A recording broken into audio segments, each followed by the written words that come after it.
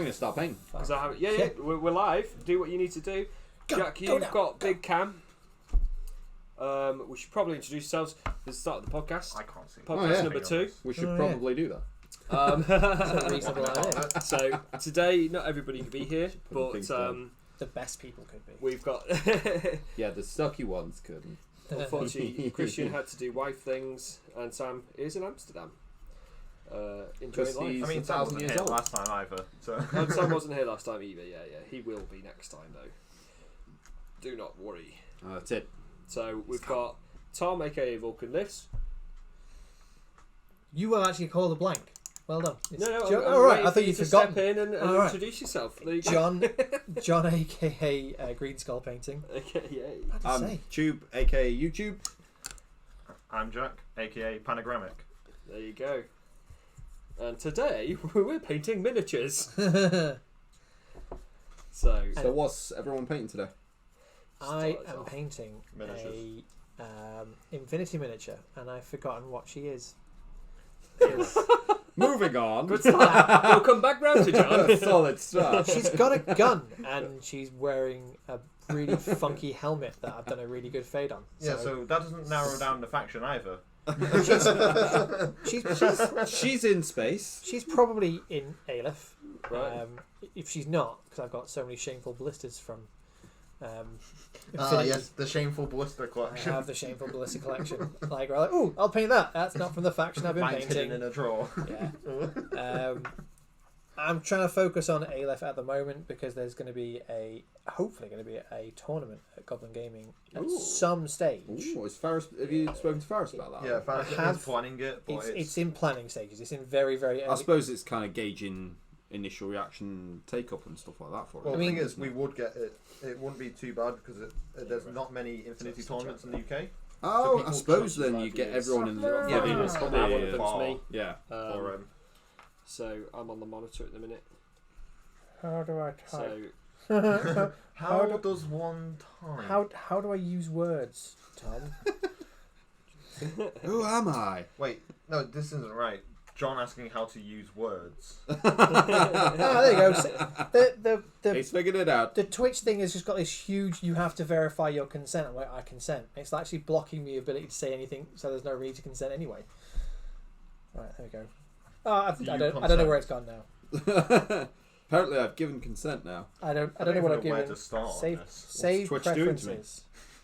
I can go for the outfit, which is the very, very tiny outfit. I would probably go for flesh tones first, simply because if you're painting a pale tone on top of a dark tone, you're going to have some problems unless you put on a thick coat.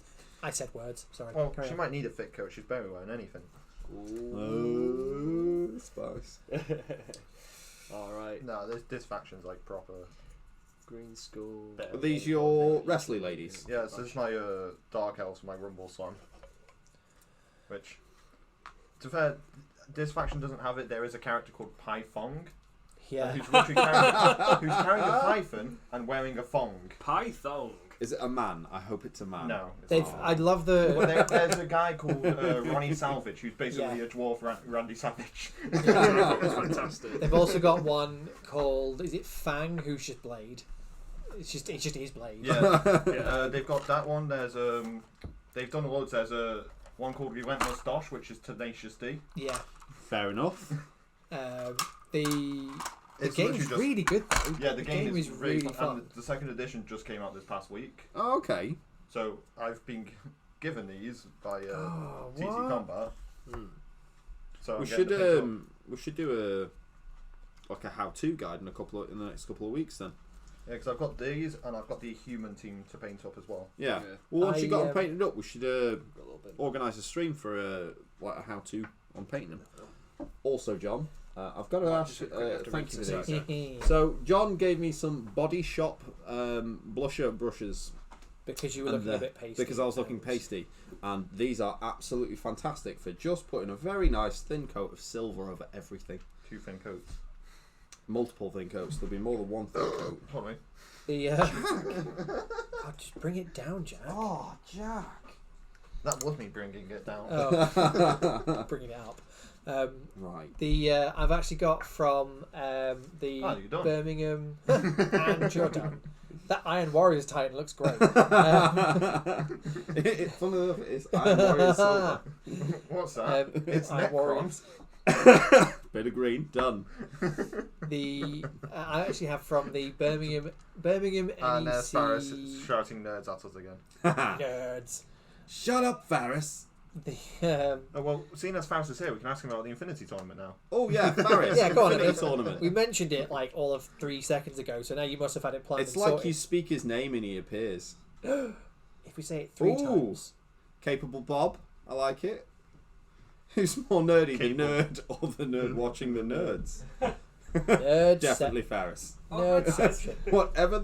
Whatever the answer, it's just Faris.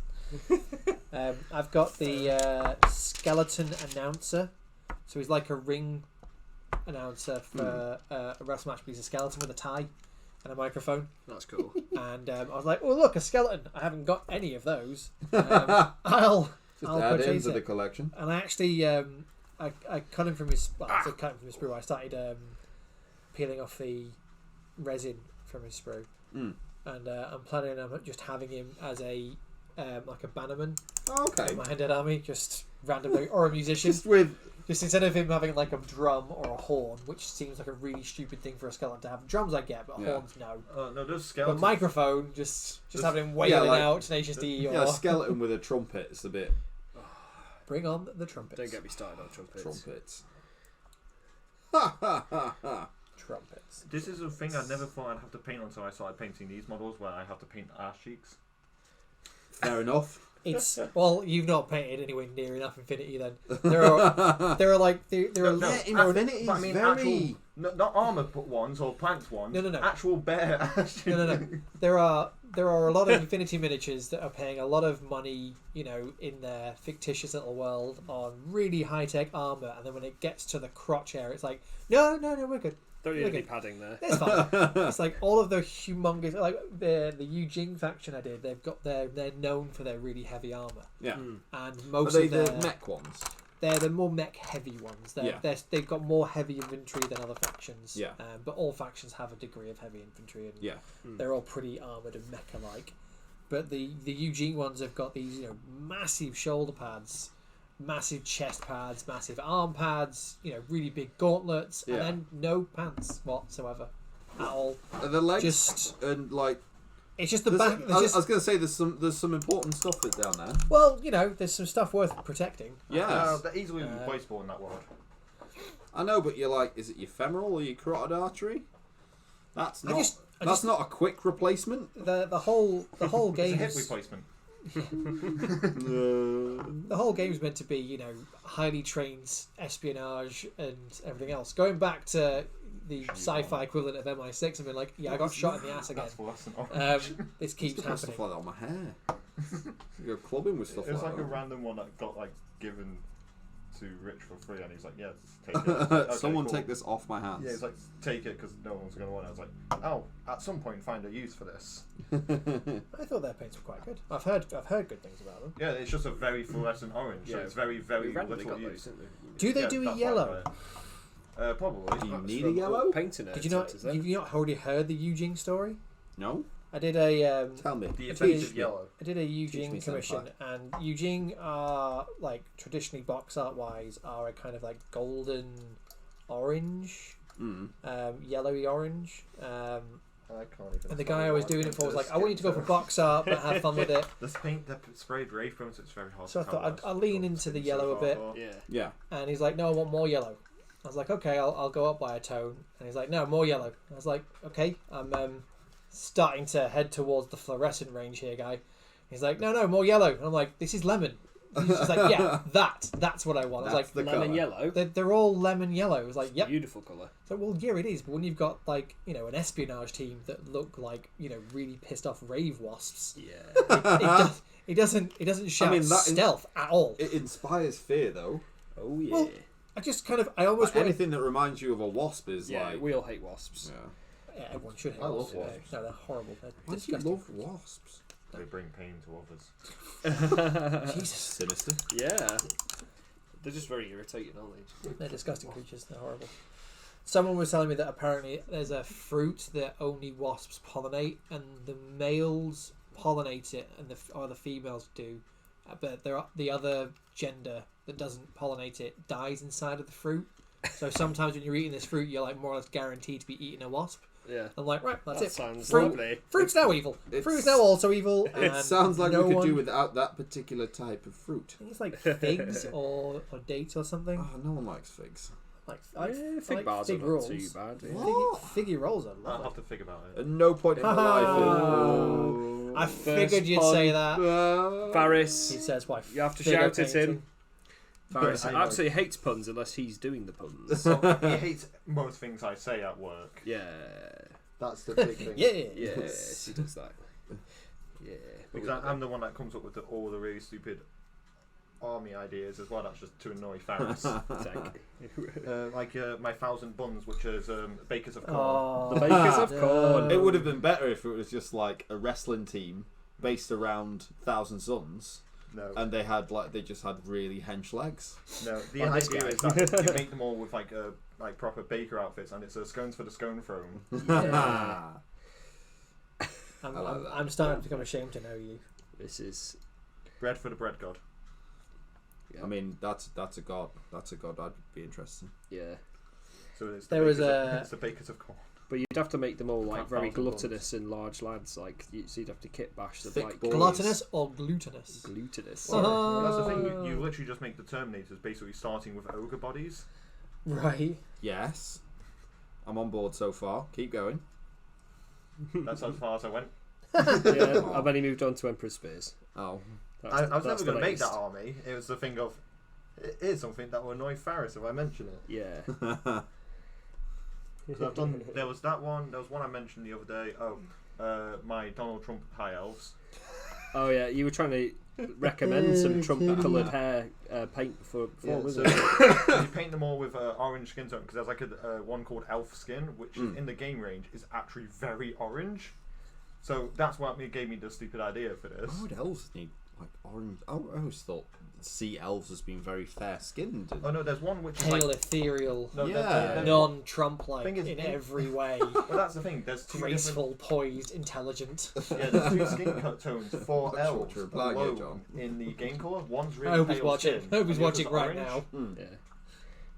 Yeah. And I was like, saw that. I went, I'm going to paint them all proper blonde hair, like horrendously blonde, and then make them all Donald Trump. And then I will only play on boards which have They walls. also need like a white line Yeah. along the hairline around their eyes. Yeah, I'll only play on tables where they've got walls on it. Do you force the other player to bring the wall, or at least Yes. pay for it? Yeah, I won't. You've got to take 10% out of your points to pay for the wall.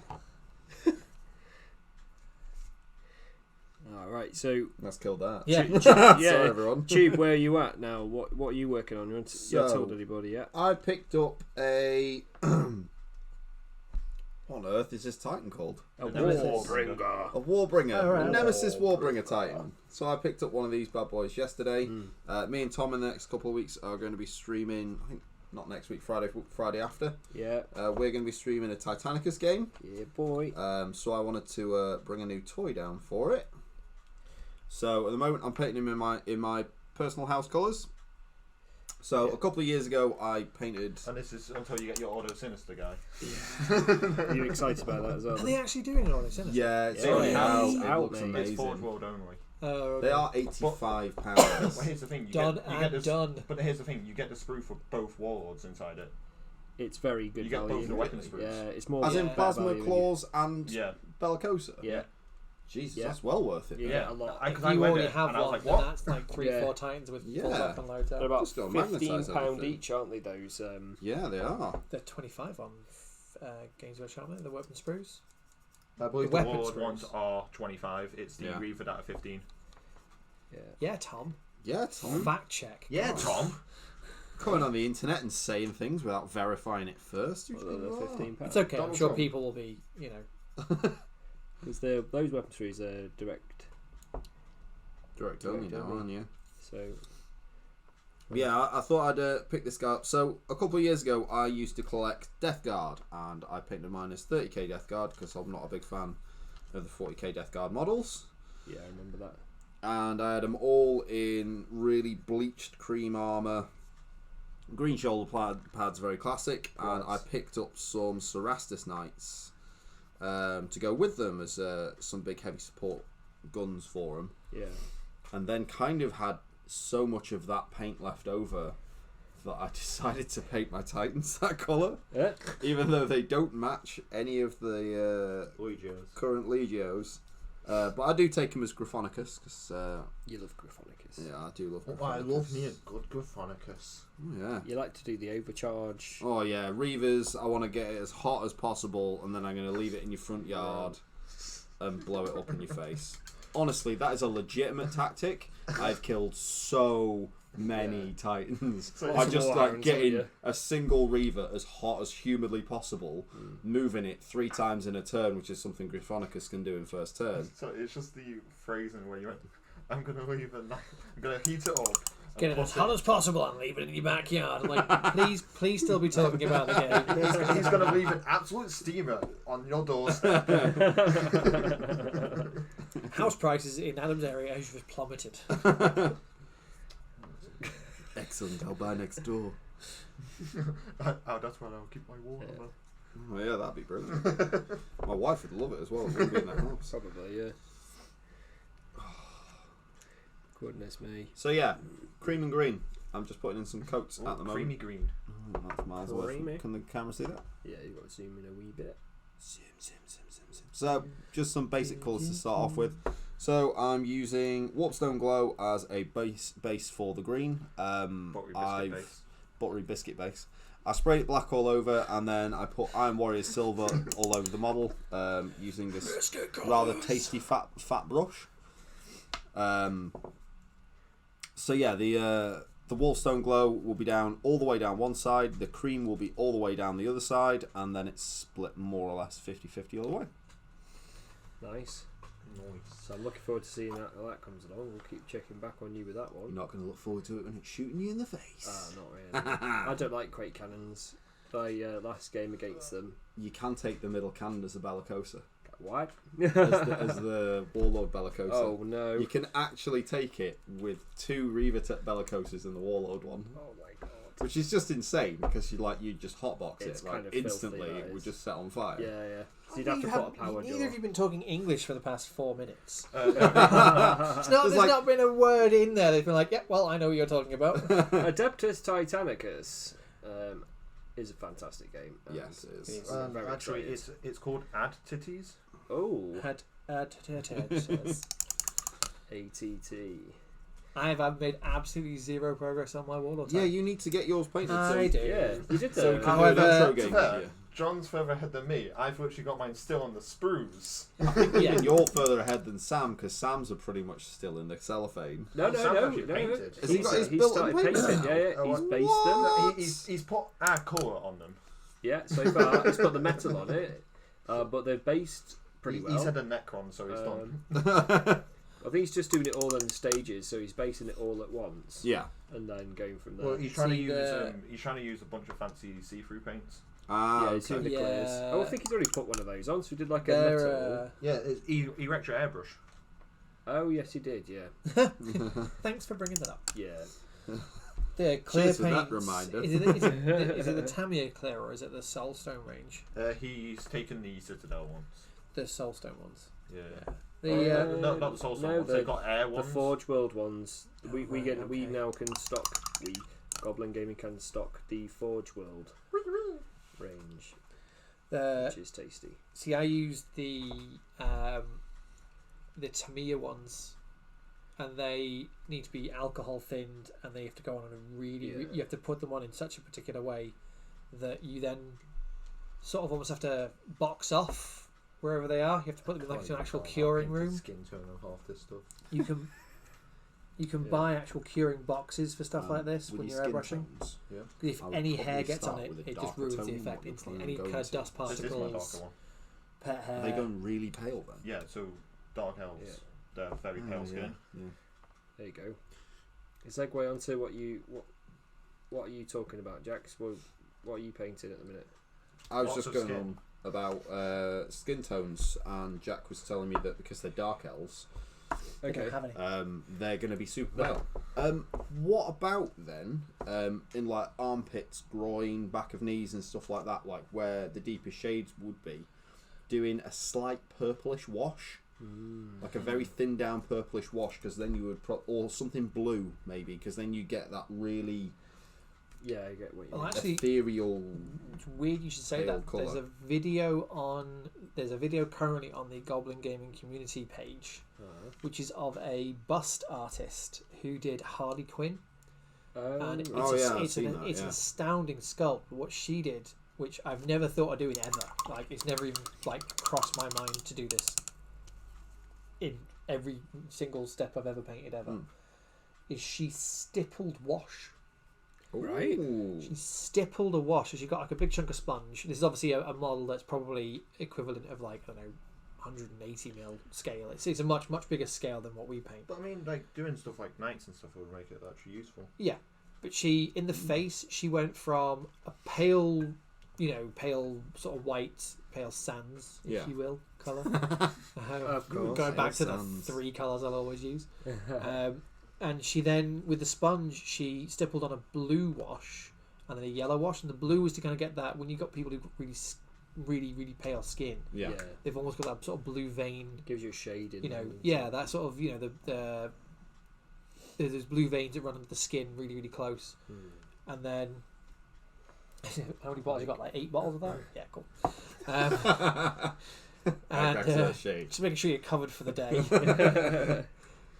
She then used the yellow wash to bring like more of the actual like skin back into that, but the end effect was really good. Yeah. And she did get that sort of white skin without using white, and it comes back to what I was saying in the last stream. It seems that most miniature painters and most painters, when they're trying to achieve an effect, they deliberately don't use that color. Yeah. Because the color that you perceive, to get a better version. The color that you perceive isn't what you're actually seeing, and it's what's actually there. It's what everything else is there.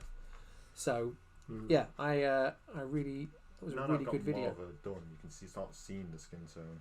Yeah. You can. Very Yeah. thin, isn't it? Very pale tone. Yeah. It's quite pink, isn't it? So maybe. Well, I'm doing this. Very I'm thin going down over rose with wash. powdered witch wash. Yeah. Which is a bluish white anyway. Yeah. Maybe blend the two together first for your next layer. And then put your pallid witch flash on neat after that. With the helmet. Yeah. Lots of skin. So John's got a nice blend going on that now. It's mediocre at best. I didn't use contrast paints for it, so that's probably why you don't recognise it. Yeah. Is there a single contrast paint in there today? He's not using a single sausage. No, all I can see is Agrax Earthshade. Hey, there's nothing wrong with Agrax a is healthy coat of Agrax Earthshade on all models. Yeah, but you paint ultramarines. That's what I'm confused about. Yeah? Yeah? Muddy marines. Oh, hello. Yeah. There's a little cat down there. Oh, you're rubby. Can't get on there anymore. Could see her legs before. Look. Oh, yeah. It's just coming. So That's magic. with what I'm doing at the minute on this guy, I'm just going with a very tan flesh tone on the palette, mixing in a little bit of the medium flesh tone in, and then just do very thin layers and building them up. Yeah. And with a little bit of a blend. So the first layer's on at the minute, but it'll just come together hopefully.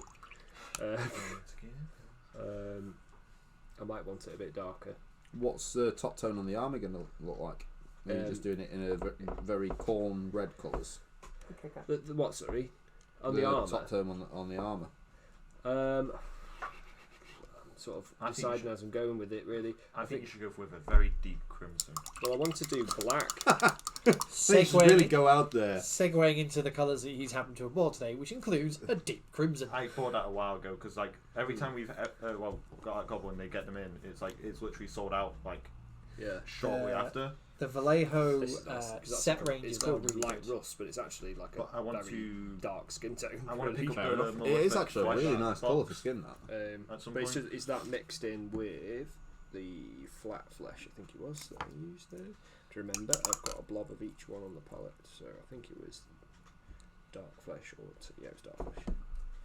See, Jack seems to go with the same sort of approach as I go to, which is put the blobs that you want to use into one area and then sort of thin them in another area so you can muck about with the different whatever you're going to be doing with. Yeah.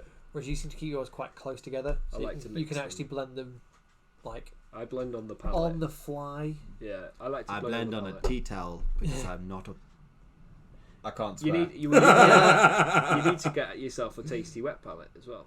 I do need That's to called a get damn wet tea palette. towel. Just gonna go downstairs and rinse it in the sink. How's the chat doing? Real good. Well, after Faris killed it, not much. Yeah, Faris Oh, what's he basically done? Faris He basically spoke. threw shade on nerds, and Yeah. then he scared And them then off. after that, all the Faris. nerds just Well, went, it- well, Well done, Faris. Thank Oh, you, that's because he's not Faris. bothered to paint his Ariel at all. Yeah, this there you guy's go. got spikes Actually coming see out of his what's skin that I going didn't even realise when you look at it more in Ooh. detail. He's got loads of spike like there. are you going to do them like iron nails being rammed into his flesh, or are they coming out or in, I or think that's coming out of his skin, so I'm not Oh, sure yeah. what I'm Yeah, going to it'll do be- with are that. they like blessings of corn or something? Yeah, because he's a slaughter priest, so he's the Ah. guy that's praying to corn and getting all of them. And shows up with a big altar thing like. Hello, magic. Go on. The magic that he can do, unbindable magic. Yeah, it's basically they can do absolute bull crap. Yeah, you roll a dice Yeah. on a 4+, it happens. Yeah, I remember reading that and going, "Wow, I can imagine everyone's cool with this." I can imagine I they're can't. not. I can't see why anyone would object to Oh, to be fair, I was fine against it because Tom put one down, and I just walked all my army next to it and started attacking because it's like it gives them -1 to hit, debuff to everything around it if they're not corn. And Yeah. play Slaves to Darkness. My army's anything I want it to be. That was one of the judgments. Yeah, judgment. So you literally went, I'm corn, the toughest guys. Oh, and now we're -1 to hit. Nice. The No. Wrath Axe basically is -1 to anything that's not got the corn keyword.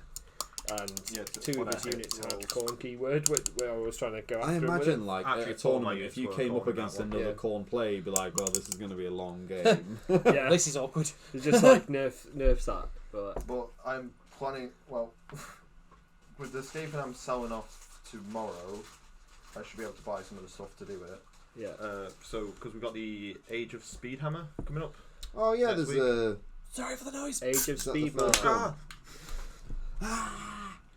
Yeah, Age of Speedhammer, that's what it's been called. Okay. Which is fair. But that I'm planning to use one called Legions of Chaos Ascendant, which is the first army for Sigmar, which is undivided demons. Properly. Okay. So it's not Grand Alliance Chaos. Yeah. It's an army where you can only take things with the demon keyword. Okay. You can't take anything else. Which wet palettes are you guys using? How do they compare to homemade? Ooh. Very nicely. Now You've got the I've red got- grass. I've got the Red Grass Games, Yeah. which is a really nice size. It doesn't leak at all when you've got it full, which is quite good for me. Yeah. John leaks all the time. I personally leak all the time. I'm glad you shared that with the internet because that won't come to bite me ever. If anything, you can say anything about the internet, you always forget stuff. But That's not a point. Leaky jar. yeah, leaky jar.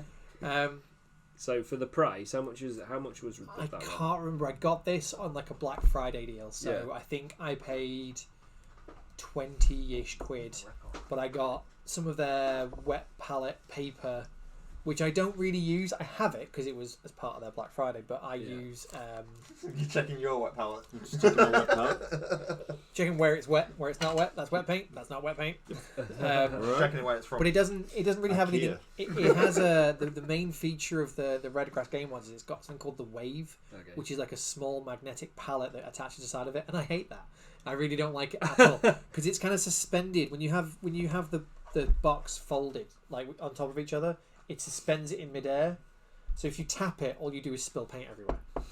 So if you have like washes which you wouldn't normally put onto a palette Yeah. in the Wave, it's also made out of like a weird plastic. So if you're trying to clean, if you're trying to use any solvents to get the paint off of your wet palette, your dry palette, if you will, Mm-hmm. you can't. So I've bought a metal palette from an art shop, which is 25p, and when this gets too coated with paint, I put it in paint stripper, and the paint comes off. Nicely. And the palette itself is fine. So it's a really nice palette, but I think the Army Painter one is cheaper, has more features, and is, I've been using it now for 2 months. Yeah, I got it when it first proper started coming out. We managed to get it, and I was using a lunchbox with a bit of kitchen roll and a bit of baking paper. So, and that was okay, but see, I like my my homemade one is, I would say, just as good as. I mean, yeah, they can not. be. It just never fits as flush. These are what nice flush, pre-cut. Pieces. The hydrofoam that they add in. The hydrofoam is. It's interesting. I don't know what I know you can actually buy face cloths made out of the same stuff for cheaper. Right. But again, they're cut to squares that are for faces, and this is cut to rectangles, which is for wet palettes. Surely scissors would make up the cost. Yeah. The squares you get for face cloths are smaller than the wet palettes you get. So someone's clearly gone, aha, if we just make them slightly bigger, they'll have to buy ours.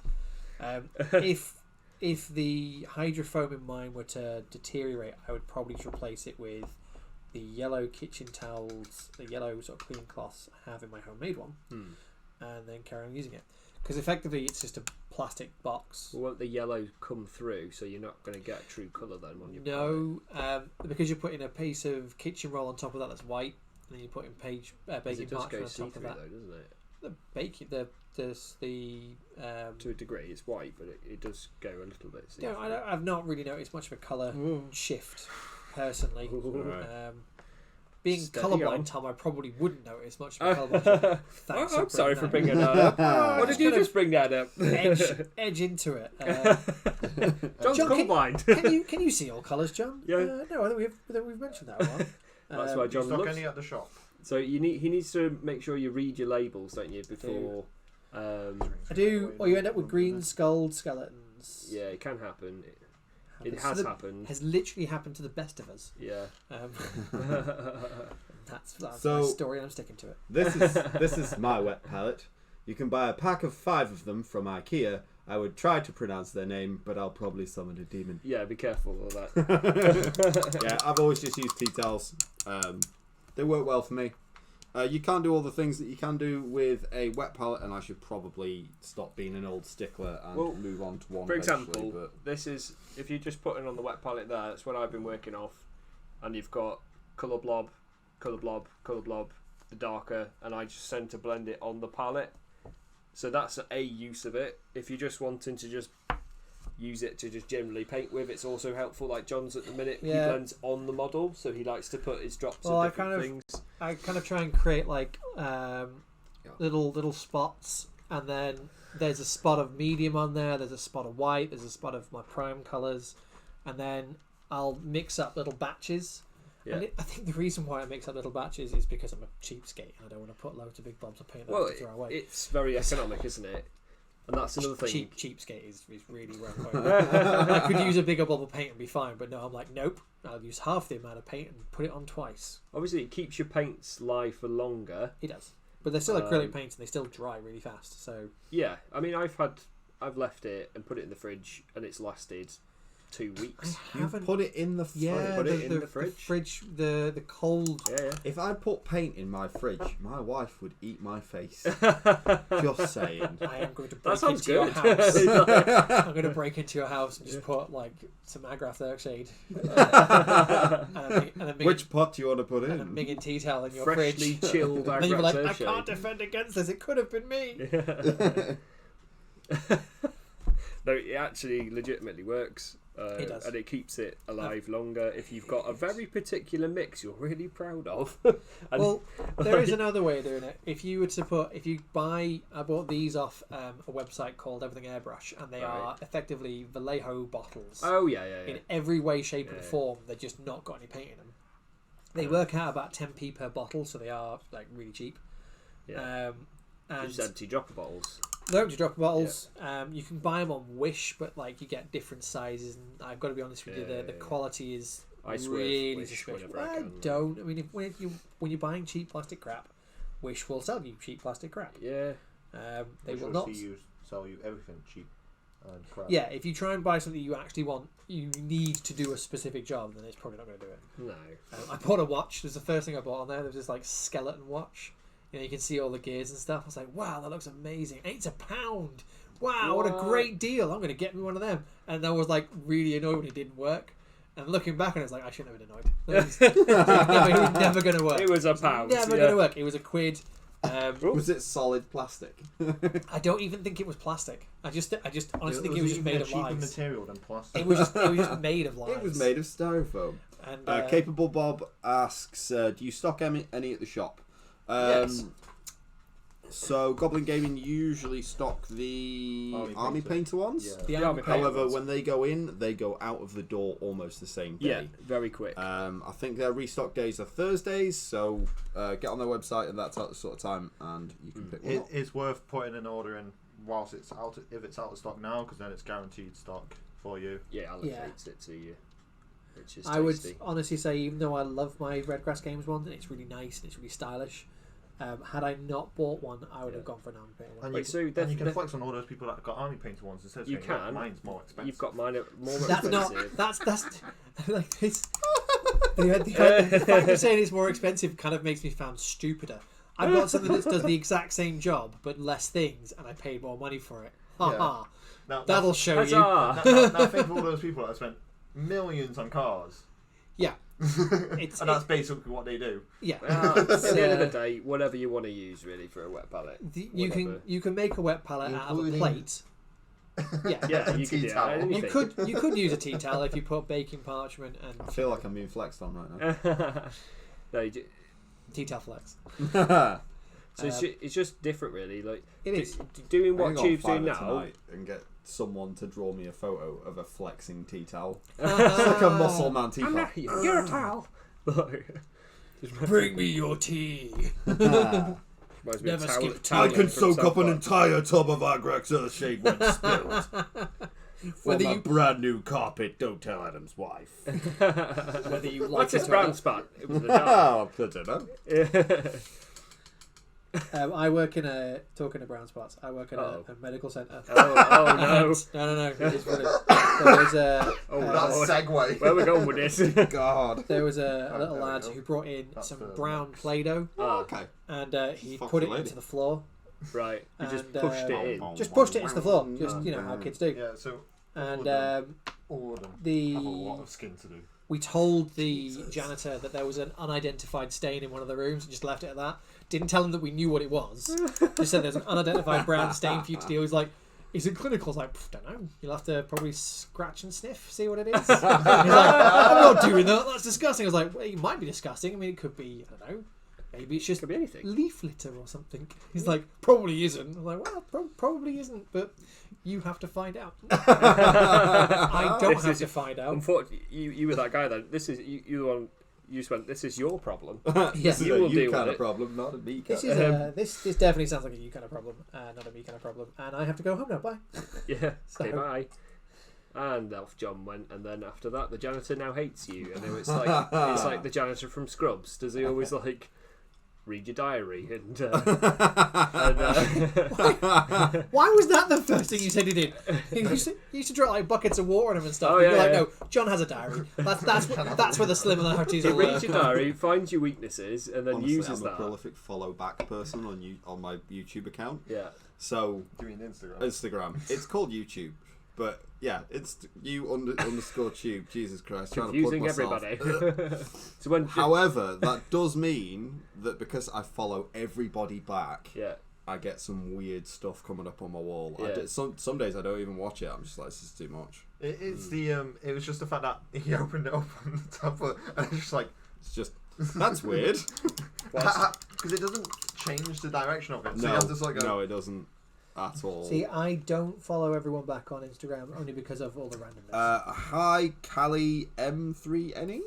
Calame? Hi guys, building some Stormcast, boys. Ooh, are you having one of them lantern Oh, with dudes? this You boy. make Oh, with everyone this boy, plus sorry. one tougher. Disconnected. Stormcast star name with my boy. Awesome. Stormcast. Well, They're just space marines. if you're painting along with us, They're realm marines. I really enjoy the. A bit off topic, but I really enjoy the the Sigmar I really comic. enjoy the code. You know the comic they do with the running away guy from the ogre box. oh yeah, from the giant Well, like the way he's got a name now, it's like Yanis Does he? or something. Yanis. And the characters they've given for the Stormcast are exactly how I imagine them all. Nice. Are they like?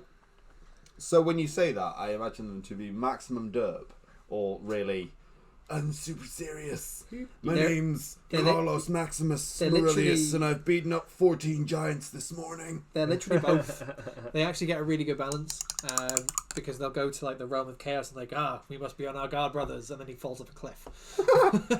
There's a guy who survived an old Stormcast who's been, away. They can regenerate themselves. They get sent back. They get reforged, this guy don't they? can't do that, and he's survived for like 60 years. He's like, "Come, I shall show you. I know these lands at the back of my hand." He trips over a rock and breaks his own neck. that's just him. And like, okay. Nice to meet you. They're like they are both entirely serious and full of dirt. Oh, he's also got a Matorian. Oh, That's a big swing of like, I'm going to paint some small, manageable Stormcast, or maybe do a gigantic Primarch. here's Batman. Oh, he's not Batman. No, he's got bat wings. They're kind of batty. They're Bug not bat, wings. they're insect They're wings. clearly insect wings. They are. There is a sculptor No, they somewhere definitely screaming are. at you. He's Get the- some eyes! He's the wasp. Wipe the Agras Earthshade out of your eyes with your tea towel and look at these insect wings! Oh Lord. Dear God. I think there's probably like a God can't benefit. save you here. It's probably a benefit to how many people we're not reaching because these people could be very annoyed at us. It's all good. Alright. Are we getting on? I finished my creamy green. I'm going for a Creamy green. brass scorpion edge highlight. Well, I say edge highlight, like the edges of the raised edges of the armor, Yeah. all the way around. It just takes ages. It's the longest part of the model to do. That's what I hate about 80. Yeah, There's so much edging. Trim! yeah. So much If you don't want trim. to get some trim, don't play Yeah, 80. I do not want to paint the porphyrin I've got. Oh God, yeah. They've got Two of them. so much trim. It's an outrageous amount of trim. Like I've literally base coated mine and then gone. It's gonna stay that colour for now. To people He's who a think that, Necron now. to anyone who thinks these guys are being really inappropriate, trim is the edge of an armor panel. Yes, we should probably give some context. Can you give a shout out to my son Jake, please? Hey, Jake! Hi, Jake! Woo! Hello. Does Jake play it all? Is Jake painting right now? Oh, that he was saying he was building the Stormcast. He's building with Is he Stormcast. building the Stormcast? Ooh. Awesome. Man. How old's Jake? I feel really bad for insulting Stormcast now. Stormcasts are always powerful. They're And very imagining- powerful. Oh, very powerful. I'm imagining Jake's Stormcast are probably better than the Stormcast. Jack's had a game against Stormcast you recently, paint fairly recently. with contrast paints. Um, Go back to that again. I can say, yeah. yeah. So Jack played against Pete, one of the guys from our local gaming area, and he brought a Stardrake against Stardrake. Yeah. against my Archaon. Archaon died.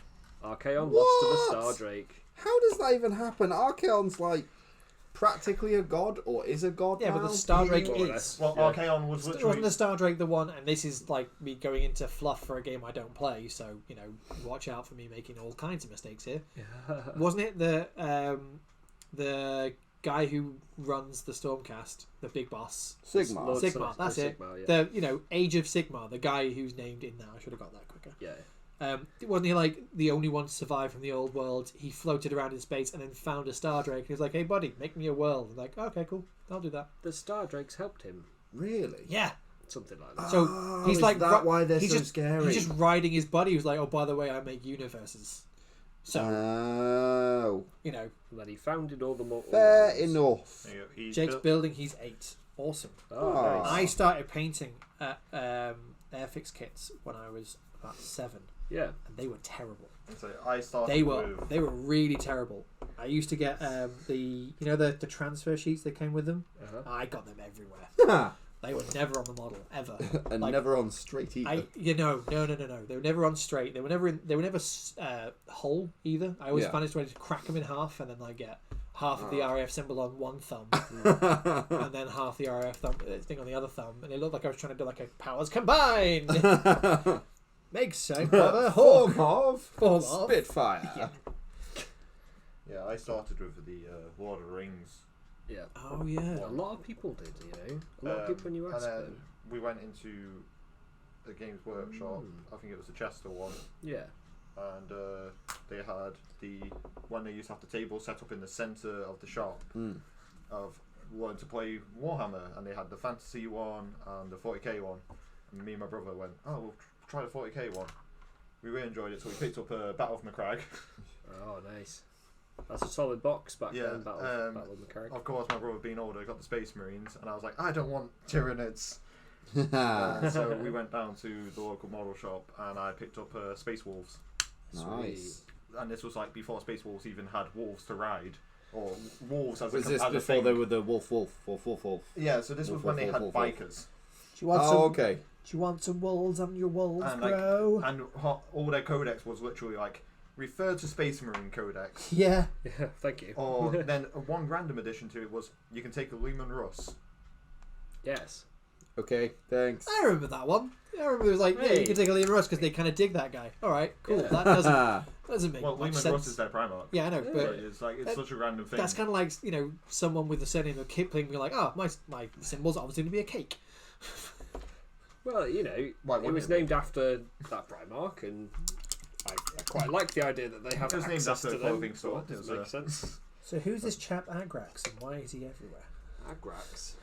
Agrax was Oh, no, my I've not great seen- great grandfather Wait, are you about to tell on me my that you mother's are? side. You about to tell me you're 1/16th Agrax Third Shade? Yes. I think at this point, Honestly, if you give me Yeah. a Chinese bird, just Agrax just pulls out of me. No, Are there's you like our equal opportunities hire? Is that what you are? Are you the diversity to our otherwise quite monotonous to be group? fair, the new Salamander character, he's like called Adrax Agatones. I Yeah. keep calling him Adrax Earthshade. he's Oh, definitely no way. Agrax. Do you reckon there was just one person? Do you reckon there's whoever the guy who has to paint all of the grunts for Games Workshop is just he can only say the words Agrax and Earthshade?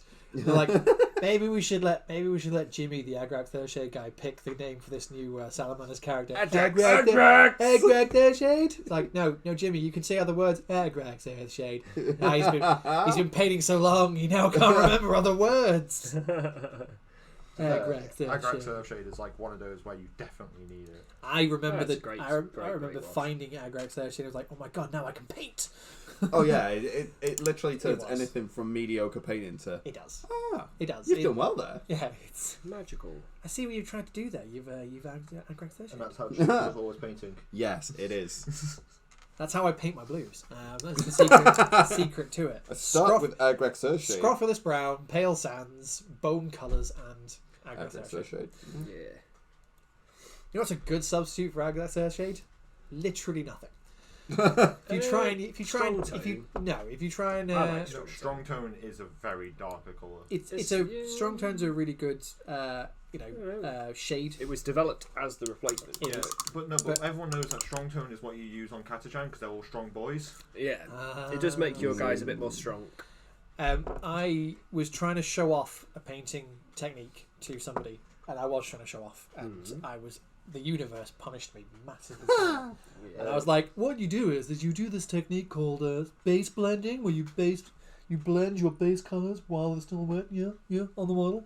Was this while we were doing our speed painting thing? It wasn't while we were doing the speed painting thing. Because I remember similar words, and then I painted the rest of the model by the time you'd finished that layer. Well, probably by the time I finished that sentence. But the guy I was showing, I was like, you for a skeleton, you base blend your sort of pale colour and your tan colour together, and then you want to add a wash to create a definition between the two. Yeah. So I grabbed my wash pot and I opened it and I put my big old wash brush in there and I slapped that sucker on and I drenched it down good.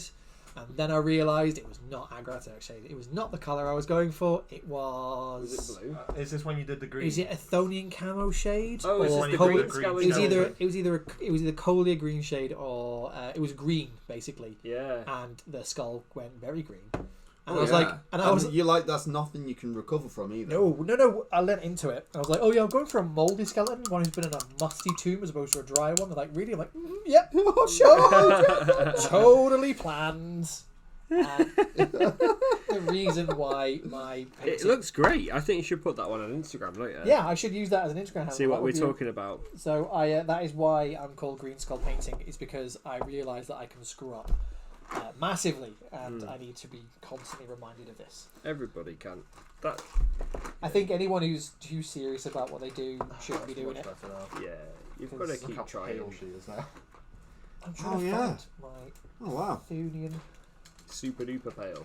she is super pale. It's got nice thin layers. Oh, good. 3 thin coats. I Twenty-four cannot believe bit that Duncan, of after leaving, How pale she is. Wow, that's incredibly pale. But you can still see a little bit there. Yeah, you can see the colours coming through it as well slightly. Yeah. Jake should have some pictures taken of his Stormcast, and they should tag us in on Instagram, and we'll make Yes. sure. Yeah. We definitely want to And see then we'll Jake's. give him a shout out. I was Oh, going to say definitely. that, before, if anybody's painting along with us and you want to show Just a us what box. you've been Nice, doing, either hashtag squids for the win, or tag to be us the at white SquidZillaInk. We'll all see it because So we've many all got colours on access to that Instagram. Check it. So that could be a good way of us sharing. I'm gonna try my hand at some hordes. There you Oh, is go. that your zombie? Not a zombie. The zombie. Zombies, plural. He's got not all of the zombies. Oh lord. Okay, so we want all of them finished by the end of the So day. if you use contrast paint and Agrax's shade, you could have finished that by the time we finish. Well, if I had used So- orange paints, they'd probably be done before I even got them out of the box. It's like, oh look, they've been painted for me.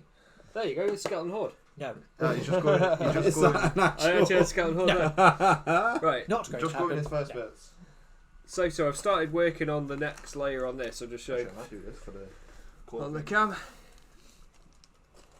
So he's now got the next layer. You're just mixing the different colours in. Now I'm on dark flesh from Vallejo, and then just doing another thin layer of that. So I followed the painting coach, I think it was. Do you remember the painting coach? Zone out for a second. For his tutorial, yeah, I that's right. have no idea. Where am I? I don't know. He's got his whole zombies. The skeleton That's what's horde just really offset him really so confused much. him. Yeah. I know what I'm doing, but I don't know where I am. Yeah. I think we So talked about contrast too much. we were talking about this before as well, where it was layering up from a dark skin Yeah, tone that into a whole brighter thing. skin tone. Yeah. Just Once lots you of thin put a bit more layers. depth into it, and then Picking raise out the colour raised out, bits it of muscle, really, leaving really the darker pops. bits in the gaps. Oh. You know what I'm talking Cat's about. back. Hello. No. And then you just got to keep She's mixing them very back in with good. each other, don't you? So you can Every get the morning she transition. lands for the Yeah. conservatory. Yeah, but I think Yeah. there's with anything there's a couple of ways of doing the same thing. Oh So, yeah. I'm doing that exact same thing, so I'm not trying to. You're doing it. You're sort of blending the colours in on the model, are you at the minute, or Not- what are you doing? Not always. I'm now switching up to some zombies for my impending death army, Oh yeah. which I will probably finish by. I think you should late. actually just call it the impending death army. It's going to be called the impending. Well, yeah, it's It got just to be sounds so good. it's got to be called the impending death army because in the way I paint things, it will never, ever, ever be finished. Yeah. Um, If he's going to wet blend, unblend, or stipple, whatever you're doing, every 'Cause- single zombie. I'm not going to No. be doing that. He's mainly doing So I'm going skeletons. I'm mainly doing skeletons, but skeletons for So me even longer. are always I take a long time on skeletons, but I enjoy taking a long time on Yeah, skeletons. they're your and, go-to, aren't my they? go-to. But with these guys, I have 20 of them to paint. My wife bought them for me for Valentine's Day. Oh. Nothing says I love you like a hunk of rotten flesh. Lovely. Lovely. So- I've seen that on a Valentine's Day card. Yeah, it's Yeah. a hallmark trademark. Starring Hugh Grant. It's a really great. It's a movie. I Julia think I Roberts. watched that. Julia Roberts is probably in it. Probably Julia Roberts. Hunk of dead flesh. Are we saying that Julia Roberts is... No. No. I thought just clarify that. I was going to say that Julia Roberts is probably in all the romantic comedies with, what was the Hunks actor? of Dead Flesh? No, you mentioned Hugh somebody. Hugh Grant. Hugh Grant. That's it. I was about to say Hugh Jackman, but different person. No. Oh my god, could you imagine Hugh Grant as Wolverine? Do you want to see some claws? I got your claws right here, buddy. What voice are you going for? I have no idea. Accent was I'm really bad Krueger. at accent. I can get like a regional accent for all of like 10 seconds, and it always goes to either Jamaican or Indian. So no matter whatever I'm trying to go for, like Glaswegian or something, it just then slowly morphs into Jamaican really quickly. So I don't do it. Don't worry. My mum, whenever she tries to do an accent, does the complete opposite, and then she'll try and do a different accent and does the one that she was trying to do before. Yeah, no, I know her pain. I I've been there. Today, I say if I'm around somebody who's speaking in that accent, I start to copy and end up starting to speak like that accent. It's weird. I've noticed myself doing it a few times. Like with Julian, for example. Julian's got his Gibraltar accent. It sounds a little bit Welsh. And then I start speaking a little bit more. I know there Welsh was such a thing each as a time. Gibraltar accent. Yeah. I didn't know there wasn't one, but We have the most different regional accents out of pretty much any country in the world in terms of small areas between each one. Well, yeah, because it's 30 miles from Liverpool to Manchester, and That's- most of them you can't understand one or the other. That's the most Definitely drastic, can understand isn't it? one. Yeah, I reckon there's a deliberateness there. There's some sort of plot going on. it's a Like competition. at one point, everyone in Liverpool and Manchester had the same accent, and then just went, no. People can This isn't understand us, happening now. and we need to put a stop to this. Yeah, well, Liverpool was in the Guinness Book of Records for the fastest changing regional accent in the world. Really? It's Yeah, it it's changed in Well, 5 I seconds. think so Liverpudlians then were at one time all Manx. Oh, shots fired! Those were the last words he ever said. His body was found in a lay-by. Goodness me! Right. But no, because I'm going for. I want to get these. I want to get these zombies It's done. halfway between Manchester and Liverpool. Yeah.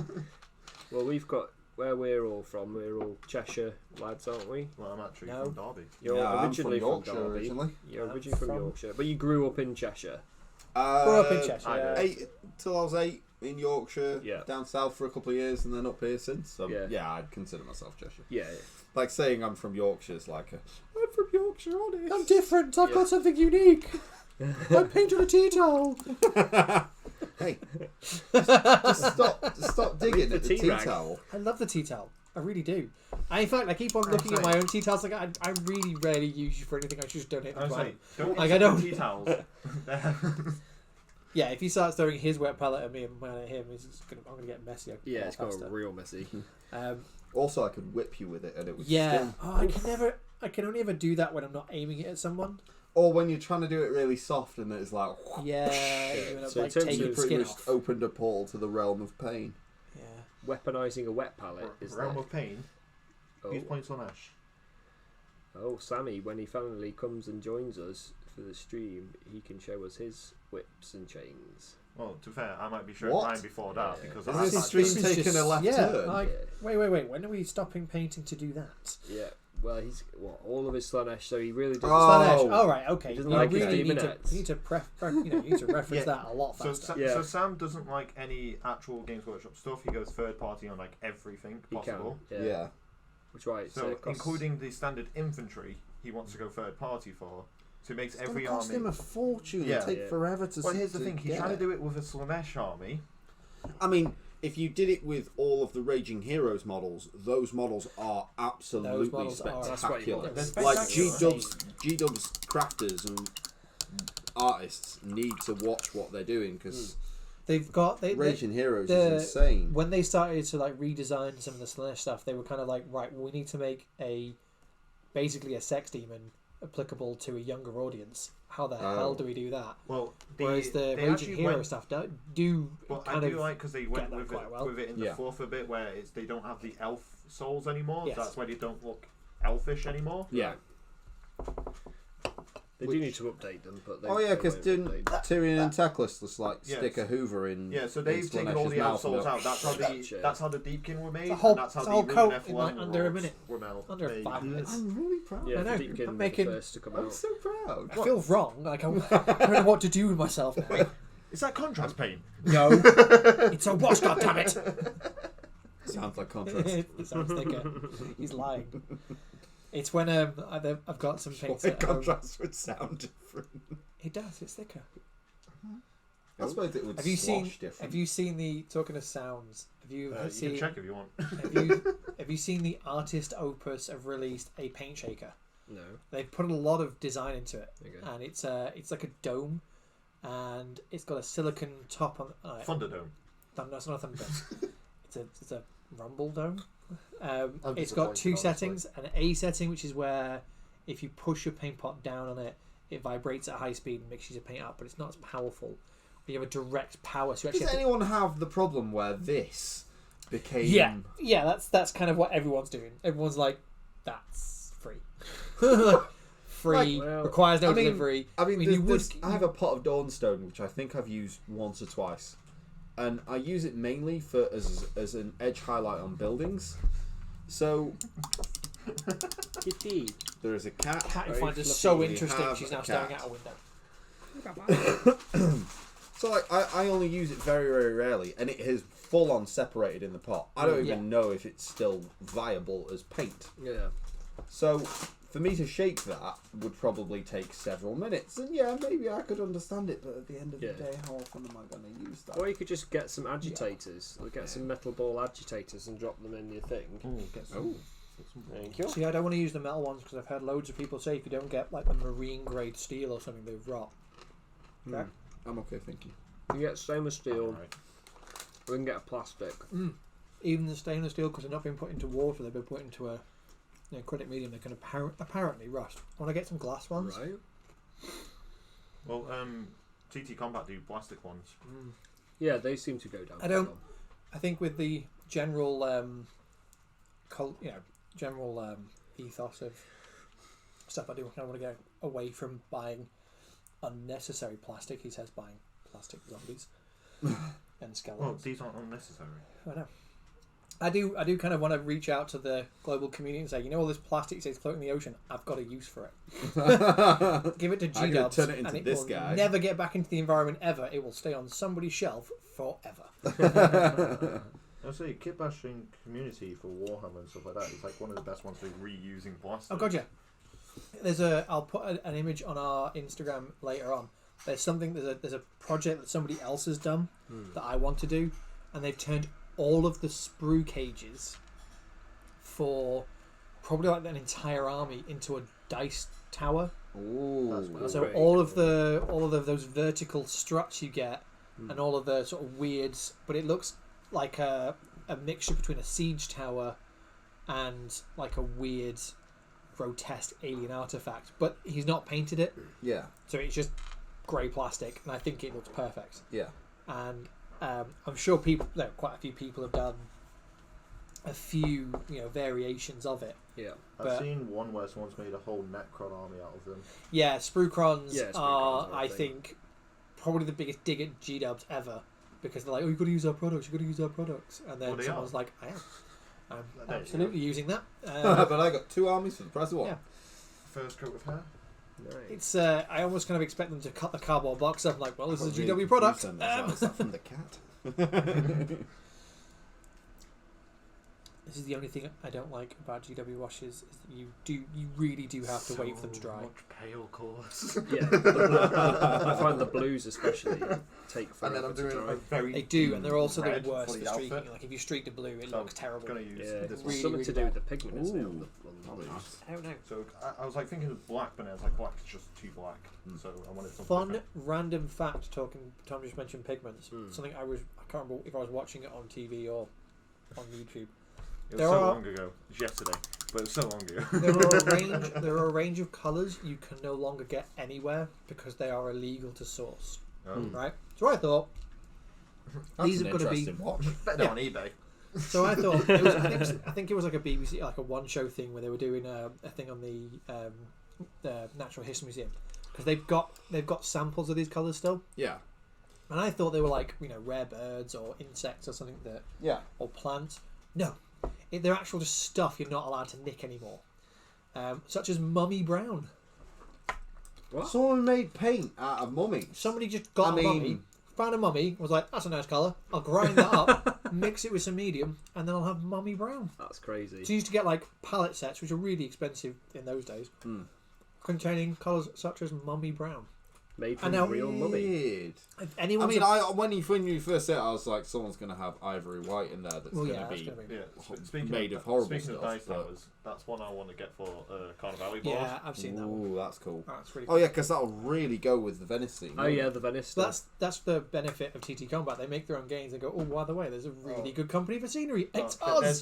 They've made a tower that's like that big. Yeah.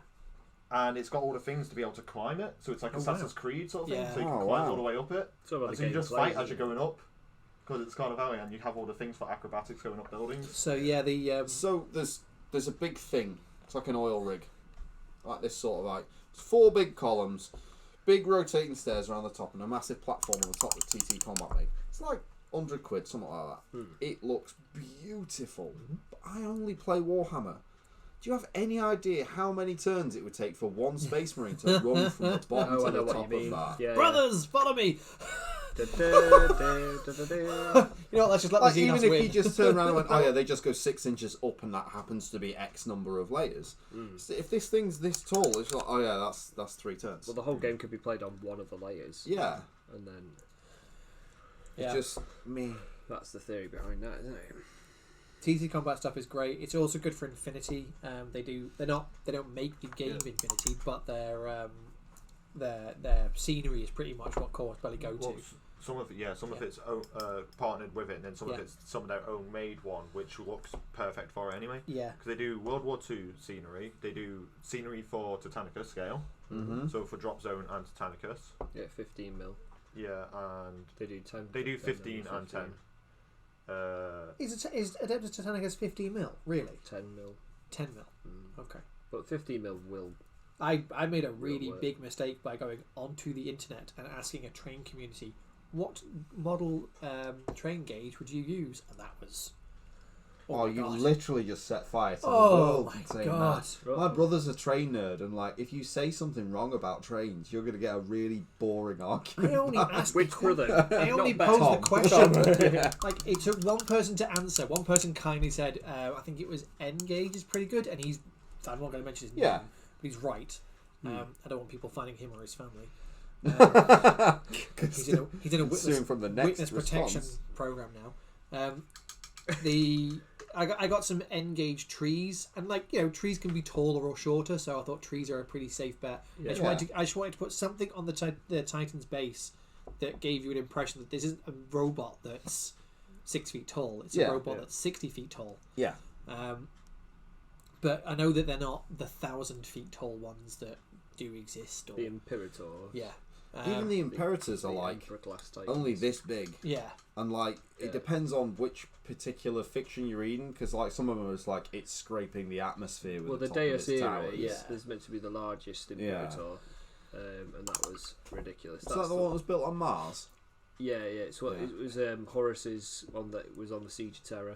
Ah, okay. So not the one that fell over when it kicked open the volcano. No. Unless it did that, it was recovered. I don't know. I'd love to see that. What's he doing? He's fallen over. In future Mars, one of the Martian cities it was built on a massive magnetic platform, and it had these struts that were over this lake of lava, and there's this massive wall holding back this lake of lava, and which is like quite a cool concept. It's all geothermically powered and blah blah blah blah blah. Probably helps your house insurance though. Oh yeah, very economic. Like on a floodplain should.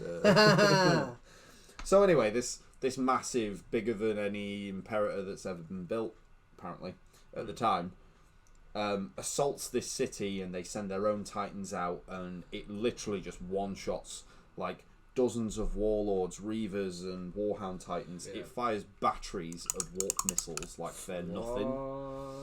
And literally just totals loads of stuff and all the suburbs around the city. and then one of its rockets goes a little awry and hits the edge of the dam, and then this huge the city then just drops into the magma, killing everyone there.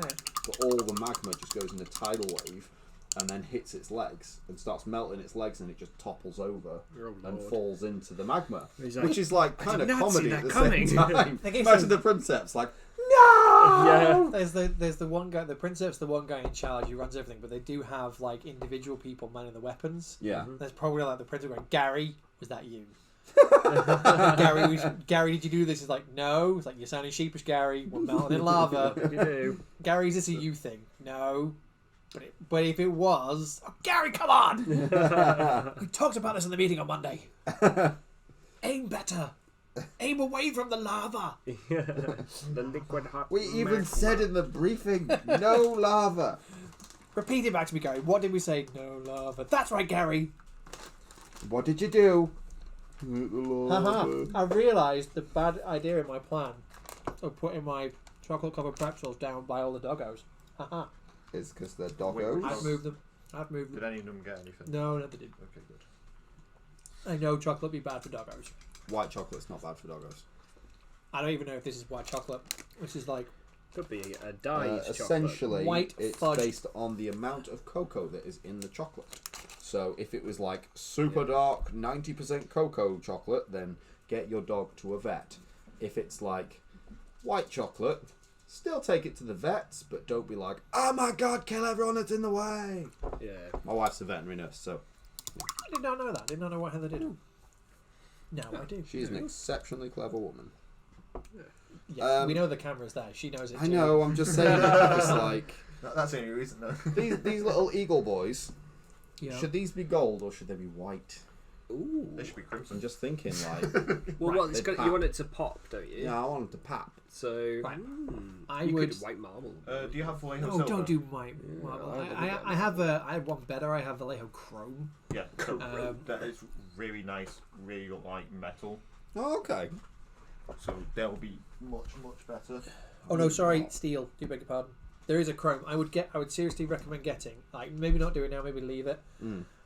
That's their steel, and if you look, their steel compared to the. Oh yeah, it's really pale. But there is one other product you might want to go for, Yeah, because I have the natural steel. which is perfect for a T-Tel user.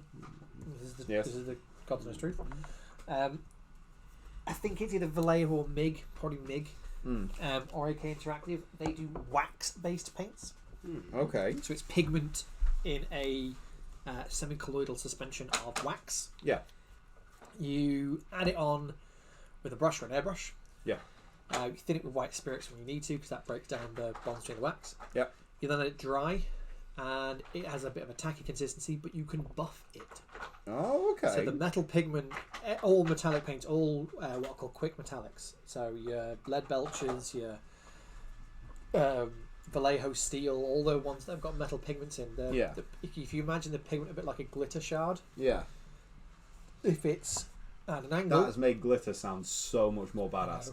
I'm just Glitter going to sprinkle shards. these glitter shards Right. everywhere. You only call it glitter shards when you get glitter in your eye and you realise that there are shards Yeah. and they hurt. Oh Says the least manliest thing I've ever said. Glitter hurts. Got glitter in my eye. Glitter in my eye. I Imagine hate going Christmas. Imagine going into A&E with that. I got glitter in my eye. What happened to you? I was in a fight and I got punched in the eye. Did you? No. I opened a overly heavy birthday card. People love me, but I hate It them went now. everywhere. So if the shards, if the metallic shards, flakes, whatever, are at random angles, you'll get a duller paint. Okay. If they're all moved to be in alignment, you'll get a shinier paint. Yeah. So you can actually get like a Q-tip or an earbud or whatever you want to call them, and just run it back and forth on the painted surface once it's dry. Yeah. And all you're effectively doing with that motion is moving the metal parts into one sort of surface. Oh, okay. So I've got it. I've seen someone use it for a I want to say 133 scale of C3PO. Oh, okay. Cover the whole thing in a mixture of brass and gold. Yeah. This, and it looked like a dull, matte. But wherever the joints weren't grinding away the paint, he just shined it up with a piece of cloth, and it looked like C3PO. So it wasn't like the metallic paints that me and you used make it look a little bit metallic. This was actually just making it metal. So, or you could do a whole non-metallic metal C3PO and lose your marbles. No. Like, you imagine about that big? Oh. Deliberately painting in every single reflection from every single armor panel from every conceivable angle. Don't worry, we know one person that'll probably be able to do that. Not me, ever. I like it. No, ever. Never ever. If I started that, you'd just find me rocking in a room. Like A wooden C3PO. FFS bids. That's amazing. I definitely want to see it. SFGW. Oh, I'd love to see It's Ross, one of my old mates, Ross. One of my uni friends. Hey, Ross. Hi, Ross. Thank you for joining us, Ross. Mr. Campbell. How are you doing today? No, dude, got the white hair now done. I have to get like a Discord thing, so Have you thought about Started you with gonna grey. Nice. Drakenhof Nightshade's quite a nice thing to do if you want to get a cold white or a warm white like Pale Sands. Speaking of enough Drakenhof of that. Nightshade, I'm going to see how many times I can say how it many times before. can you drop Pale Sands? I'm not going to get You know what, John? sponsored by Vallejo. It's sold out, and I think it's you. And I've been trying to get some. I think You keep can't have it buying because it's mine. Yeah, I was John's actually now trying bought to the get it the rights other to day. Pale Sands. Yeah.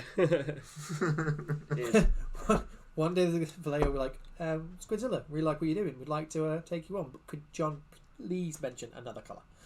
Any other It's colour? not that or biscuit beige. Don't yeah. If it's not a biscuit range or a version of You white really chocolate. do love the biscuit The range. worst thing is as we discussed in the last channel, I really, really hate the biscuit colours because of my wife colouring everything in our Really? flat biscuit colours. And yet you're right, I really do use biscuit for everything. I like how you just stopped working on the zombies already. They haven't stopped. He's waiting for them to dry. Well, I've now gone on. Well, just checking chat.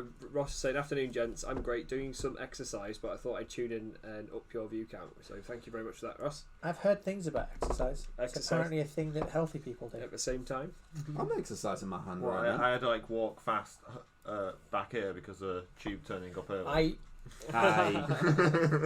just I imagine. got excited. I even stopped and had McDonald's, otherwise I would have been here at like 12:30. I got super excited this morning. I did tell you I was like, The last time I was in a gym, you were allowed to smoke in them. What? Yeah. Can you imagine that? Just being on a treadmill. Yeah. It was That was smoking. That's how people smoke. random These smoking devices keep falling out of my face. I wonder why. Got like through 50 a day and I don't even smoke one. I quit smoking like I quit. 10. Yeah, I'm just making a statement. you've been vaping for a while, haven't you? No, I quit that 2 years ago. When I first met you, Because I've not smoked in 5 years. All day. I have not smoked. that's the better way to do it. Yes, That's, that, never start. that Never deserves more. start. That deserves. Stupidest thing I ever did. yeah. Hear that, Jake? If you're listening, don't smoke. Never. I 'Cause- grew up with well, my no, dad being you a don't have- very heavy chain smoker, so very much. We don't have to worry about Jake smoking because he's buying Warhammer products, which means he will never be able to afford. Never be able to afford it. Anything like that. That is the great ever. thing about collecting this hobby, isn't it? Yeah. However, never have money it for does anything. make getting a mortgage together a little more difficult. How come you never seem to have any money? Plastic. It's not even that. It's like, how many rooms you need? I need 4 rooms. You have 2 people in your whole family. Yeah, I need other rooms for stuff. You need a man What stuff? cave. I don't want to tell you, Yeah. sir. I don't want to be judged I by you. am not. I need a living room, a kitchen, and 5 storage rooms. I was talking with somebody who's. There you go. He won't smoke. There you go. Good. Yes, correct. That is the only incorrect answer. Did you say incorrect? Only and correct. Do Um, not say incorrect answer. That's the only incorrect answer. That is the incorrect answer. I will be the corrupting influence on Jake. Poor Jake. Yeah, Jake, go get a tea towel. Just working how many times I can take pale sands and rag on the tea towel. Rag on the tea towel. Leave my tea towel and pass me a cupcake, please. Oh, I've driven into cake. Oh Can Can I no! have a creamy one, please? A pale sans one, that one, yeah. Yeah, get the pale sands one. Just to shout out to Jack's mom, thank you very much for the Thank cakes. you very much, Yes. Jack's mom. Look at this. Look at that. Hey-oh. Amazing. Never streaming anywhere else ever. No, we're not. Yeah. Sorry, after this time we're not allowed back here, so. I Yeah. could imagine why. Yeah, we've been quite loud, and it looked like we were moving in. To be fair, I brought a suitcase and we brought a few bags. I am moving Great Wi-Fi signal, you know. in. My wife's about to tune and go, yes! Cut no take-backs! No takesy backsies. Oh my god. Let's put jam in. Mm-hmm. Oh, what? Got jam in. Can't be doing that to me. Oh wow. I keep on every single day. I'm like, I'm gonna maybe eat a little bit healthy today, and I'm not gonna eat really, really bad. And there's this thing in the back of my head that goes, okay, Yeah. all right, let's see how long that lasts. Okay, It just Jan. gets out a stopwatch. It's not even like a really good stopwatch. It's like a stopwatch that maybe goes up to 3 minutes. It's like I'm not gonna get a new one. I don't need to. It's like you're making breakfast there, John. You've gone for Weet-Bix, good choice. But look, there's chocolate next to it. Oh, you've gone for it. Oh, first Took my hurdle. bait, yeah. Yeah, I'll have like I a have week no- where I'll smash the diet out, and then No, I don't have another week where it's oh god, like this week's not been very good. I'll It's- say it's- that. it- I McDonald's could- breakfast is could- a thing. Oh, and, yeah. Sorry, this channel's become ASMR. Oh, Oh my god, You that's so can't- tasty. yeah, you can't say how good that is. That's so good. It looks tasty though. I'm gonna eat one of those cakes in a minute because keep the energy levels flowing for this paint-a-thon. Making progress though. What do you guys think of those blends there? I'm onto the third Ooh, layer nice. now. Just I mean, slowly You're building getting them some up. good tonal change between I mean, the it's creases not in the it's arms. not Gorman flesh, but it's Yeah, it might have had a very similar effect. Just, I might test that. I'll do the other slaughter priest and just put the little flesh on. Literally, spray and See what grey, happens. Gulliman flesh.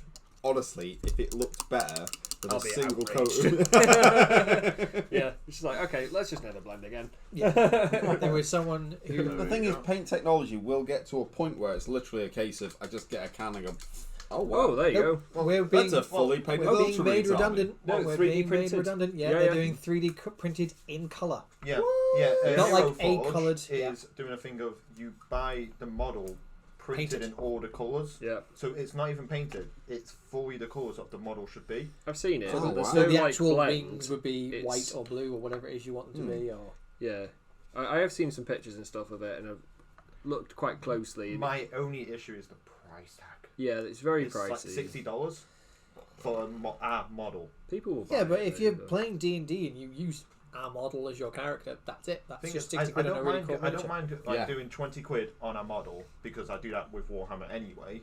No, It's- I've got to disagree with you. When it comes to D&D and stuff like that, I used to play D&D with our That's the point, fantastic I DM, Alan, when I was about 21, 22. But here's the thing: And, like compared to their normal one, which is £20 for their lowest tier version. Still pay it. Still pay it. Yeah. If someone could turn around to me and say, "Have you got a photo of the thing that you of your Character. Your character, yeah. Oh, okay, here's a 3D copy of it. It's £100. I would just go, here is £100. Yeah. I know people who've But done I the same I thing do with... enjoy the painting of it anyway. So Yeah. Yeah, if you want to paint it yourself. And, But I know people who played a lot of World of Warcraft, and there was a really remember bad. that. I don't. They've got it and they're proud of it and they're happy with it, and I won't say who it was, but they are. There's nothing wrong with what they've got, but it's a really bad like pixel rendering. So it's almost like a 3D printed exact copy of the Yeah, avatar. of your they had, avatar, you yeah. know. And they really like it because it's the character that they spent ages playing. Yeah. and it makes sense. For me, it doesn't, because I'd like to paint it and I'd like to build it and I'd like it to be. well, that's Yeah. the thing. Like Yeah. one thing I've seen people do because I play quite a lot of Final Fantasy 14, which is another MMO. People actually 3D print their characters and stuff like Yeah. that and Yeah. paint Yeah. it all up. that's cool. So they're not. Just fan art at the end of the day, Yeah. isn't it? So Because I saw someone Yeah. do it with their character and their chocobo, and it was really, really nicely painted as well. They're the big chickens. Yeah, had a big chicken steak ride, which almost every single like anime or something, which is usually set in a fantasy world, has rideable chickens. Can't see where they got their influence from. We love Yeah, it. We it's- love chocobos. You can't not love a chocobo. For anybody who's ever played Final Fantasy, chocobos are the They best. are delicious. Whoa. I am quite looking forward. Whoa there! John's been playing a bit too much Monster Hunter. Yeah. Which there's actually they actually did a crossover event with Did them. they? Yeah, so on Monster Hunter World, you can fight a behemoth. Right. So the big like monsters they had Yeah. on Final Fantasy, and then on the other side you can fight a Rathalos in Final Fantasy 14. Cool. Oh wow! Yeah, I like that. So and they've tried to make it so you do sort of each other's game sort of mechanics. Yeah. So they had a lot of the animations of Monster Hunter in Final Fantasy 14 for the Rathalos fight and everything Oh, like okay. that. Did you have to stop every 10 seconds to sharpen your sword? No, but Because you do honestly, like I completed made Monster Hunter World because like my mates were playing it, and then as soon as I killed that last boss, I turned it off and I have uninstalled the game and not looked at it since. Because honestly, the sheer amount of now I've got to stop and shine my sword and shine like, my sword. oh god, Same with Legend of Zelda Breath of the Wild, which is Yeah. apparently one of the best games ever made, and I absolutely do hate The that durability thing until you get the Master Sword is a bit annoying. But then that still has a durability to it because after a certain point you can't use it and you have to let it recharge. game. Yeah. Okay, so it recharges, but But it's Well, still I've, annoying thing of, oh crap, my favourite was just getting something too really low and then just throwing it at them and it's just smashing it in their face. yeah. I'm, it's just a really, it's an enforced difficulty. It's a little bit like the janky hitboxes in Dark Souls, yeah. making Dark Souls a lot harder than it actually needs to be. Dark Souls is a difficult game made 10 times harder by by poor game mechanics, and it shouldn't be. I don't know. I love it. It comes down Oh no, to no, no! The newer ones are better, but the original Dark Souls 1 and 2 had I love Dark really Souls. bad hitboxing. It's why everyone keeps saying, Yeah. oh, they made it easier, they've changed Yeah, the because they difficulty, but they fixed finished the game. They fixed the game. Okay, that's the thing with like Monster Hunter as well. It's very much a skill game, and it's about you practicing against that monster over and over and over until you can beat it. And, Screw that. Rather just go at it. it's got that. Try hard. Move on. So Bloodborne, which is one of the Dark Souls Derivatives. games, Well, it's a Souls-like. Souls, It's Souls No, like, it's made it's made by by the same Yeah, guys. it's not the same universe, but it's made by them. Yeah, that That's called the Blood Universe, I believe. that is much better Is it? because Mechanically, it's yeah, it's much faster. The combat's more entertaining. What that's about very Plot and storylines better. because Dark Souls storyline. That one of the really things that people really like about it is that you have to really dig for the story. Oh you yeah, have to you look did, at you item did with description. with Bloodborne, but it gave you a little bit more. Yeah, you there's could more get of a to leg the end up, of the wasn't game it? and go, oh okay, Yeah, that was a little confusing, but all right, fair Yeah, enough. I'm with If you. you did that with Dark Souls and didn't read any of the item descriptions or speak to every single person, like click on them 15 times so they'll say a secret hidden thing, yeah. then honestly, yeah, you do See, have to do that. the reason why I didn't really get into Final Fantasy when I was younger, because when I was getting into Final Fantasy, they were up to 7 was being released. Yeah. You know, 7 wasn't a That's thing one that we smashed. Like, exactly. lots It of wasn't. seven. It was the it wasn't the installment that everyone knew out of my group, but the fact that the game seemed to have an imposed, or unless you do it this particular way, you're not going to get a good experience because you haven't found every single rock that then turns into the ultimate weapon. I kind of always felt like I was missing out, and I don't know why. That just really bugged me. Yeah, Final Fantasy 13 had a part right near the end of the game, whereas this really, because I really enjoyed 13. So 13, all the characters start off really, really irritating and annoying, and then by about halfway through the game, they're all really likable, and They grow. You grow on them. their quirks become something you actually enjoy. Yeah. And you get a lot more character interactions, and you understand why characters are in a certain way. And I quite liked all the characters by the end of it. However, there's an open area, I'll probably say a few hours before the end of the game, where you're supposed to, without anyone telling you, stop and grind Right. Okay. for hours. which I only found this out because you carry on and the don't. difficulty rating steps up a little bit. And you're like, all right, fair enough. It gets more difficult going to the end of the game. Fine. And then there's an area the last area that you go into before you fight the last boss, where the difficulty level steps up to an unprecedented degree, and nothing is killable unless you have grinded to the point where. I think that's what I don't think I've even experienced it because I heard of that. Yeah. I was like, nope. Yeah. No, I don't like a game that you could get to a point and then not be able to complete. Yeah. Well, sometimes you have to go and figure out what item you might need or. The only way you can't. That's just I wouldn't have classic minded RPGs, if I was able to go back. Yeah, that's it. You can't. But you can't those go games back. you can't No. go back. No. But bringing it back to a hobby thing, that's what 40k has felt for me. So it's always felt like, oh, I'll buy these units because I think they look cool. But then you reach a point in the game where the people you're playing against have gotten certain lists where the things you think are cool just are never, ever, ever, ever, ever going to achieve anything because they don't work that way. Yeah. And the reason why I love Infinity so much is because everything's relevant. Everything's relevant. If there's only kind of like one thing you have to remember, which is to bring specialists. Yeah. But if you don't, then there's still a pretty good chance that the specialists you don't bring aren't needed. It's not impossible. Yeah, but they can still take objectives because they're specialists. Yeah, but the specialists could you depending on your scenario because there's the once you get past the sort of beginner games, which I still am in. I'm still very much a beginner. The games are more or less entirely scenario based. So there's one which is comms tower, and you have to have an engineer to basically jerry rig these comm towers so that other troops can kind of like hold them, or they activate them or something like that. But you need an engineer for that to work. If you don't bring an engineer, you can't play that mission. And going into that mission, you can pretty much warn someone we're going to be playing these missions. So most tournaments will say we're going to play either a subsection of these missions or we're going to play potentially all of them, so you have to bring everything. Yeah. You kind of get warned, or you get warned that there will be no warning, so at least you know what you're coming into. Yeah. You then have... So could someone literally just turn around and say, sod the mission, I'm going to bring the biggest steamroller you've ever seen. And they will lose. Every game? Yeah.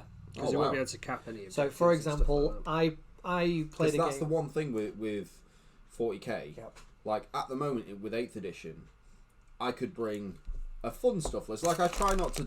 I have been known in the past to take some horrible stuff. Which, fair enough. Battle Brothers, I remember that. Yeah. So, like, there has been some horrible stuff that I have taken in the past. I try these days to have more of a balanced list, which when I play against someone like... when I played Nick Westwood the other week, he brought Imperial Knights and absolutely stomped me. Tore you in half, I remember seeing that. Tore me to bits. Yeah. Like 2 turns in. In fact, at the end of turn 1, there was no way I was coming out of that. I even then tried to play for the objectives, and up until the point where he tabled me, I was keeping pace with him objectively. Yeah. But then... Did you do ITC? What was it? Yeah, we were doing ITC, Yeah. so I was able to keep pace objectively, but because he had knights and I had nothing that could really challenge them, or the thing which could challenge them died really, really early on.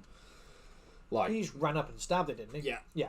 And then it blew up and killed all my characters. Yeah. Yeah. I mean, that's a massive bit of bad luck there. Like, Yeah. That's I happened mean, to yeah. me before, mate. I've played in a tournament in my game 4.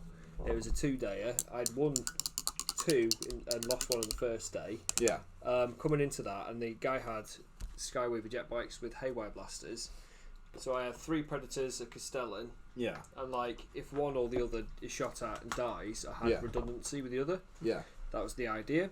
And this guy went, okay, turn 1, haywire blasters, boom, boom, boom, kills a Castellan. Castellan blows up and blew up pretty much and killed out most of my army.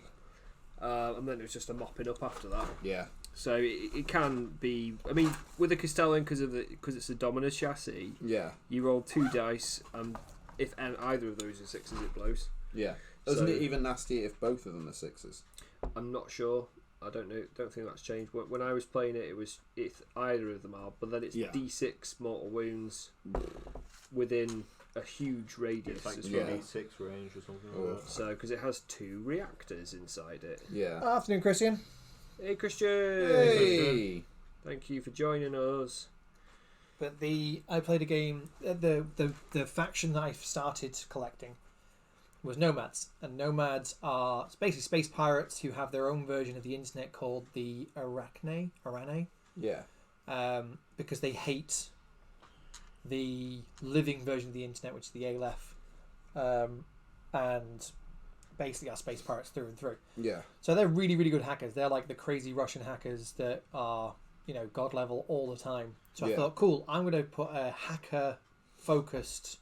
I'm going to play to my strengths, like you would do in 40k. If you had if you corn, you go loads of close combat. Yeah. No, nothing range. You're not going to try and take anything that's too magically not magic, because Play to your strengths, basically. Yeah. you're going to play to your strengths. So I thought, right, I'll get my Nomads list. I'll take 2 of the best hackers going. Their willpower on one of my worst ones was 15, and the usual willpower is like 12. Yeah. So it was up there. Higher chance of blowing the brains out of anything that had any kind of mechanics in it. The guy I was fighting against was playing Ariadne, and basically he was playing Russian Spetsnaz who were carrying auto rifles and nothing else. So he had no tech. No tech. He actually brought werewolves with him. Not mecha werewolves, actual werewolves. The counter to technology. Yeah, which is my one weakness. Bullets and knives and claws and teeth. My one weakness. And he basically the mission was capture the tech points. Yeah. So like my group had more data specialists, so I should have been better. Yeah. Except he outmaneuvered me. Yeah. Because he had more people who were better at maneuvering and taking places. And super holding jump and things like this. Yeah, like so he basically just moved direct into the middle of the board straight away. Yeah. He dominated every corner where I wanted to go. He had every file lane covered, so he tactically beat me. I could have done the exact same thing with my list, but I didn't. And I tried to focus on getting like my hacker where I wanted my hacker to try and hack his one robot thing. Yeah. So I didn't focus on the objectives. I didn't focus on file lanes. I didn't focus on positioning, which is what you're meant to do. Yeah. And I lost. But it was a really fun game because I had the hacker I had she looks like Spider-Gwen. She's this really small. Oh, okay. Do you know what I mean? Like body suit, and she's carrying I think it's either multi rifle or combi rifle. So nothing too amazing. Yeah. And 2 werewolves decided that they were going to just chew it to pieces. Yeah. And I was like, well, and they achieved that. no, they did not. They both died. They both got shot in the face and died. So they went raw, and she went and then shot them both between the eyes. Bang bang. In one goes because there's a critical mechanic in Infinity. Yeah. So even though these werewolves were terrifying, Yeah. and hardy and everything else, because she just happened to very very luckily, everything else fell apart for me. No one else did anything they were meant to, but the one little girl who was not meant to be in combat killed the hardest, nastiest stuff out there. So the game sticks in my mind as being a fun one. Yeah. Because of how I lost and what happened. But there was never ever a point where if I'd brought the list I wanted to, if I brought the cool stuff I wanted to, and actually just played the game properly, I would have sort of just an equal of a chance as he did. Yeah. And he's played. The next game I played against the same chap, War Call Luke. He's a really nice guy. Nice guy, yeah. He's like Titanicus as well. Yeah, and he had this motorbike guy for his Ariadne. So it's got like 2 chain pistols, which are burst 5 or 6. Yeah. Most weapons fire like 1 or 2 rounds per order, if you will. Yeah. This one fires 6. He has 2 of them, so 12. Yeah. So he was like, I'm going to race this up and I'm going to do this. And I just turned around my gigantic mech suit, which had a gun that was longer than the motorbike. And I went, no, you won't. And just destroyed it. Just literally pummeled it and blew it to pieces. I then started to play more for the objectives and I drew the game. Yeah. So I'd gone from losing, then playing the game properly, and then drew. Yeah. And I don't feel like that happens a lot in 40k when you start. Like No, you it doesn't, kind of no. have to. You either have to No. go with that tanky list that isn't fun to play but will get you the wins to give you the confidence. Yeah. Or you go for the fluff list and then you actually have to grind yourself into playing the game. Like you have to be really. I think it's also because of how long the game's been going. Yeah. You know, you've got a lot of people who have. You know, really, your brother for one. Yeah, he's a phenomenal player. First ever I tried to get into Kill Team, and the first game I played against was him, and it was just pure slaughter. I was like, "Oh, cool! I'm going to bring my plucky Imperial Guard units. Go on, guys, you can do it." He brought his 1,000 Suns, and they were like, "No, you can't. You absolutely can't. You have nothing that can hurt me in any way, shape, or form. I know exactly what I'm doing objective-wise. I am going to just I'm sat on all the cut objectives. You open." And it wasn't, he wasn't that he'd done anything wrong, or it wasn't an unenjoyable game, but it was, you know what I mean? I'd gone into that very naively. Whereas with things like Infinity, there's and other sort of skirmishy games, you can start with some smaller forces and play some sort of less. No cake for you. Stop for cake. Cake stop. Need some sugar. You can play some of the sort of simpler rules. And you have just as much fun, and you learn just as much, but the outcome obviously is decided by more the dice and everything else. Christian, you read that. Christian's just gone. My first game of Kill Team against Ben, I shot his Reaper autocannon guy with a sniper and obliterated it. Nice. So that is when you better because it's Ben, my brother. When you've been beaten by somebody like either once or a couple of times, or they've really handed it to you. When you get even a small victory, so Luke had beaten me in every single match we'd had in Infinity. I've never won against him. I've drawn once. So when I played that game where I lost, but I killed his werewolves, that victory, that one moral victory, was massive. It was completely insignificant in the course of the game. Like points wise, it wasn't even a tenth of his points because they work out. Got a white I could pinch. What kind of white do you want? It's Ben. Haha. Wee. Another person that we mentioned in his summons. Well, Ben, I saw he was building, so he's doing a bit of building and painting himself. I have an ivory.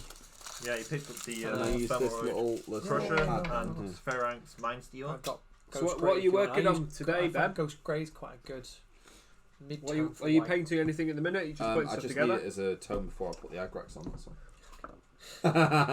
Aren't all paints just the ones you use before you put Agrax Surge on? Yeah.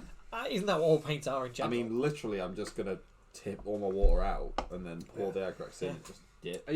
Do you find yourself dunking biscuits into Agrax Surge and then not minding? Have you reached a point where now if the biscuit I need to top up my internal layers of Agrax Surge, so. I can't believe that when Duncan left GW, he didn't release a clothing line where it was just two thin coats. Like, I'm not kidding you. I would have bought one. Treat there, Well, I mean, I would have bought that he changed his handle just to two thin codes. Yeah. If he'd done that and just released a whole load of stuff that was just two thin coats or made of two thin coats or referenced two thin coats, I would have bought that. He's painting not proudly, but I would have done it. He's painting an endless horde of horrors. Oh yeah, you said he was touching them up. Aren't you repainting all of your squad sergeants as blue horrors? And also, why? You're doing something that sounds disgustingly hard. Please tell me why. And what for? Because aren't pink horrors the good ones? Blue horrors are pretty good in Sigma. As I was trying to tell Ben yesterday, we had on the stream, we had the ETC England team captain playing against John in the final game on the stream. Yeah. And who won in the end? It was Tony. So Tony Chi won. Ah, okay.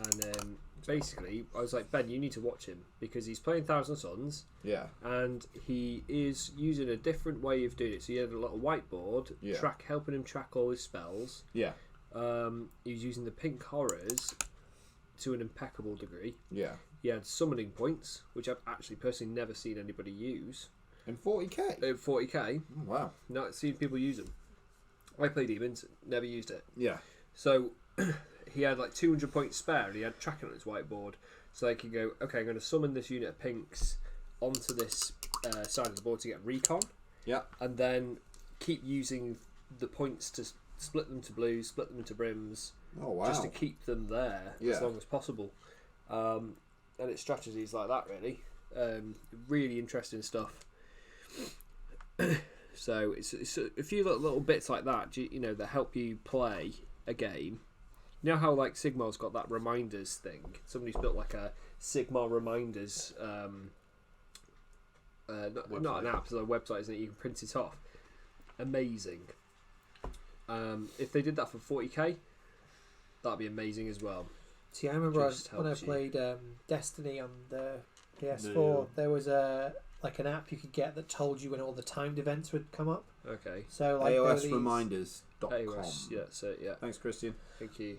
So there was these events that would happen. They would happen seemingly random, but there was a guy who'd managed to crack the code as to when these things would appear. Yeah. So if you had a particular character that was really good at like spamming one particular event and getting the loot and the XP and everything else from it, Yeah. you could do that. And I had it running all the time. Back to that white short. It made the game a bit boring to play because you like unless you were playing. I didn't play multiplayer, which is why I found it boring because I wasn't playing with Yeah, anyone. you're just grinding the same thing. Exactly. That's all I was doing. I was like, oh, I've got really good at grinding. That's not the fun point of this game. No. I've spent a lot of time doing what no one really wants to do. But Easter I egg. think when you've got the Infinity have got two. They've got Comlog, which is a objectives reminder and tracker, Right. sort of. Hmm. It's basically all of the objectives you can get through the rulebook, which the rulebook's free, and all of the personal objectives, which again you can purchase as cards, but they are on the rulebook. Yeah. But it's really good to have it there right in front of you. As this is what's going to score me points. Yeah. It's really easy to lose focus on trying to protect your guys in the fire lanes and actually getting stuff done. Yeah. You've got to not be in a stalemate. You've got to have something that can move up the board in Infinity. Yeah, Something that can take action, drop That's what I down don't behind need. enemy lines to break a stalemate. that's what I don't need. Because it could just be sniper versus I sniper. have so much fun painting these, I realised. Because I started trying to get a bit of their clothes done. Yeah. You've been spending a lot of time on them butt cheeks, Jack. That's Blending them butt So cheeks. thin pieces of cloth. I don't think I've even seen Go you put any paint everywhere on. else. Just with the brush going back over them butt cheeks for Oh no. days. Well, I Dear actually need God. to go back over the butt cheeks now because I actually got a bit of black on the skin. That's alright. I'm just doing. I really want to get good at painting tattoos. Sorry to interrupt. No, That's sorry. one of the things I want to do. Oh, then you can do my whole thing That's for just me. freehand. Yeah, freehanding tattoos would be really cool. There's I've seen loads of YouTube sort of posts that have been like, YouTube? oh, this is an easy way of Ew. YouTube talk shop. That say this is the easy way of doing it, and like you see that there's one. Is it Bushido? There's a guy who's Oh, like a yeah. Yakuza dude, and he has a full body tattoo. Yeah. Like, this is my easy way of doing tattoos. That's a lie. It's a lie. There is no easy way. You Yeah. free-handed a dragon I saw onto somebody someone's chest. who painted that. This big. Well, have you seen the GoTrek model? That's all freehand tattoos across it. Go-Trek? Mm.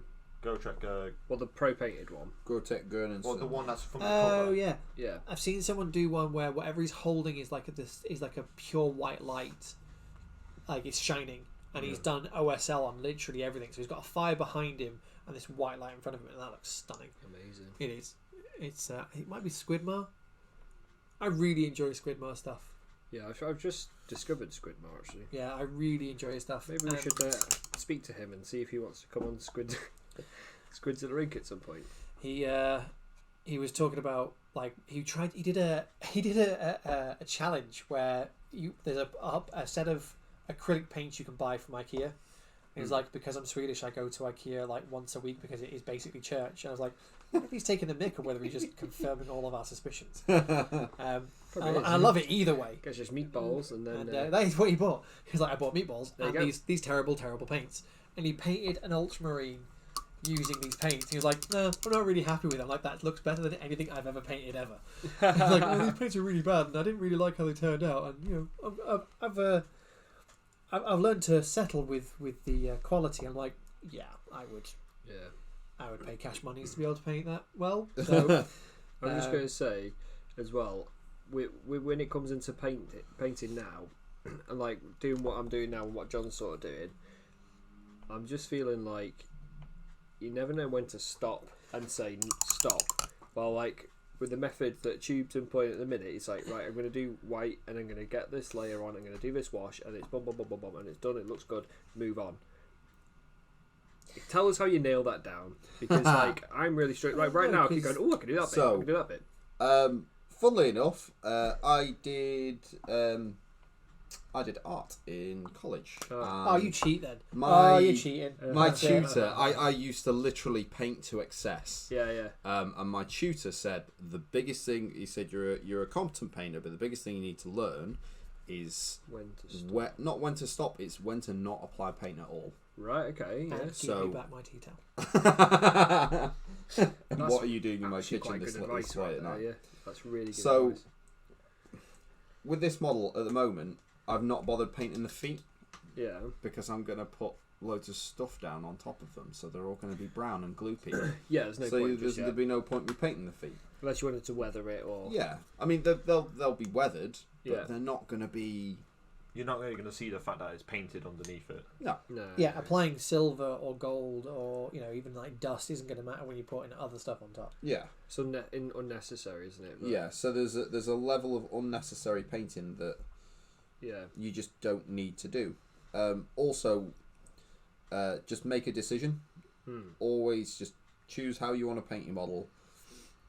Start and stick with it, because more often than not, even when it looks absolute rubbish halfway through, by the time you've finished and applied 12 layers of Agrax Earthshade, it will look fantastic. Yeah, that is fantastic advice, because one of the biggest problems I've had is indecision. So I started painting a Necromunda iron golems. What are they? Goliaths. Yeah. Gang. And I didn't want to do red because red was what everyone does. So I wanted to do like a purple. I wanted to do them. Box art, isn't it? I wanted a really camp.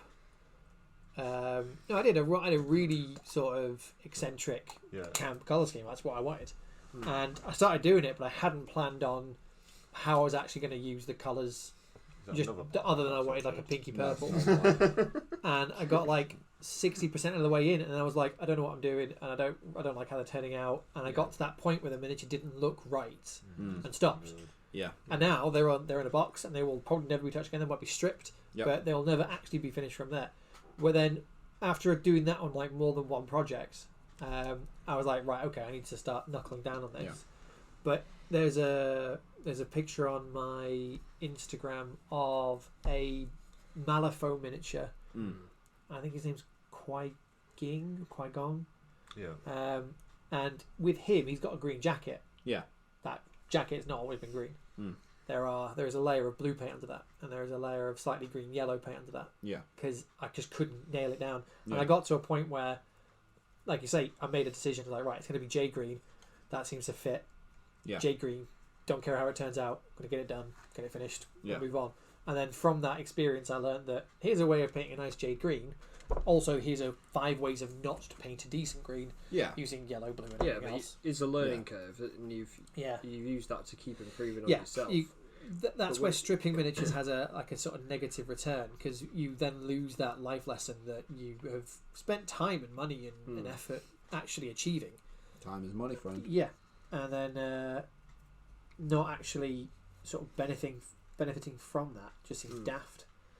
And when I was painting Jack's commission, and I can say this now because they look stunning. He's paid for it already.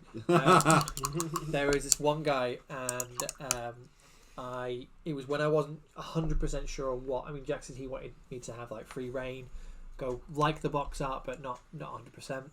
And I wasn't sure about using metallics or trying like a non-metallic metal or ceramic weapons. I was really, really indecisive about stuff. Yeah. There's this one guy, and I was like, right, I'm just gonna go for it. And I did it, and I painted it to a certain degree. I was like, right, that looks terrible. I finished it. I was like, this is awful. And this isn't my miniature, and I'm being paid to do this. Oh my god, what am I doing? What have I done with my life? How have my life choices led me to this?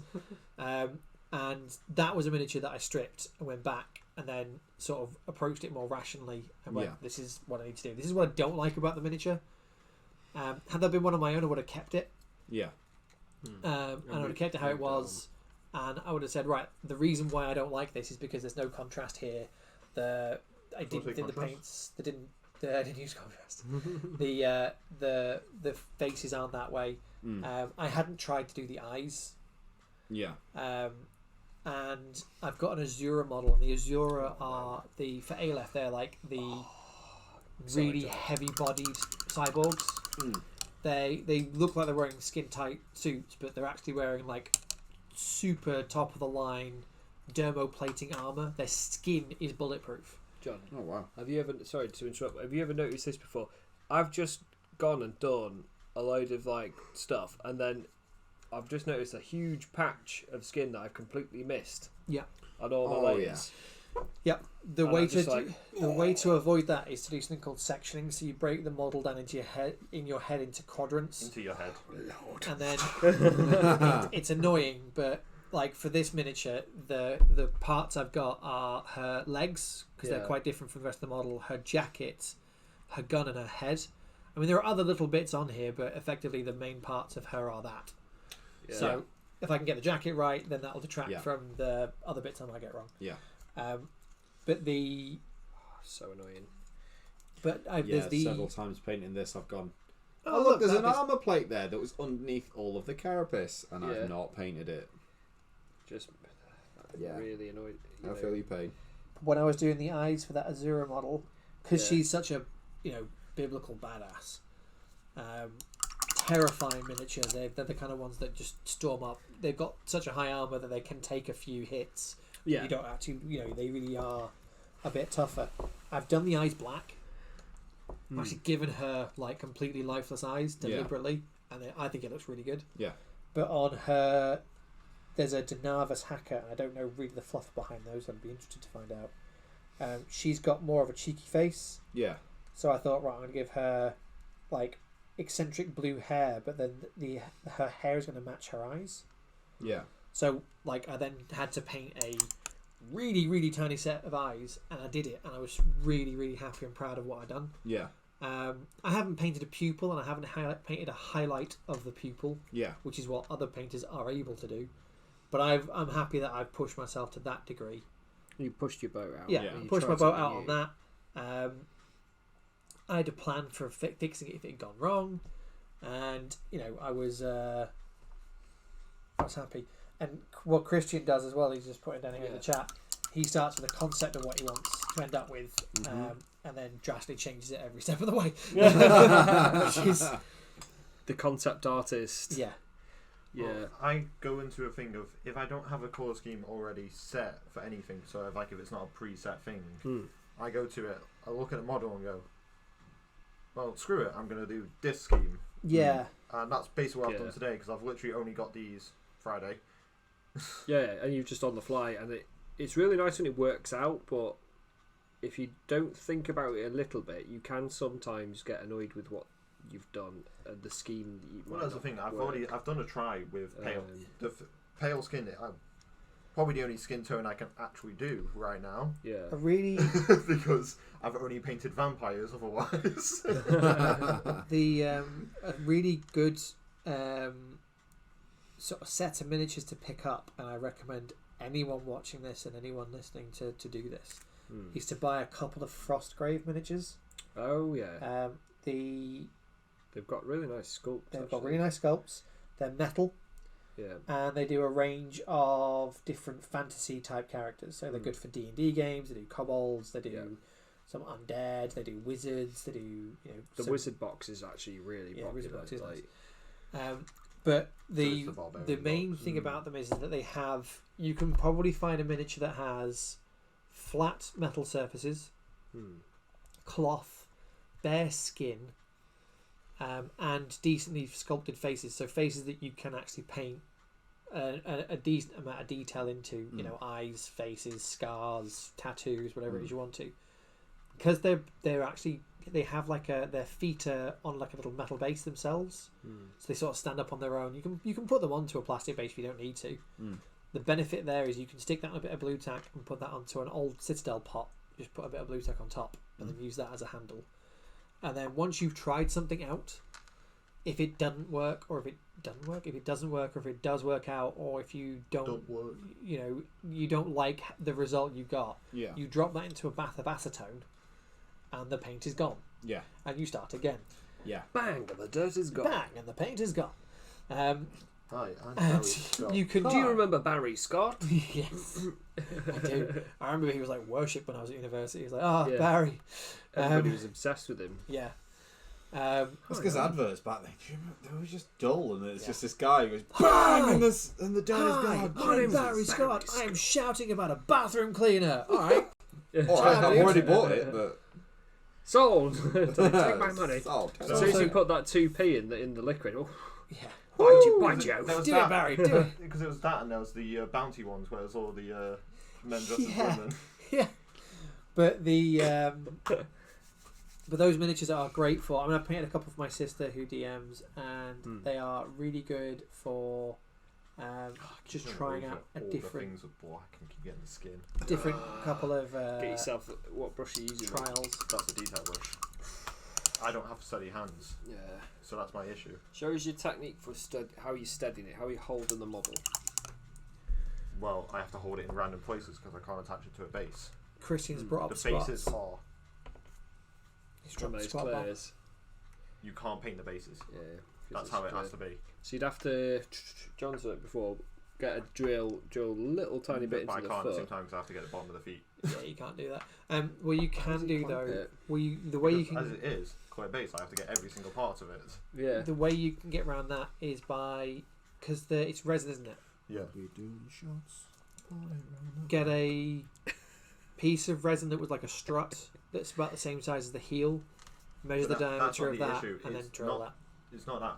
I can steady this in loads of places. Well, My hand holding the paintbrush is Yeah. never going to be steady. Good job. That Yeah. wasn't a full pot of aggregate. So like at the minute, my hands. You've Agraxed me as well. If you see what I'm doing here, mate, I'm now Agraxed. this hand's shaking. Everybody's Agraxed. right? And if I really want to get a specific bit, I either like lock my hands like that, No, but or that's the lock thing. my finger like that and push on it. Yeah, you you say give that one hand extra. shaking. It's both hands shaking though. Yeah. So if you like that, hopefully they'll shake in time with each other. And then then you'll form your own gyrus. yeah, that'd be ideal, wouldn't it? But yeah, when mine does that, I sort of pinch my fingers and push like that, just so I can get that brace. I think I have to use my main fingers to hold the model. Yeah, The main way to get around, like if your hands shake, my hands shake a lot. Yeah. Time the brush strokes with the shakes. No. That's a doable thing. It's like someone driving and we're like, I seem to be waving along the road. If I just make sure all the other cars are waving in a counter sync to me, then we won't hit each other. Timing is everything. Timing is everything. The way to get around that is to create 3 points of contact. So when you are painting with something, right now I'm trying to paint really small hexagons that are on her leggings. Yeah. And I'm trying to highlight in a lighter grey just where the light will be catching the tops. That's just stretching me. Yeah. To do that, obviously I've got to paint, we're talking a space that's less than 1 millimetre across. Right. So I've got the left hand, which is holding the miniature, braced against my body and the table, so that's 2 points of contact, and then my right hand that's holding the paintbrush is actually pushed into my left hand, so that way the shaking that I would normally do is actually being pushed into myself. Christian says he could 3D print some painting handles. Yeah. To be honest, I've tried a painting handle and it just does not work for me. Me and painting handles do not get Look at on. the size. Yeah, but you're painting like this is grown. you up. do like painting chunky dudes, dude. I do like you- painting them thick boys. I think we should probably strip you of the title of miniature painter because your definition is like well the I'm last painting a Gundam this week. yeah the last painting of the side of a house. I do want to buy myself a Gundam and I want to paint it. Right, Yeah, we're man. doing that together because I really Either that really or an love- Armoured Core. I haven't seen any Armored Core models. I've seen the So I've got Armoured some Core Gundam. was essentially, it's not what Gundams were made of. Armoured Core was based on the original Gundam comics. It's functionally the same thing, but whereas Armoured Core was whereas Gundam's very anime, super giant tech. Yeah. Armoured Core is a more militaristic version of it. It's really good and Sounds really it. pretty. I used to love their games. And their games were absolutely phenomenal. I've got Honestly, if someone did a skin of their games with Gundams in, they would be really high selling games. And I don't know why they can't do that. I've heard some very very mixed things on the Gundam games. Oh yeah, Gundam games, they're a little bit like Dragon Ball Z games. They're either mediocre or poo. Nice. Someone there was the latest one that came out was Gundam Breaker 6. I was like, okay, cool. So what's Breaker? Because is that like a move? Is that like a season? No. You actually break the Gundam. That's why they call it that game. Is because you fight and they break down. And it's how many broke Gundams you can break. So you actually spend all this time building up your perfect Gundam, only to watch it break mid game. That sounds horrible. That was heartbreaking. But when you're painting something that's, the last couple of things you painted have been Librarian Dreadnoughts. I've not finished painting them yet. I've painted a lot of tanks. Straya's tanks. He did all his, that Dante miniature had a really epic scenic base, so that was pretty. That was a handle in itself. Yeah, it's a handle in itself. When you've got stuff that's like, if I'm painting a skeleton or a zombie, I haven't mounted any of the zombies onto handles because I don't need to, because they don't require anything that requires any kind of fine motion. Yeah. But the Infinity miniatures, I keep on trying not to use a painting handle, and I'm like, oh, okay, well, that's a terrible idea. That's a way to waste a lot of my time and money. Jake just finished gluing his first Vanguard Hunter. No. Want to see. Can they share photos to us? They can Not through on the Instagram. On the Instagram, or they Facebook. can tag in SquidZillaInk. Yeah. We need it. So when the Facebook group does need some work, the Facebook page needs to get back on. But I think post stream we should do like a show your pictures of what you achieved out while we were streaming, because we'll show you what we've done, and vice versa. That kind of thing. John will very, very rarely take pictures of what he did beforehand because there'll be very noticeable differences between what he's done. Adam will just plunk down a completely painted army. And I'm like, well, the leggings on this chick are about 10% done. Well, that's it. I think I've literally just been doing skin for 2 hours, and I'm going to stop now. Pick another part of the model. Yeah, but we'll put them up to the cam. He's looking like a tasty I'm boy. very, very, very pleased with after basically judging and mocking your Agrax Earthshade for the past couple of hours, can I borrow some Agrax Earthshade? No, you can't. You can't use my fresh tub of Agrax Earthshade. I was going to use you can either use the good Agrax, so the bottom third of an Agrax tub is the best third. You can either use the very last of my great one, or you can use the fresh one. I don't. You're being given too many choices. I just want to literally just choose which Agrax. I could probably just sup from the pools you've got going on here. Hey, leave my pools alone. Just pinch bits of Agrax from Tube's model while it's drying. Yeah, you've not done this bit. You've missed that bit. Hey.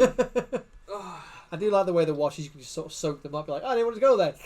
And it's gone. That's how you control them and move them. Yeah. And a lot of people who start the hobby don't realise it. They whack a load of wash on. You can do that, but have you tried wiping it off with a damp brush? I've seen people. There's a really, really, really good YouTuber out there by the name of Rob Paints Minis, and anyone who hasn't checked him out, you absolutely have to. He does a demon. The corn doggies. Yeah. Corn dogs. I've got quite a lot of corn dogs. I hate corn dogs. No, corn dogs. Corn dogs. Because mine's all corn. He does one from. Corn be vegetarian. Yeah. I've already done that. We made that joke in the Discord a while back. Corn for the corn god. Missed that one. Like, I will cut your hand off and I will make sure it's fair trade. I've been doing that joke for a long time with Tom's armies. Yep. Christian, it just said, Tube, you'd be better with a tin of army paint a tone. No. Are you saying that you... No. Like, show everybody on the camera there. You put it up to the camera. It's a wet everything's wet. Everything's wet. Everything's been agraxed. Yeah. So over all the metal and exposed metal areas, I go for a null oil coat first, and then put Agrax on afterwards.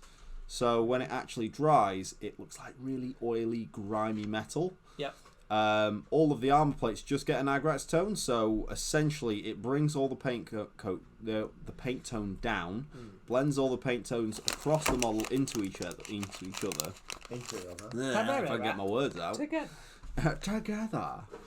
All together now. And it also soaks them into the very edges between the armor plates. So if you look around, all the edges of the armor plates have got the brass scorpion on there. It makes them pop a little bit by putting a very dark line around the edges of them. There you go.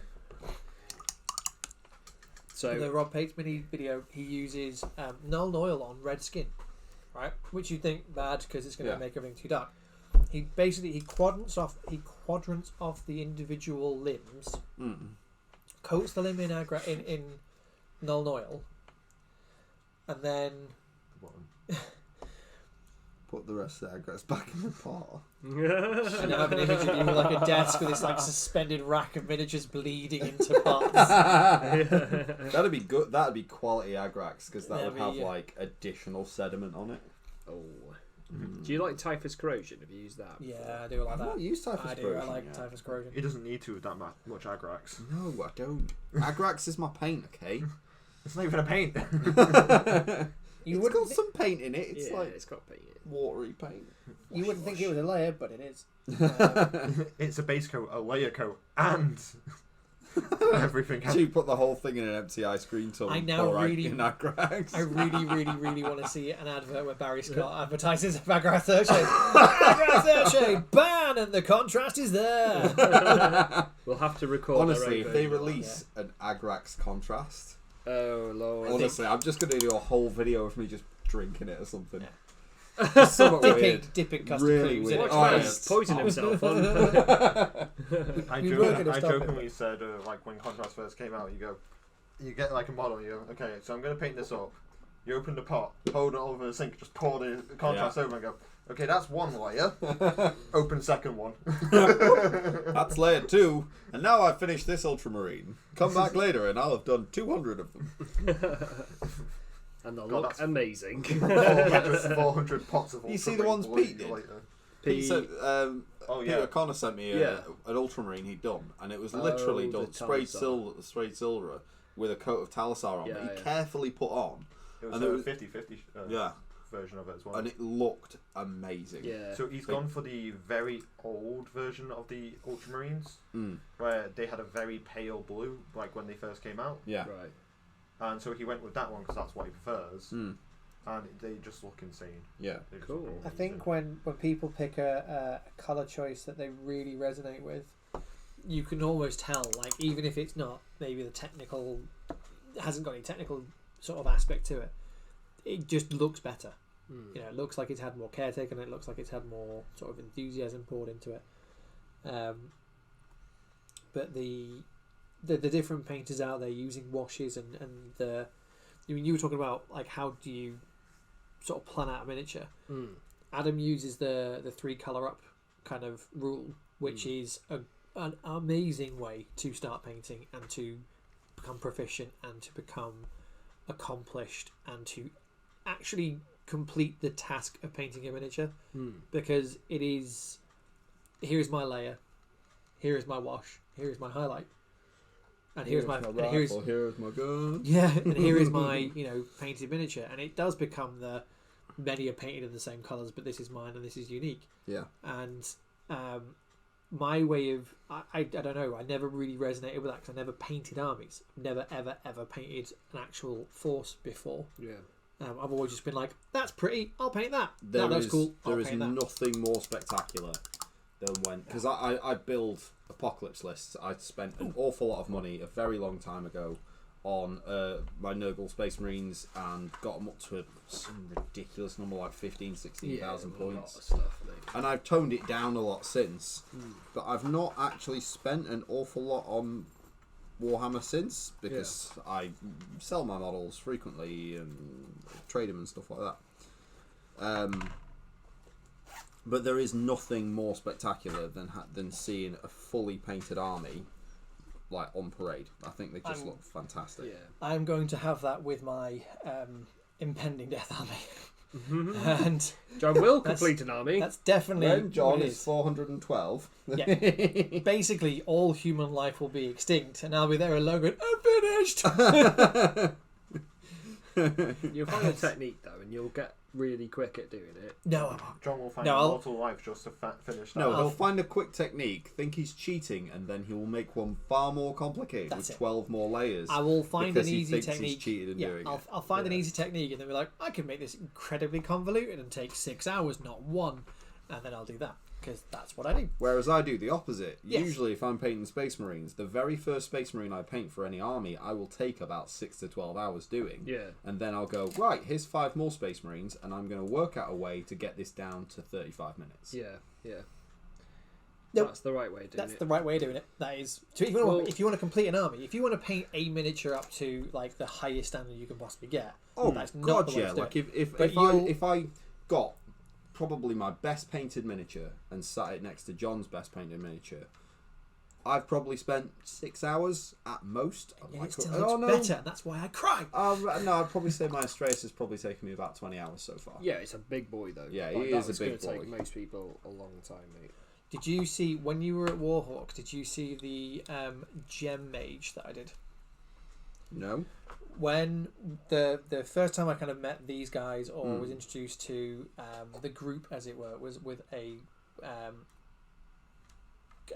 would say a community group, a wargaming group called the Winsford Warhawks. Yeah. And Winsford is quite out of the way for me, but I wanted to sort of meet people and get to know people in the hobby and generally expand my understanding and actually interact with people, go outside as they call it. I don't Not the outside. I don't understand the hype. We spend so long perfecting inside. Why would we leave? And they did I kind of convinced them to do monthly painting competitions because I wanted to see if I could test myself against some of the other people. Yeah. And I found this miniature at a show, and it's by Andreas Miniatures, and it's called the Gem Master. Mm-hmm. And it is a sort of a drow, a dark elf, Yeah. with a crystal staff, Okay.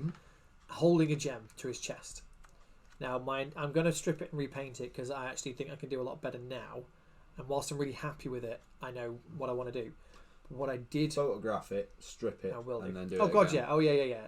I've got Just because definitely. it's good to see how good you are. But the reason, Like the difference of I'm your happy Your with skill level. yeah, I'm happy with what I did. But what I did was I made a scenic base. It's the first time I've done a scenic base with tufts, but not just tufts, with crystal outcrops. Oh. And underneath those crystal outcrops were front-mounted LEDs Oh. in purple. I heard about this actually. Yeah, James still whines about it. I heard about it. So it was like, we're going to do a game. painting competition, and then John brings like an LED backlit flipping. It was really well painted, and I made sure it was well lit as well. Yeah. So you'd gone like way over what everybody gotcha. else had done. I'd really tried Which I thought ahead of was that. hilarious. So I think probably it was like 2-3 weeks. I think every single day I'd spent like about an hour and a half to 2 hours either soldering the circuitry for the LEDs or tinting the colour of the LEDs so it matched what I wanted for whatever. It was made from a tuna tin. A tuna tin? A tuna tin. A tuna tin. Because it Tins was of tuna. It gave the whilst it was way bigger than it's a 54mm model. I got his skin tone right. It was a sort of dark purple, grey, that drow kind of skin tone. But I didn't do any OSL. I didn't do the eyes. I sculpted some lightning around the edge of the gem, which now I think it looks a bit daft, but I was really proud at the time. But if someone then said, "Oh, cool, so you like drow, do an army for them and play games with everyone else," which is kind of the reason why I went to Winsford Warhawks, they were like, "Oh no, that would take me years. I couldn't not do what I'd done, like on that guy, on everybody." No, it's possible. So, yeah, and then I played War Machine, but there was only 2 people who really played War Machine there, and they played in leagues. So it was Naomi and Alex. Ran it. And to say I was destroyed was an understatement. That's War Machine though. It was very much. Yeah, it was. I mean, I don't want to sound no like casual game of War Machine. No, I don't want to sound like I stop playing games every time I lose. But I do think you do have to. But that's what I do anyway. That's what I do. No, because I've lost every single Infinity game and I'm playing more. I was going to say, I'm like this far away from going, I might buy myself Infinity. Because I keep badgering you to do it. Yeah. It's good. Don't. I will get a friend of mine who's got a Eugene force. I don't think he's going to be playing with for a while. Yeah. You will like it, Eugene. Eugene will be your guys because they are the. Everybody goes Eugene. Not everyone goes Eugene. Everybody's either Eugene or Everybody goes Eugene. It's because they've got the most striking colour schemes. Oh, and I get the it. You know, but the thing I is, just went weeb. You went Japan. yeah, you did. When I went, I started playing it, and Your guys are badass though because your I guys went like, oh yeah, combined by the army. way, I've also got all this other stuff. Yeah. It's Yeah, I like, have a bike with a flamer on it, and she carries a scythe. she carries. Yeah, She's carrying honestly, a, like that biker looks amazing. I love that biker. When I did that one, I was like, cool. When I fight her, she's going to be a close combat monster because she's got a scythe. And he's like, no, she's got a flamethrower. I don't have to get up close and personal. I can kill you before I get there. I'm like, I'm sorry. In what universe is a flamethrower on a motorbike sound like a good idea? Aren't you just driving into flames? Well, there's that, then my big mech. He's carrying 2 swords. There's no guns on the model at all. He carries 2 guns, apparently. 2 really, really, really nasty guns. Yeah, Christian said, I need to play Infinity 2. These Eugene are not going to invincible themselves. The thing is, though, is that the if you're fighting against Ariadna, who don't have any hackers, and they do have hackers, but they're not like really, really good. Oh, it's Tom's foot. Oh, hello. Hey. It's not his fault. So- Put it down.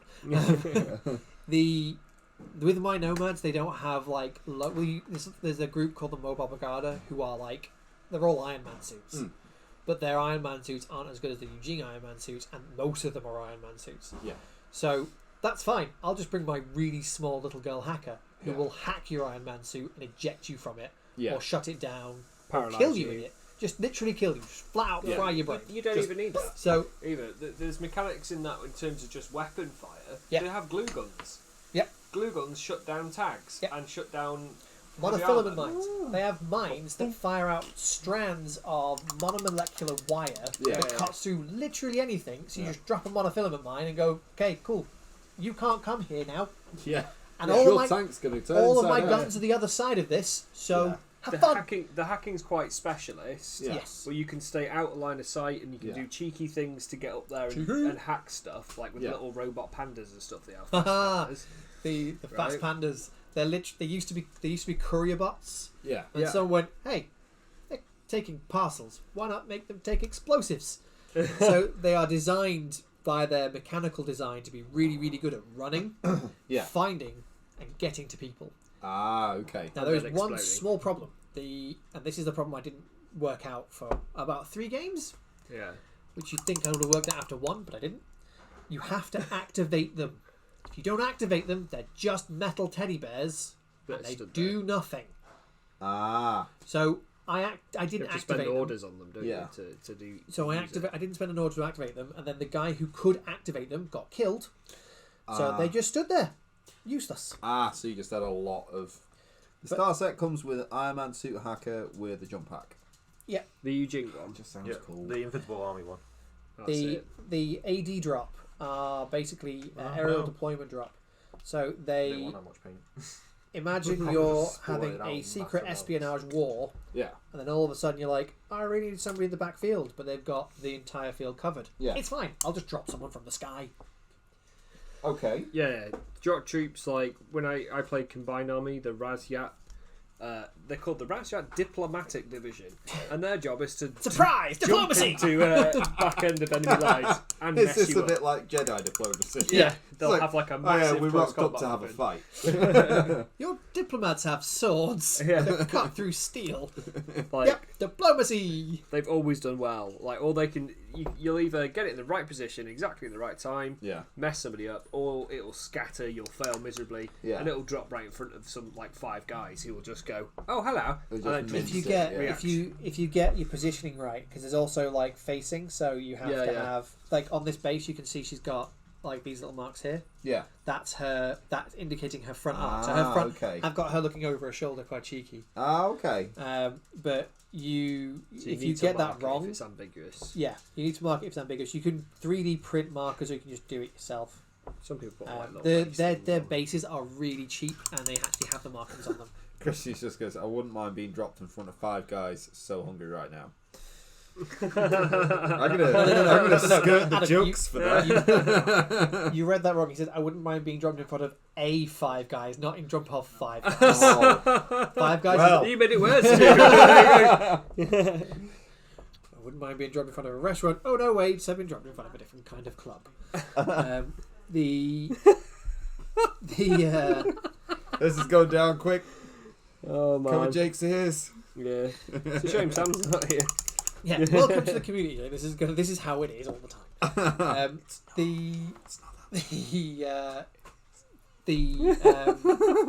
Last time I played against the Eugene Force, which was against the guy who I painted the yellow lemon guys for. Yeah.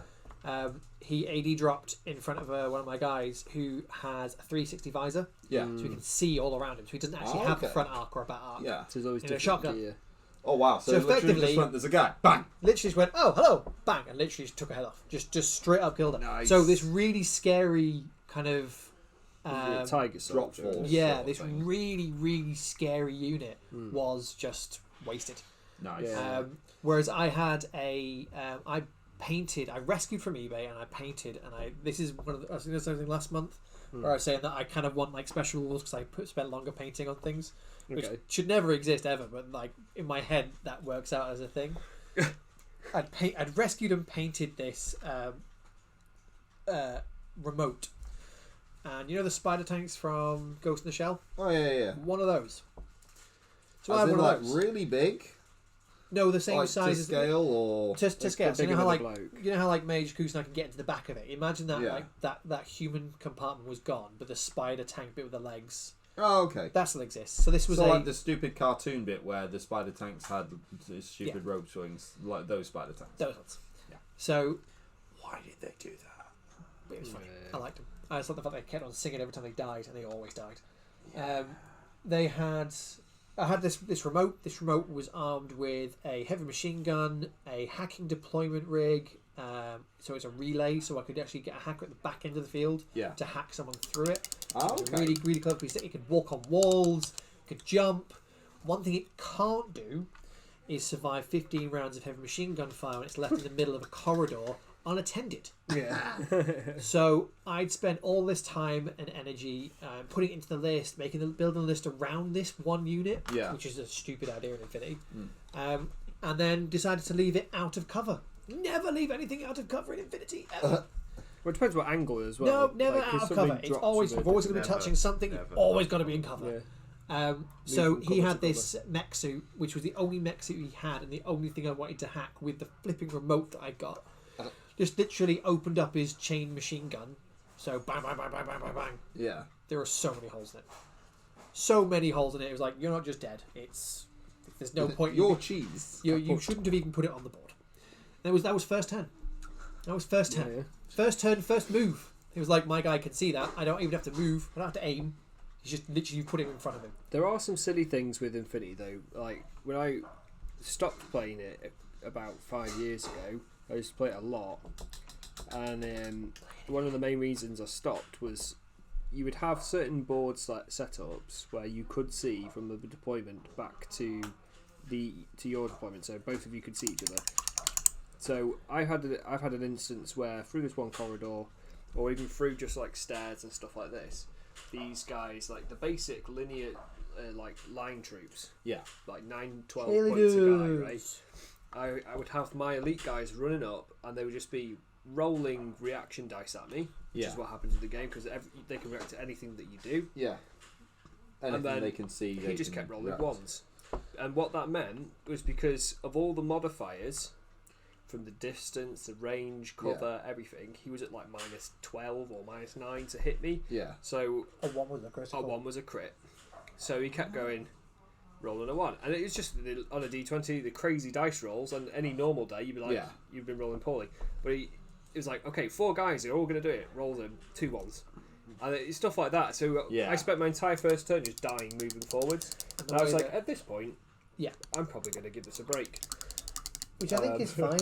We were laughing about it, but I was just like, Yeah. the mechanics of the game that's why they need a ridiculous amount of terrain. Yeah. You do. You can't. There are YouTube videos not on how to play the game, but how to set up the terrain. Yeah. There can't be So- fire corridors like that. There have to be. You can't have a point on the map that can be seen at the other end of the map without a lot of work. You also want to create. This is what Luke taught me, and I think it's been really good. You want to deliberately create one board edge that's better than the other. Right. So because you roll off, Got the main colours, and you get to pick which board edge you have, but the person who picks the board edge doesn't pick who deploys first. Yeah. And then the person who picks who deploys first, I might be getting this wrong, so it doesn't. Who gets to be picked deploys doesn't pick who goes first. So if you go right, well, I've got a sniper, and I always in my Nomad list I always bring this thermoptically camouflaged infiltrating sniper. Yeah. Who just looks like Deadpool, and I love. And I'm like, cool, sniper nest, thank you. And he's like, right, well, I wonder where you're going to stick your sniper, which is stupid of me, but fair enough. So I then have a huge view of the sort of area. I've also got someone with loads of bonuses to long range attacks, and I'm like, great. The other guy can go like, cool, you're going first. I'm going to move all my stuff away from that tower. Yeah. I'm like, oh. So he spends a whole turn just going.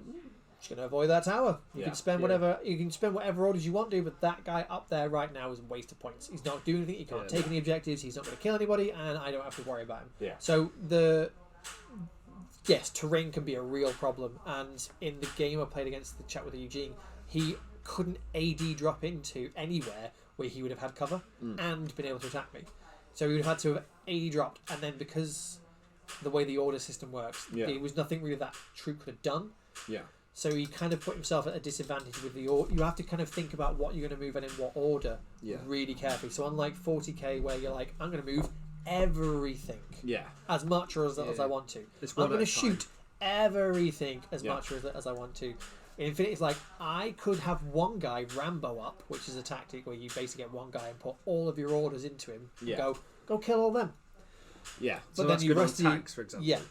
Because a attack can just Or go... Achilles. But then there's certain Yeah, orders can Achilles. only be locked to certain units. Some fire teams can, Like irregular fighting orders. certain units, like my bike has an order that has to be used on. Oh bike, yeah, not a there lot. are It's called irregular orders. Yeah, certain things are either impetuous or irregular. Yeah. So that they can only have their own order. They have an order that's only for them. You can spend other orders on them. You just pick your crotch. You just pick your crotch. Uh-oh. Pick your crotch. There's cream paint as well. But you can paint and you can play a range of sort of different people, and then you get put in a scenario where you have nothing to do. Yeah. I put together what I thought was a really good list. Yeah. It was following some fire team rules. It was following some stuff I'd seen on the internet. I had smoke, which is a really good tactic to have. Yeah, smoke and move up. Smoke and move Cover up your advance. is a pretty standard tactic. So I had smoke with me. One thing I didn't have was demo charges, which isn't necessarily needed. You don't need them, no. The mission parameters required me to demolish a piece of scenery with demo charges. From the cards? Yeah. Right. And the other one required me to have a healer get in touch with a unconscious model to take a biosample, and that was 3 victory points. Yeah. The demo was 2, and controlling the right number of objective points was between sort of 1 and 5, depending on which it was. If you had all of them at the end of the game, you got 5 in conjunction with all the ones you take in each turn. Yeah. So I didn't have that many guys, so holding objective points was hard. Yeah. I couldn't blow up any scenery, and my one medic was really, really, really flimsy. But I managed to draw because I kept my fire lanes smoked and moved up a lot. I also had one guy who had some like crazy machine guns. Basically, a guy chucked smoke onto him. Yeah. And he had a visor that could see through the smoke. Multispectral visors can see So effectively, no one could see him, but he could see everybody. And he ran out and did a Matrix thing where he basically bullet timed everybody. Just literally went threw loads of bullets and then ran into a corner. Yeah. And that earned me a lot of unconscious models, which I then managed to get my flimsy medic to. Yeah. So that's the rock paper scissors aspect of the game massively there. It is. So just for those of you who don't know anything about Infinity and for Tube, for example, we're telling about it. Like multispectral visors. There's a mechanic called thermal optic camouflage, and there's disruption, so optical disruption emitters that cause penalties to hit. So if you've got thermal camouflage, you generally don't appear on the board. You have to sort of mark where you're going to be, and then it can be revealed at any time. So then it pops up and it gets an instant, I'm going to shoot you before I shoot anything else because I'm in stealth mode, essentially. Yeah. But when they're out of that, they're still -6 to hit. But if you've got multispectral visor level 4, you ignore that completely. But this is and where there's all these different levels. This is where the list building characteristic thing becomes like more or less redundant. Yeah. If you were fighting Tube in 40k, he brings a lot of armor. To my knowledge, and I don't play you and I don't play the game, so I'm really it's less harsh though. I'll come round to that because in 8th edition, like anything can hurt anything. Yeah. See, I read that rule and thought, cool, I really enjoy Imperial Guard. I'm going to fight them. And then when I was trying to kill Ben's Rubric Marines, that was like, oh yeah, you have to roll a 6 on anything to even stand a chance of doing a wound, but he can then save it really easily. Yeah. Just like anything can hurt anything is kind of misleading. Yeah, it's a 1 in 6 chance. Anything has the potential chance of wounding something. Yeah. But like, I think bolt gun shots, like standard bolt gun shots to kill a Land Raider, something like 150 bolt gun shots. Yeah. Yeah, when you math it out, the number of rolls that you need is quite difficult to do. But, you know, getting a 6 on a D6 is a 1 in 6 chance. Getting a set number on a D20 roll ups the chance. So Does it? I thought it would down it because it's like 1 in 20. So 1 in 6 would be an easier. Oh, because obviously. Because there's less category there. Yeah. Don't do maths, I'll lose every time. I just trumped. I'm sorry, guys. You are a bad man. Yeah. I can't. This is an enclosed zone. Oh man, I did one yesterday in the just before the event, and Julian was in the room with me, and he literally had to gag and left the room. I literally chased him out of the room with a trump. I'm so sorry. And I was like, oh, yeah. I was picking up a miniature on Friday. I was feeling a bit low. I wanted to pick up a sneaky blister because I have a blister addiction, and I don't care what anyone says. And Faris was really kind. And Faris was like, "I've got to go get someone. I trust you to be here. You know, we wouldn't ever leave anyone on their own otherwise. I'll only be 2 minutes. That's fine. I'm pretty sure I'm gonna get. I'll just wait to come back." And I just couldn't hold it any longer, and I let one go. And he kind of walked in during it. I was like, "Faris, I'm really sorry. You've come back at a moment, a moment of weakness, a moment of shame." And don't apologise. You see him like, he does the worst ones. Mate, don't apologise to him. He lives off a diet of cheese and spicy food. Mainly. I was with him when he was building that big dinosaur hat for when he went to that festival thing. And he trumped next to me, and honestly, I left. I left Goblin Gaming. Just walked out. I was like, mate, that's too much. He's running around in that dinosaur thing, wasn't he? Yeah, it was funny. Kept like walking just behind me wearing it. The worst one, the worst fart I've ever done. Because this is the point where this conversation's gone. All of the skill. Hey, this painting podcast. It's painting podcast. It's about farts, guys. I was in America. We were in America, and I had gone off to smoke because my parents obviously didn't like me smoking around them. Yeah. And I had to get into the elevator on my own on the first floor, going up to the third or fourth. This guy got on the second floor, and I fired more or less instantly as he got through the doors. And all I could remember was that Family Guy sketch where Peter Griffin goes, "It was you," and I was like, "I'm gonna try that." And I was like, "It was you." And he went, and then it was like he was going up to a much higher floor, and he basically every 8 or 9 seconds he gagged, just looking at me, just not taking his eyes off me. I was like, "I am trapped in an elevator, and this is horrible." Somehow you're making it worse, sir. Yeah. I blame this on you. I really had to hold it in when we were doing the stream yesterday, because that was an enclosed room and I had these 2 people. Really didn't want to do a bad impression on that guy. So I was just like, right, I'm just going to go out for a second. Just like ran off to the loo. Oh, you have to go check. Whereas for us, you have to go check a meter. Go straight out. Straight up. Christian's saying that he's getting some pretty bad post-curry parts. Lovely. I went to Bombay Key. It's a local restaurant here. Bombay Key. And a really nice meal. It's a lovely place. But I had my jacket on the back of the chair, and the next day I did some overtime at work, and I literally got changed, grabbed my jacket, put it on, and then got downstairs. I was like, why can I smell curry? I've showered. I didn't spill any on myself. Yeah. I haven't like filled my own pants. I'm running through all the reasons why I could smell like a imminent curry smell, like curry is upon you smell, and it was my jacket. Yeah. The struggle is real. He's had to wash his coat because of it.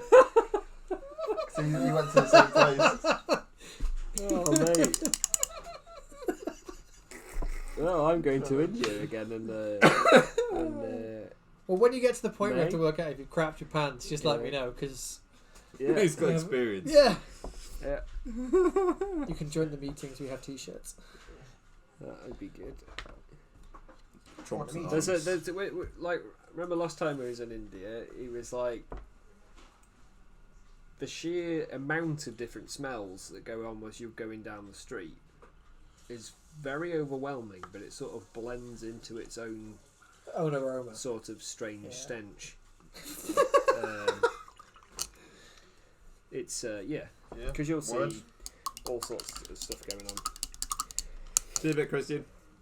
Is he off, is he? Yeah, his After kids that go feral. conversation you just had. Try, dude. Giggling away. Yeah. Right. I'm going to do. What do you guys think about No, on shouldn't the do that. I wouldn't do it. Just check if you've cracked yourself first. right Scratch and sniff. bones? So I've just put a dark metal colour at the minute, but the ivory colour that's around his neck. So he's got like tusks around his neck and embedded into his spine. I'm thinking of doing those like a dark brown into black ivory colour. Or do you think I should just go for a just? So a are they normal- two separate things? The See how it's spiny drilled thing. into his back. So that's more like I an would- exposed spine. I do the exposed spine as really stark white and have it quite bloody around it and bloody on the edges of the bone, bloody on the edges of the Gory. actual flesh. I would. With these horns, I don't know whether they're growing from that. And if they are, There's they pegs should where be he's embedded very, it. very dark brown on the tips, going into a paler shade, like, say, a set of ram's horns do. Yeah, so dark brown. And then as they reach into the top of the spine, they should be really bloody and gory there. use my skeleton mix. Yeah, I think I might. Just use the skeleton mix, but go like up quicker. Don't go up as slow. So Otherwise, you'll be here for 46 years. Yeah, that's what I mean. I don't want to do too much more. I was just to add like a darker image, but I'm going to do. So, on all the weapons and all the stuff that I'm doing at the minute, so it's going to be like a bolt, like a metal colour. But then around the corn symbols, it's going to have like veins of fire. Yeah. So I'm going to make it look like it's, like the power sword sort of lightning crackles. Yeah. But more of like a glow of superheated. Yeah. So I'm going to do that from the corn symbol. go those ones. So go char brown, a mix of heavy brown for your base, because that'll give you really quick coverage. Yeah. Agrax, use some heavy brown to go up around the edges whilst it's still wet, just again to go faster. Yeah. Then wash it with Agrax, and then go with a mix of heavy brown and pale sand. Then ivory as a highlight. There's a bit of Agrax. And they're going to go, that will look like sort of fresh bone coming out of his skin. And then when you go over that with Blood for the Blood God around the edges, that'll just look. To me, If you've got, there's a Tamiya Red, one of my mates, Stu, who runs a podcast called Chart Select Pod. yeah. Shout out. Honestly, listen to it. If you're into silly, goofy humour, just Google Chart Select Pod. Spent 10 minutes talking about farts. It is hilarious. Like really stupid humour. It's fantastic. Yeah, he used to paint his corn guys, and he had this Tamiya red paint, and it's like a really glossy red. And he always used to do any kind of gore or the very highest highlight on red in this Tamiya red, Right. and it really made the models pop. It's the Tamiya game colour gore effect. Oh, okay. Yeah. That's what it is. I mean, I So don't he's want a- a shiny. That's not because my theme on my army is more like molten. Yeah. So instead of having blood for certain things, I've put a lot more You've like done fire. lava, yeah. So like for example, the crying skulls. Yeah. I'm going to paint them like as I would normally do fire, Yeah. and then put a clear like what you're saying, like a shiny glossy red over it, so it look like it's really hot blood. That's my plan. Obviously, I've not tested that, so it might just go horrendously bad. There you go. But that's the concept, right? So. Oh, I like it. I feel like you need something that brings the tone of the model together. No. No? No, you need to do. Let's one have I'm a- not even going to say what I think you're thinking. Just There think you he go. needs a good coat of Agrex on there. I like the you've nailed the lips as well. Yeah. With the hair, I would suggest, because you want it pure white, don't you? Yeah. So when we were I saying never before, said it was done. Mm. I said this is the base colour. oh yeah, Oh. Yeah, those I I like thought it. you were I saying really it was like done. I was like, no, those are some pretty decent base colours. yeah, definitely. And like the skins, nails. I do like. love that skin tone. So It's the only thing I can do is pale skin. yeah, with the white hair, we were saying like get a watered down blue wash, a really nicely watered down blue wash, Don't use a blue for the hair. right? It changes it quite a lot. You want a grey. You I can was do about a to say grey wash, you could yeah. create a wash out of Ultham Grey, and that would be quite good. I don't know. I really like when I've seen it, and I've done it myself before. I really like the blue as a shade You're for talking white. to someone that's literally painted a load of vampires recently, which have white hair. Yeah. Well, What what I I'm would saying also, from my experience, that's what I'm going from. but also I think But I don't she's think the a blue's right. she's an elf wrestler, yeah. not an undead character. So by going the blue, you're going to make the whole miniature tone down cold, and that's obviously You going want to keep away it a from. warm tone because Yeah, you've got I would. browns and then you've got I've got browns and reds. Yeah, Cross you're gonna out. so you're gonna it's warm completely tone anyway. muck up the temperature. I mean, you can cross temperature The only stuff. thing, but- the only You thing can't that base it, so you need to have a warm, cold Well, that's contrast. the skin. Mm. The skin is really pale, and that's most of the model. Yeah. All right. Yeah. I agree with what you're doing. Yeah. There you go. Says the man who What's a paints. suggestion? And I'll ignore all your suggestions. Gee, what contrast? Okay, Carl. What contrast? You don't need contrast. Actually, there's one contrast that's great for getting all hair to be the right, give a great grey wash. Apothecary wide. That's what I did on my vampires. Because it doesn't change the colour at all. It just throws a grey wash across it. Yeah, it's just a thick. Right. wash, isn't it? Would you Rather than try? white.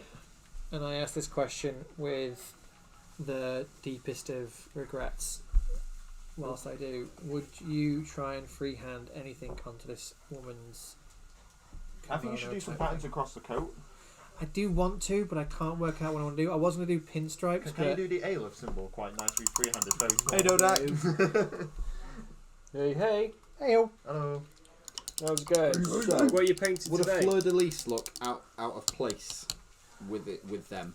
Yes, only because there's another organisation that are French, and there's another organisation again that are like French Knights. So fleur de lis with the That's for Panathenea, Teutonic Knights, and all that kind of stuff. Yeah. Well, they're, Yes. they're Spanish, mainly. Yeah, the themes that Europe. they've gone for, isn't it? The whole Europe. company is Spanish. But there's the Ariadne French not Spetsnaz, but the French, whatever they are. Right, Spanish Spetsnaz is made up of in, all sorts. Ariadne, don't lie to me. there you are. Yeah, so I'm really not sure what to do. I was going to So do what's like the nationality of that?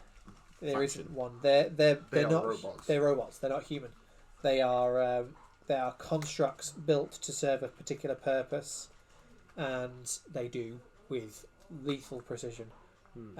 Cold, calculated. The reason why I'm doing them in really crazy colours is I want them to be kind of like software variants. Like that. Do you remember that What 90s about TV a show? series, a very fine line along the bottom of the coat of ones and zeros? That would be just. I'd have to do It them. would be super difficult, and they'd have to be tiny to look really good. Are you trying to make No, him paint slower? that would be. I think if you did them Yeah. in gold, they As I would say, look what are you trying to? What are you stunning. trying to do? That He's trying to works. make. He wants to finish this. If that was going to happen, I'd paint the whole cloak black and then do zeros and No. ones in green, like the Matrix symbol. Oh yeah. which now I want to do. Honestly, get another model with a trench coat. Yeah, there's a few. I feel like trench coat's a popular theme there. There are. They're also It's a dystopian future. Another- Everyone's a trench coat. I just imagine that if anyone goes like into the future and makes a time machine, they're like, "How did the future look? A lot of trench coats. Oh, it's that bad, I took huh? Things were not good. On a scale of 1 to trench coat, how bad is the future? Full trench blown, coats. full blown flasher Mac, I'm a friend. Oh, okay. With spikes and motorcycle helmets everywhere. Oh, that's bad. There we go. One way apothecary white across the hair. That's all. I It don't know. puts grey down in the sensors. Yeah, It does. Yeah, looks good, yeah. I don't know. What would you? I was going to do pinstripe, but the arms, the fabric on the arms is so folded. Where did you want that? So I'm just thinking like here and here. Recesses. I might do So like something. her ass crack. That's sort of showing their Yeah. cleavage. Well, what happens Yeah. if she's an anime fan? Like in armpits and like I was just creases thinking in you could do arms some and cool backs and shapes knees and things like that. Like love heart, black love heart. I've and done star I've with done diamonds. I've done love hearts on Are there any other miniatures. specific symbols that represent coding language? 0010001. That's like the core of coding. Yeah, it is. I'm thinking more. I might go like because I'm going for this whole. I want these guys to be a variant, a kind of almost like a schizophrenic code. Yeah. So whilst they're given really, strict orders, they kind of go at it in a Maverickish way, which is out of the normal. But I could try and do like a, the kawaii cat faces. They do. They're sort of. Yeah. I keep looking at the new Sisters minis and I am not going to buy them. Yeah, Dodex says he's Not- not painting anything today. He's just looking around at this new Yeah. Sisters minis. I'm not must going to. They're admit- so lovely. Them little penitent engine jobbies. Nope. Oh, come on, they No. look good. I love them. No. They look good. Little man on the No. front. The tiny No. baby carriers. Nope. You're kind of like going into an AA meeting with free beer here. This is the territory. Not we're only in that, right it's now. vodka in a Yeah. squirt gun. Yeah. Hey guy. Turkey baster. So I love all of the I like the fact that the most of the Sisters' power armor has been painted in so many different colors, and I think previously you really only saw it in blacks and reds. There were very Yeah. few people doing whites. There were very few people doing yellows or oranges. And then when they re-released them, they're like, "Cool, here's a whole spectrum of colors just to draw so many people in." And I really have been. I'm not going to buy them. I'm not. I haven't finished my Resist. Yes. Resist Haven't finished the my temptation. impending Death Army. Haven't finished my next Infinity Squad. Until I do that, I'm not going to be buying anything from a new faction. Would anybody like another can of Pepsi? I would do. You haven't had one, so you can't have another one. Cat You know what? Nobody's been to the loo in nearly 3 hours. Yeah. My body's feeling it. I'm old. I wasn't able to get up in time. So That's what that smell is. yep. So I've been thinking. I've also been using my It's a bank mix part of for Tom's trumps and old man wee. old man weed. Joe's just like, what's going on? We have because I work in a doctor's surgery. We get a lot of like pamphlets on health and what people should do, especially in the office. And there was a thing a few weeks back where we got an actual colour guide to urine. Okay.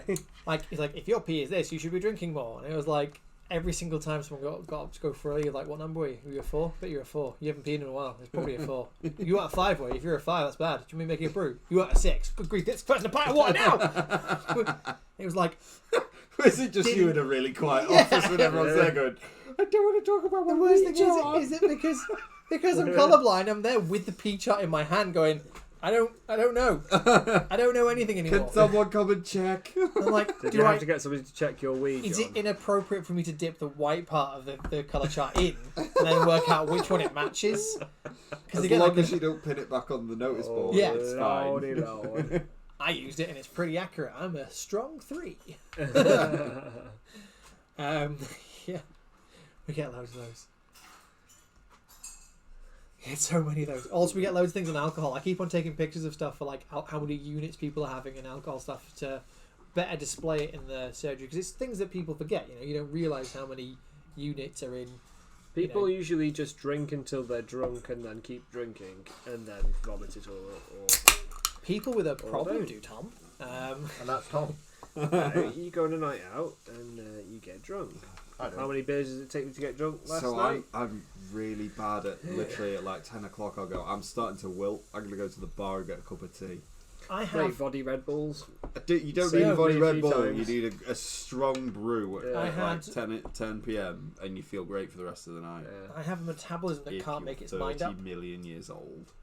I have a metabolism where I can eat the same meal and go out and my brain will just go, you don't need to get drunk today. It doesn't matter if that was your intention. It doesn't matter what you buy. You're going to get tipsy at best. Yeah. And then you're going to wait, and then you're going to go, I'm just money. going to not drink for like 20 minutes, and then you'll be stone cold sober with a headache. Yeah. Yeah. So I do that, and then another night I'll go out and like, it's fine. I can have a couple of beers and I won't feel any effect. And literally I'm like halfway down my first pint, and I'm like, ooh, I feel giddy. I'm like, why? Why can't I have some John's already consistency taken here? his trousers off. We're only 20 minutes in. It's like we haven't even walked in the door. And I'm like, don't know. The barmaid walked past. I sniffed her apron, and now things are going wrong.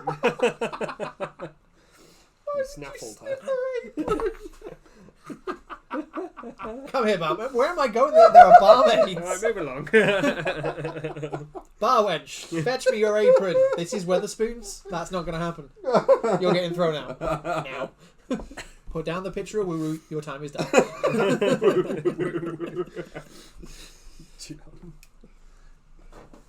This is why I don't get invited out much. We would take him out, but he just sniffs the weirdest things. And then he keeps on trying to compare pee, and it's just a whole thing. It's just... So, last time I got drunk was at New Year's at Ben's house. It was me, both my brothers, wives, kids and stuff like that. All the kids had gone to bed. Also getting drunk. And at that point, I was like, oh yeah, I'm going to have a couple of drinks. I've not got drunk in absolutely ages. So I didn't think I was actually that drunk, but then the next day they were like, you were everywhere last night, like barely standing up. Like, I don't remember it at all. As far as I was I was like, I just had a relatively normal night. We played Parcheesi and other parlour games, and it was a thoroughly enjoyable affair. For some reason I was wearing a Jacobean ruff. What is this of sniffing barman's aprons?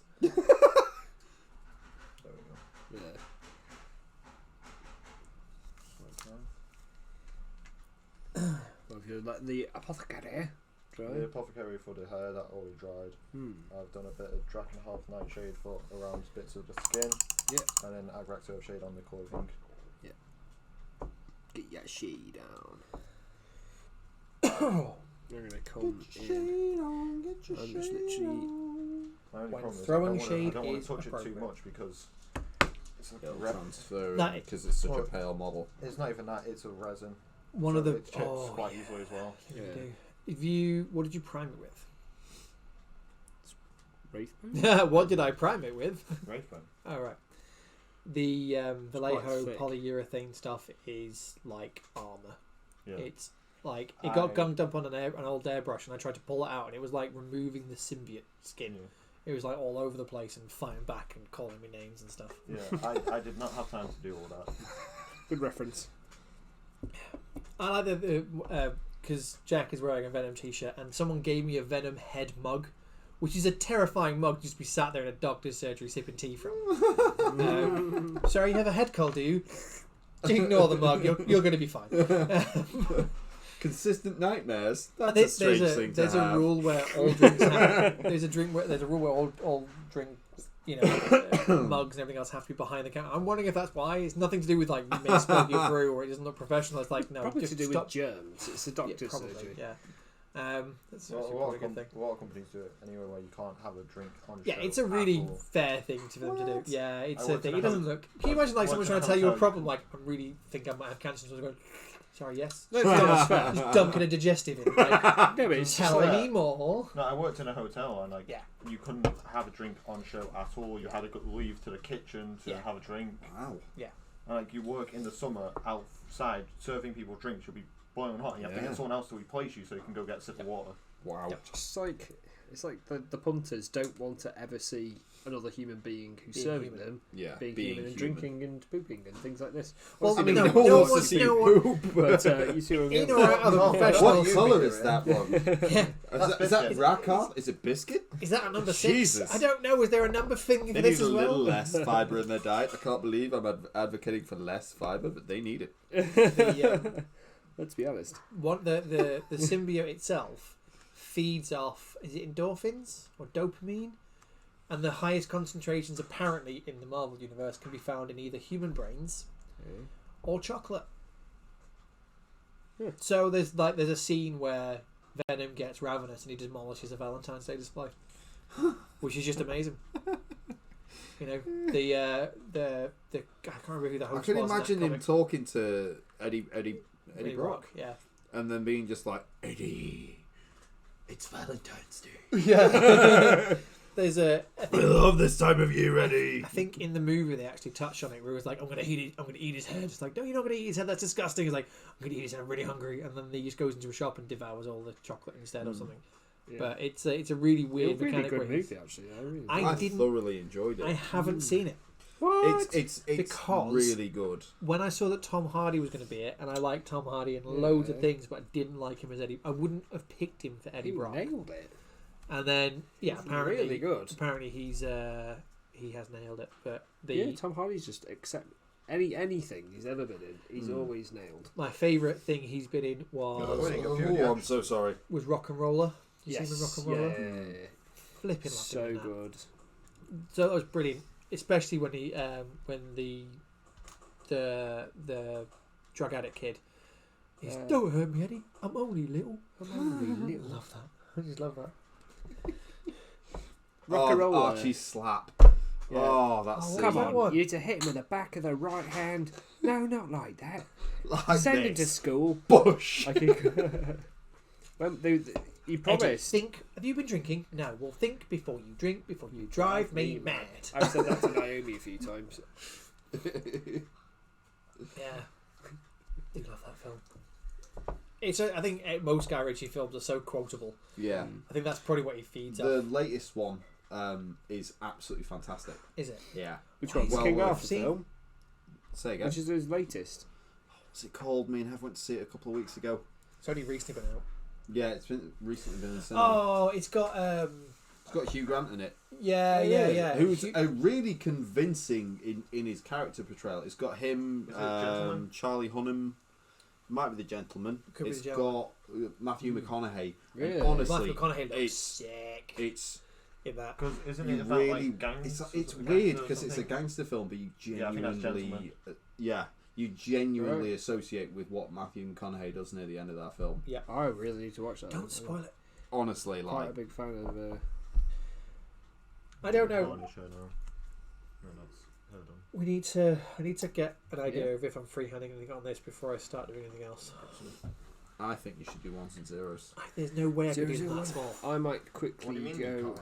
There's just, I mean, I Have you feel like tried? you've got some goals there that you can practice. Jack. I've already gotten Data goals. I've gotten so far with them It's already. fine, That's like- that's further than I've ever got with any venture. I don't want to go. I don't want to mess it up now. Or to go I'm trying to do anything else. in the garden or something, or Yeah. down the garden. No, Outside in the other person's garden, yeah. preferably 3 houses down. Just so we don't- wanted to ask before.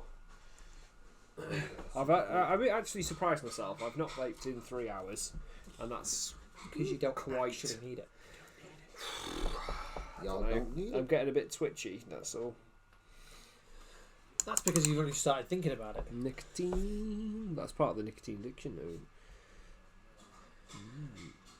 Makes you I love think that. about it.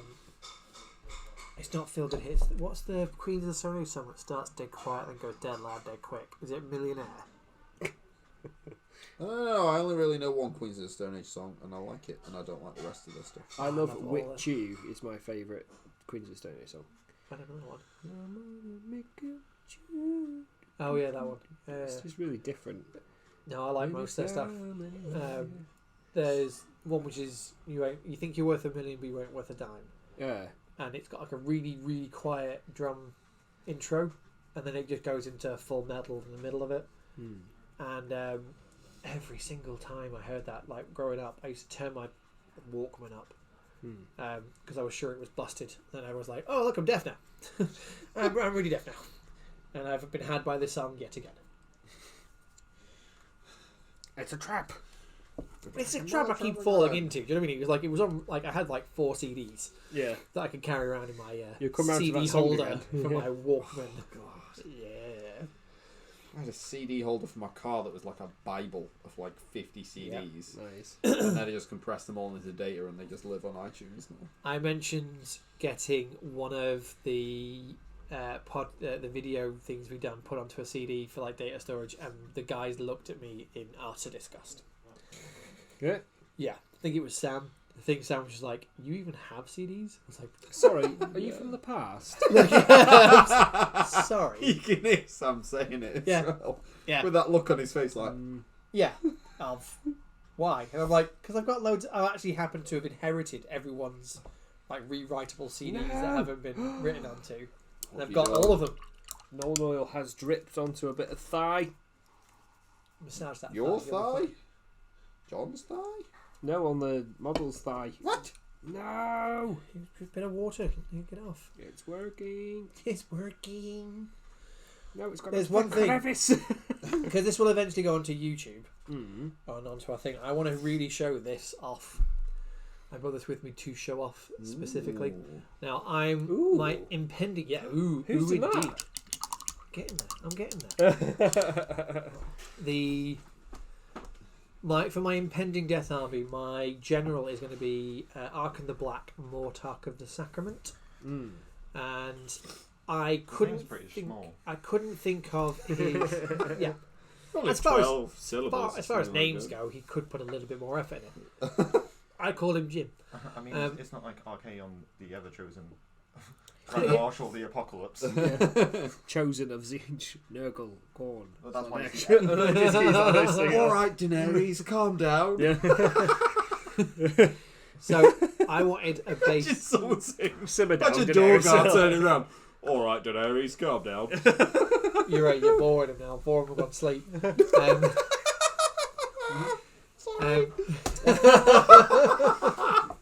You've been tickled. Oh, that's good. Do I need to check the soft boxes for you? Ooh, I'd get really warm. Yeah. So I wanted a scenic base doing. So I reached out to one of our mutual friends who has a 3D printer, Mr. John Antrobus of Jembu Studios. Yeah. And I found a cool looking base on Thingiverse, and he printed it up for me within literally like a day or two. Yeah. It didn't take it that long to print. Just of me asking him and him having it ready was no time at all. Yeah. And the print quality is astounding. Yeah. There are striations on it, and I'll get Jack to hold it up to the camera. But like with say no. Show off Jembu. Like we all love John. Yeah, it's just it's just because he's asking for something. That's all. Yeah, because John asked, say no until he worships the tea towel. So I'm going to go for like You're going to hold the camera closer. So I'm going to go for... My one hand's busy right now, so... I'm going to go for a... Making sure she sticks down in the right spot. I'm going to go for kind of like an obelisk, black, almost a bit like a Blackstone Fortress kind of vibe, kind of black really glass. Yeah, that hair's really made a difference. It was almost like the hair was... in the way. It was...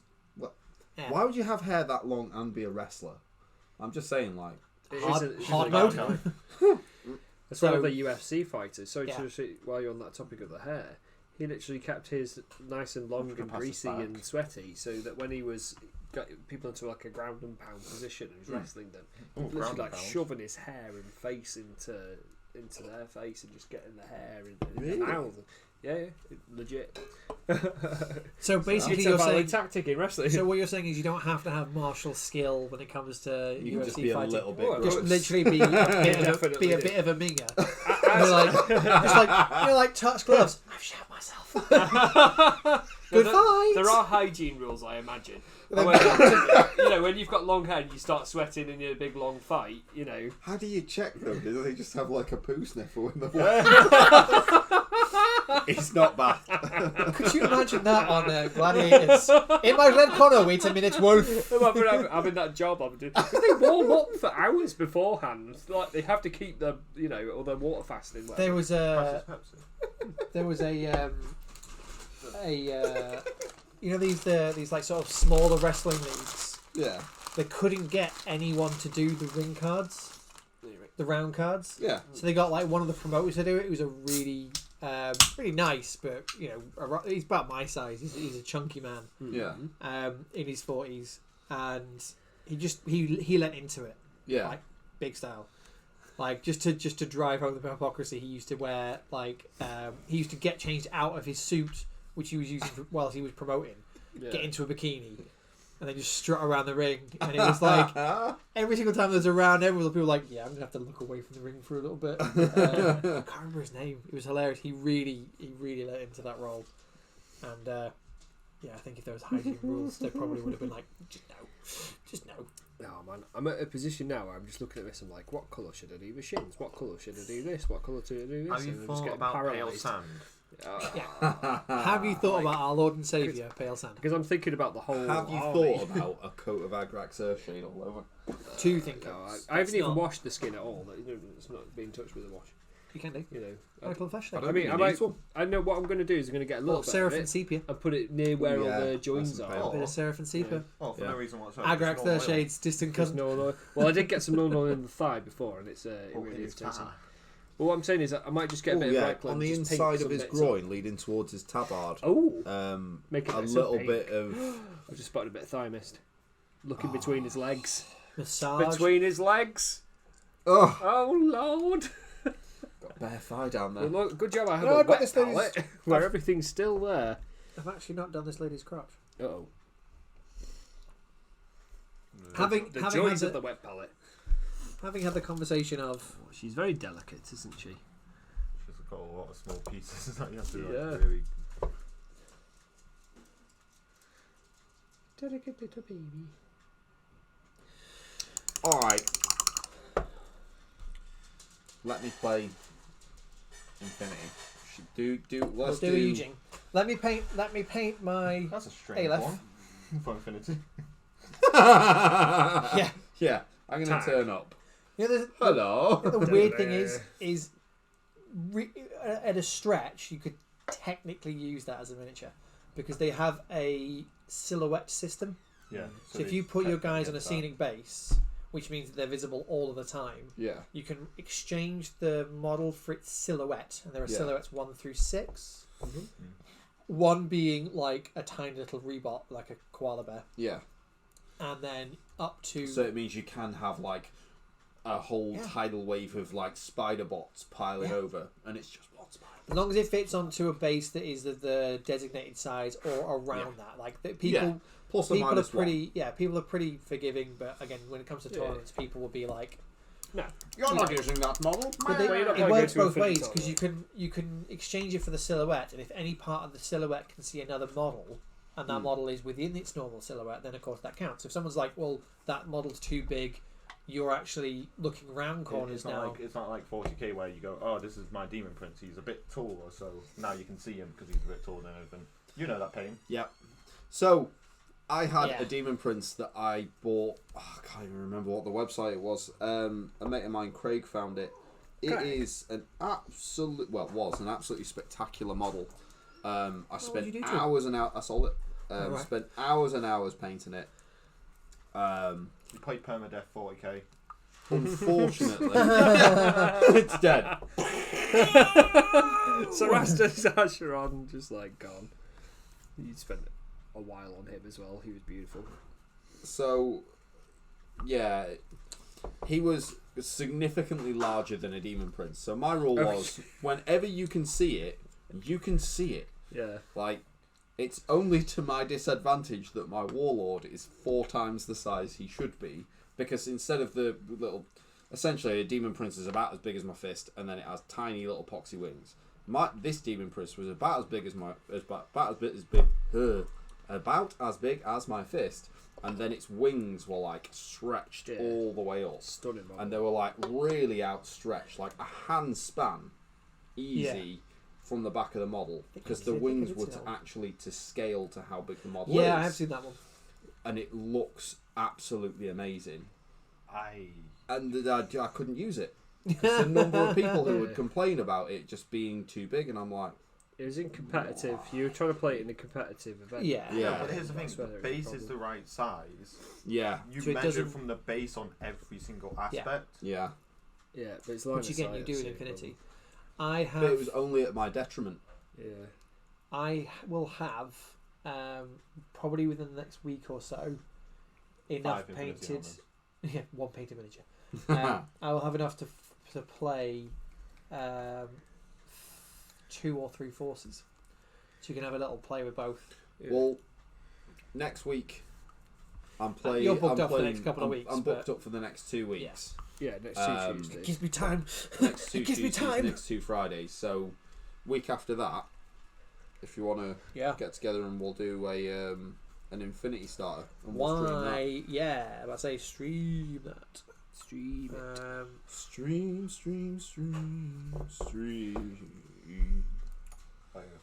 No? Wake up, Jack! Says the chat. That's James, your brother. Oh, God. Hey! Tom's brother. James. Hey, bro, you're right. So he said, "Wake up, Jack. See you snoozing." And that's because I'm literally looking at these next ones again. I'm gonna have to do so much more skin tone again. There is like when you pick a certain.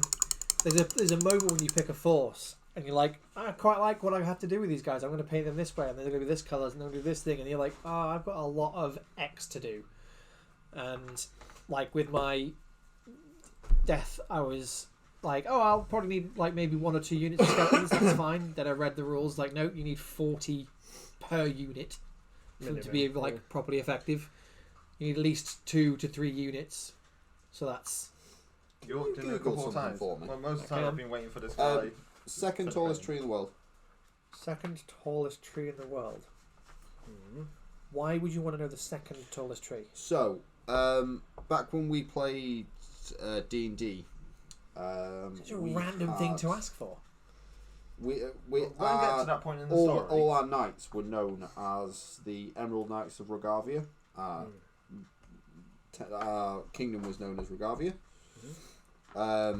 So, a lot of us, well, I was a druid with my friend Hepsy, and since I started doing these, they're all named after trees. So, my Warlord Titan is Hyperius Maxima, so the tallest tree in the world is called Hyperion. So yeah, they're named after trees. Nice. Is that a species of sequoia? It's the biggest sequoia in the world. Apparently, it's the one with the road running through it. Because not that one. It's bigger than that one.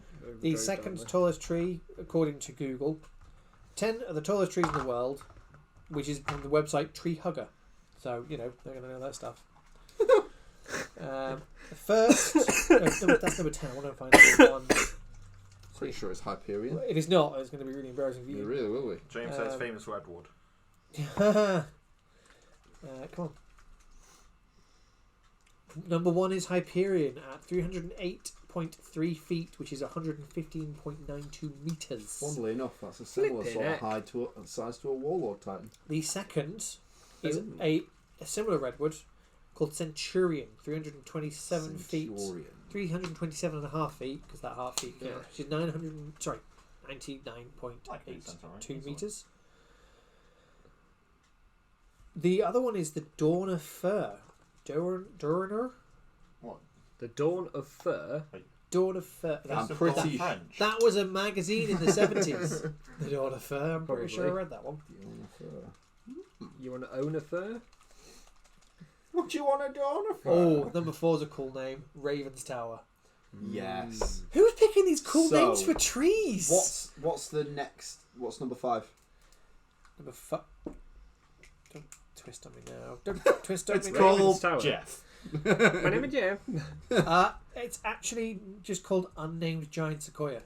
Oh. So all of the other trees have been like given proper epic names, and someone was like, You haven't got to number 5. Who cares Can about I this tell one? you a story about the sequoias? When I was a kid, Don't do it. got You'll a get Number 7 arrested. is white. No, it should be fine because I was 12 at the time. Good No, name I was for a older than that, reader. sorry. I was 16 at the time.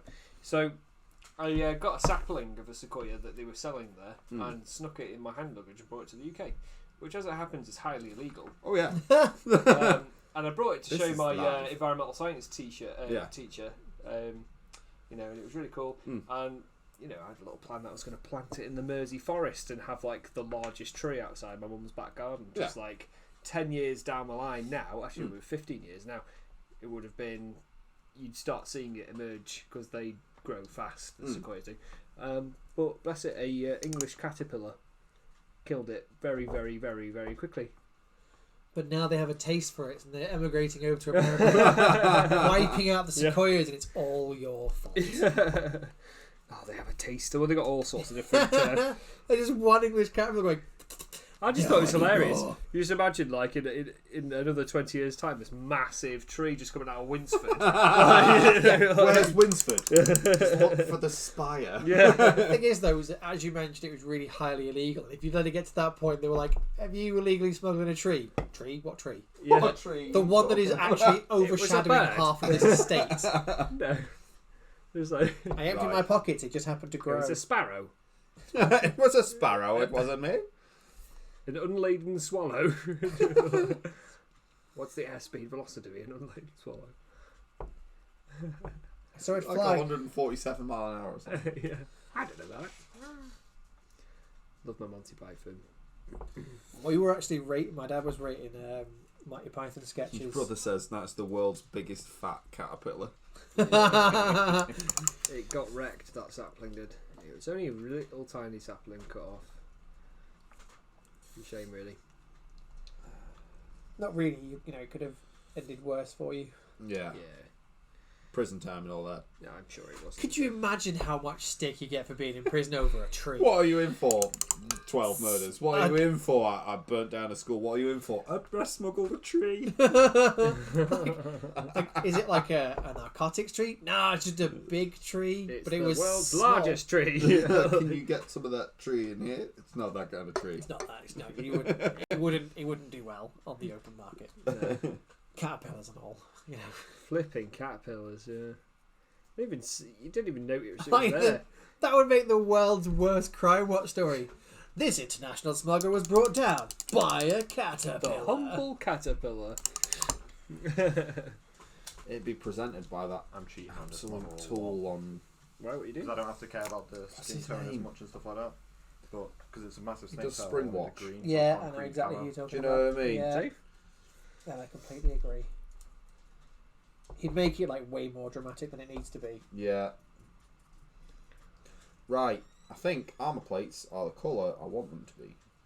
Excellent. Should you want to show the cam where you're up to now?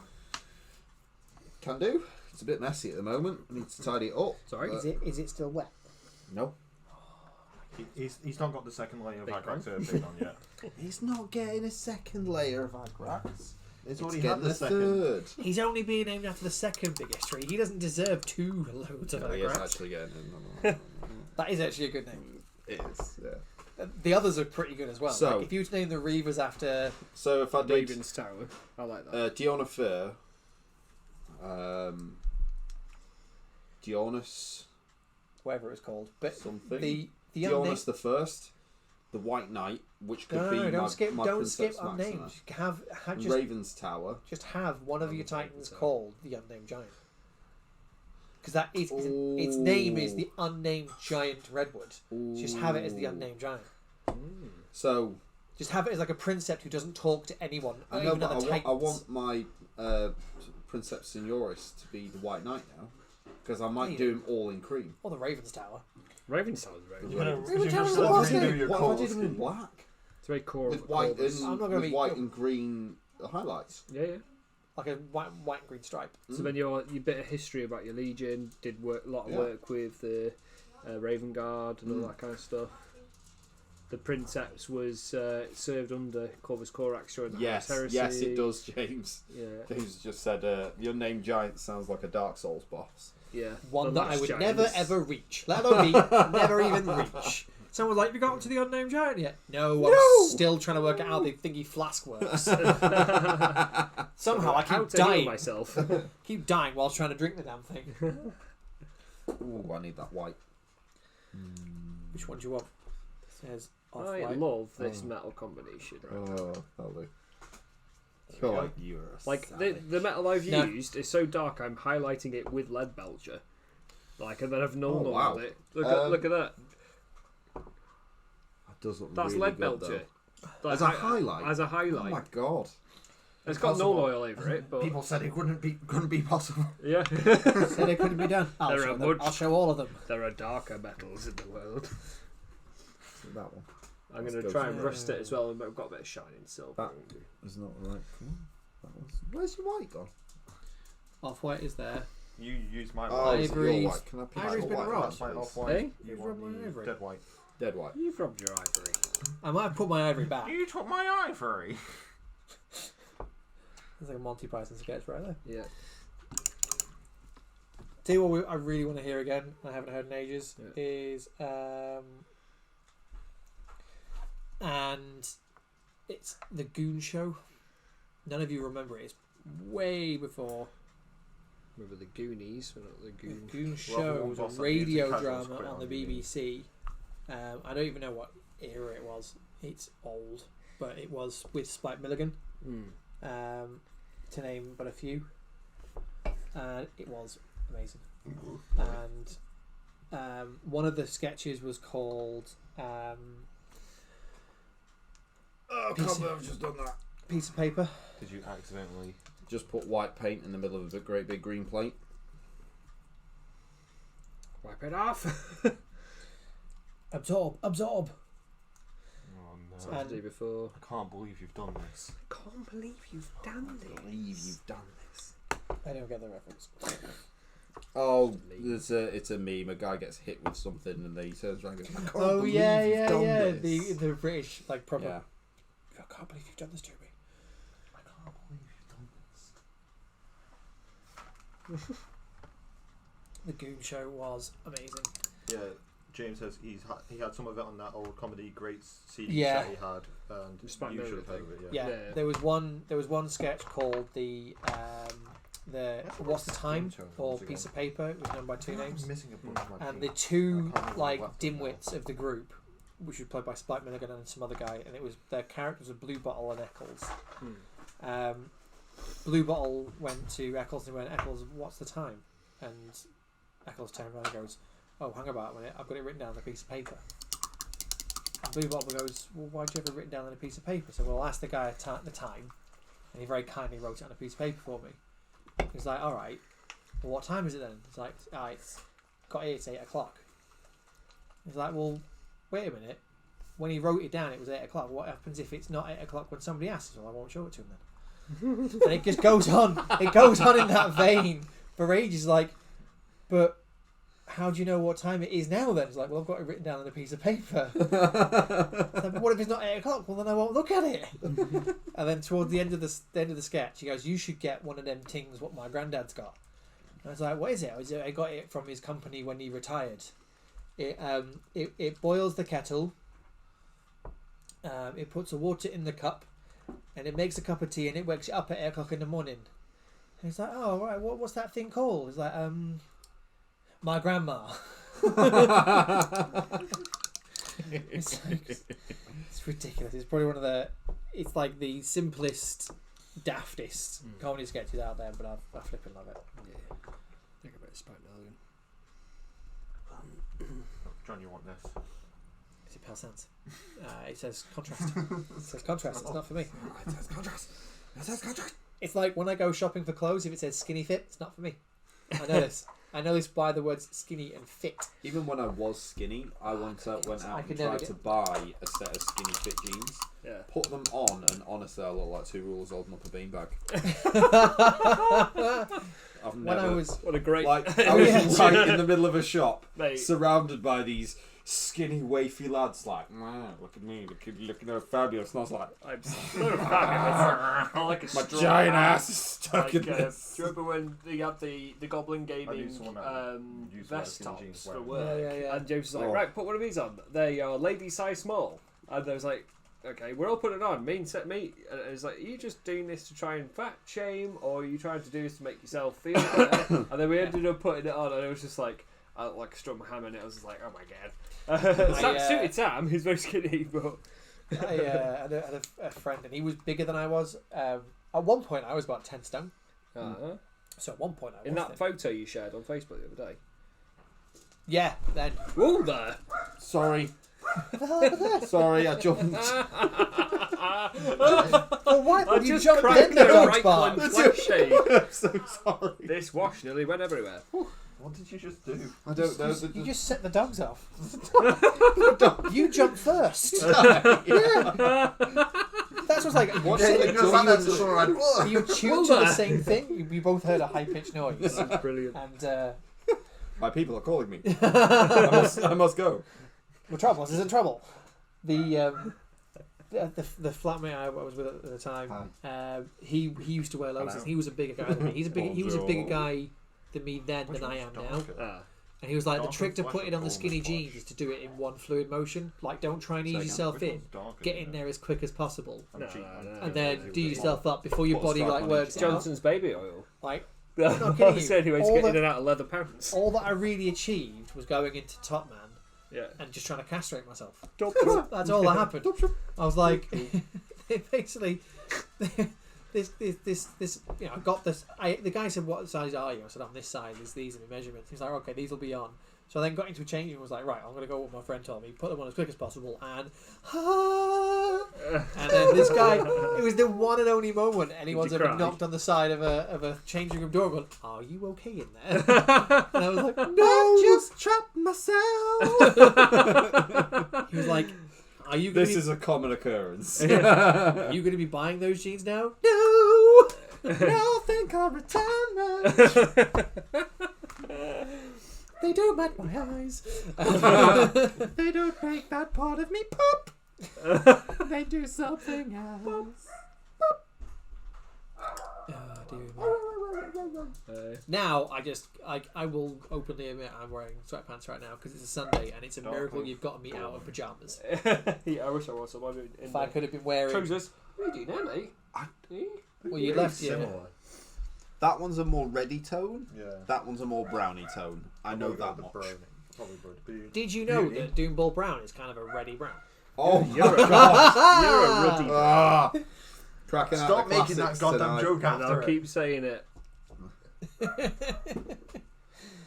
This is going to be a running Right. thing for the stream. Can I get Pale Sands Doomball Brown. which is ragging a on the reddy T tag, brown. and then Doomball Brown, which is, by the way, a reddy brown. Oh, and then don't forget that we always seem to mention Scruffers Brown every time John starts Yeah. going on about. I don't think Do I you know don't. what paint you should use for that Scruffers Brown? Scruffers Brown. As a base, It's not what I Scruffless want. brown. I'm going for a blue. Yeah, Scruffless brown, and then you work your way into like McCrag. That's like shit yellow into blue. How would you even? Well, what paint tone is that? I keep That's the looking opposite for side of the yellow. colour wheel. Yellow is one of those colours that is notoriously hard to paint, and Yes. there are lots of I theories. have some Imperial The Fists. It's recent- very hard to paint. Recent thing I was watching is someone saying you need to start with a base of pink.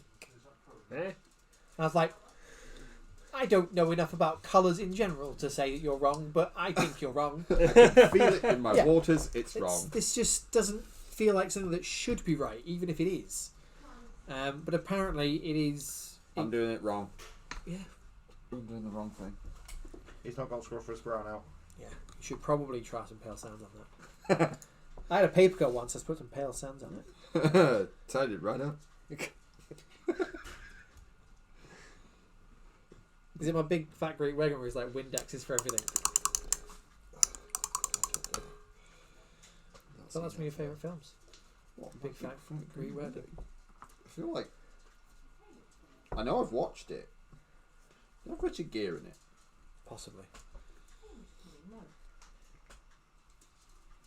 the general idea of that film seems to be you watch it and then you instantly just go, yeah, I watched it. That was a That's pleasant, weird 2 hours of my life. That went into my eyes, and Into my eyes. I will watch. I love movies. I absolutely love movies, and I'll watch anything from beginning to end. If I can't, it's just not even a film. It just can't be classified. I mean, I've watched. Sorry to interrupt. You know that little door on the back? I'm going to paint that bright yellow. Have you got bright yellow? Can I borrow some? Because I literally brought a selection of paint. I've got that yellow. I also don't have Scrofulous Brown. Gold Which yellow. the reason I have Scrofulous Brown is because it's a good base for yellow. So after all the digging, that's actually what I use it for. But I don't have that with me because I'm not painting yellow today. Right. There was a film called Elizabethtown. Yeah. And it's starring Orlando Bloom and I think Kirsten Dunst. And I can't tell you anything more about that film apart from the first 5 minutes because it's that bad. Remember, like he auditioning for the Bee Gees earlier. Yeah, Richard Gere dead. That is Richard Gere dead. Poor guy. He might be. Maybe after doing that film as well. For all you I can know, do the wiki for us, Jim. He the Elizabethtown was about a shoe designer who designed the next pair of like big Nikes or something. Yeah. And he botched it, and it was like the worst selling pair of shoes ever. So he decided that he wanted to kill himself. So he got like all this exercise equipment and like gaffer taped them into like the weights have been suspended in a certain way that once he pushed like this part of the treadmill, it would all let go and it would swing a butcher's knife like into him. And I'm like, dude, you could have, in the amount of time it took you to set all this up, you could have just chunked yourself off a bridge. In fact, if you'd done that, that film would have ended quicker. Or invented another pair of trainers and redeemed Yeah, exactly. yourself. Yeah. And it was the whole film was like, this is how it starts. I'm like, I don't need to continue with this. I don't need to devote any more time with this. You've put enough into my eyes, and I don't want you to do any more. Put enough into your eyes. Carry on. But then I'll watch. What film did I watch? Have you watched The Sword Art Online film, and like my friends hate Sword Art Online, and I'm like, I really enjoyed the series. I enjoyed it, and they're like, if you like it, John, like there's this meme of a raccoon and a possum on a magic carpet, and it's like, I can show you some trash. I can show you some trash. And like whenever I say like, oh, I've got this anime I like, they just have these just instantly throw that meme at me. I'm like, is it this? I'm like, yeah, it is. Yeah, it absolutely is. There's a meme about a man who's actually a bin bag. That's terrible, John. No one would want to watch that. I thoroughly enjoyed it. I bought the season on DVD. Why have we bought a DVD, John? No one owns this DVD player anymore. Shut up. It's not yet a dead technology. Yeah, the second somebody says that, it means it is. Yeah. when someone's God damn it. when someone's there going, it's not really a dead technology. It's like, well, that just proves it absolutely is. Yeah. Right. It always makes me laugh when is that a brown or is that a red? there's a chap who sits next to me at It's a work reddish called brown. Russell. That's red, isn't it? That's a reddish brown. Oh, I don't know if it's. I don't know if that's Reichland Fleshade or Carenberg Crimson. I've got some Reichland here, if that's a reddish brown. There you go. I've gone over the skin there with the Reichland flesh shade now. I can't hand you back an open thing of He's, wash. as that wash goes in, Yeah. it's making that look nice and ruddy. That was easy. What was that one? That's a Darko Flush. Darko Flesh. Dark O flesh. It's more or less a skin tone you're trying to get as well. You hear that? Effort you're putting in. Not happy. Actually, I'm fine with that because I'm quite happy with the layers. Because and I'm taking the moral high ground. And also, Yeah. I When can you get tell to that it's moral been high blended. ground, let me know what the view's like because I'm not enjoying it either. You spent ages doing that. I just do that. And it's the skin tone That's you the basically last- built up for. 4.5 hours. It's not. There is a difference. You can tell it when it's dry. You'll be able to tell the difference. Yeah, mine's going to look better. You won't. Spicy. It won't. I'm gonna, because I'm just in a minute now. We're just gonna put. The a few only bits in. reason I know how to paint pale skin is because there's no contrast for it. I hate painting skin as a whole. Pale skin is not a thing for contrast. I used to hate painting cloth. Like if there was like a miniature that had like a cape or like any fabric. I was like, I'm not going to buy you. Yeah. And then I just got over it. Cool story. That was a weird It's like it's very much. It's very much like It's the. 6:30. John's starting to run out of energy. It's very much like the. Do you know How I Met Your Mother, where it's Barney's like, once I got sad, but then I just stopped being sad. If I was ever to tell the story of How I Met Your Mother, it'd be like, hey, I was looking for a woman and I found one. Yeah. At this point at night, any other point at night, I'd be like, let me tell you the colour of the stars that day. And the way I use Scruffless Brown in the morning. as a body wash. As a body wash. I'm going to do that one day. I'm going to replace like some form of products that you have that's brown. And I can't think of any products you'd have that would be brown. Biscuit brown. Is biscuits? Just replace them with I don't think I'd be able to. dehydrated Agrax shade. Thank God, that must be a lot of it. I've had to dehydrate 55 bottles to make one approximate custard cream, but I've done it. And now he's going to eat it. And probably die. If you can get Agrax shade and press it into biscuit form, I will eat it. Yeah. I might die from it, But your it's brother the closest you ever be to vomiting becoming it. paint for hours. Yeah. Your brother has reminded us that maybe reminding people that they are watching paint dry as part of this is probably not something we want to focus on. That's not a selling point. No. I mean, that's literally why I sat half doing nothing, because I was just focusing on her, and I was I like, just stand there going, and now I'm waiting for you to dry. Now we'll play the waiting game. Now we play the waiting game. like, I really should have done the thing of doing every single skin tone at once, but I wanted to see if I can much work I needed to do on one. Just got to keep moving on How to I the Met next Your bit. Mother, And the next Stockholm bit. Syndrome edition. That's what the layering method that I use for the Well, Infinity your brothers Miniatures. that mentioned Beauty and the Beast. Is that me and you?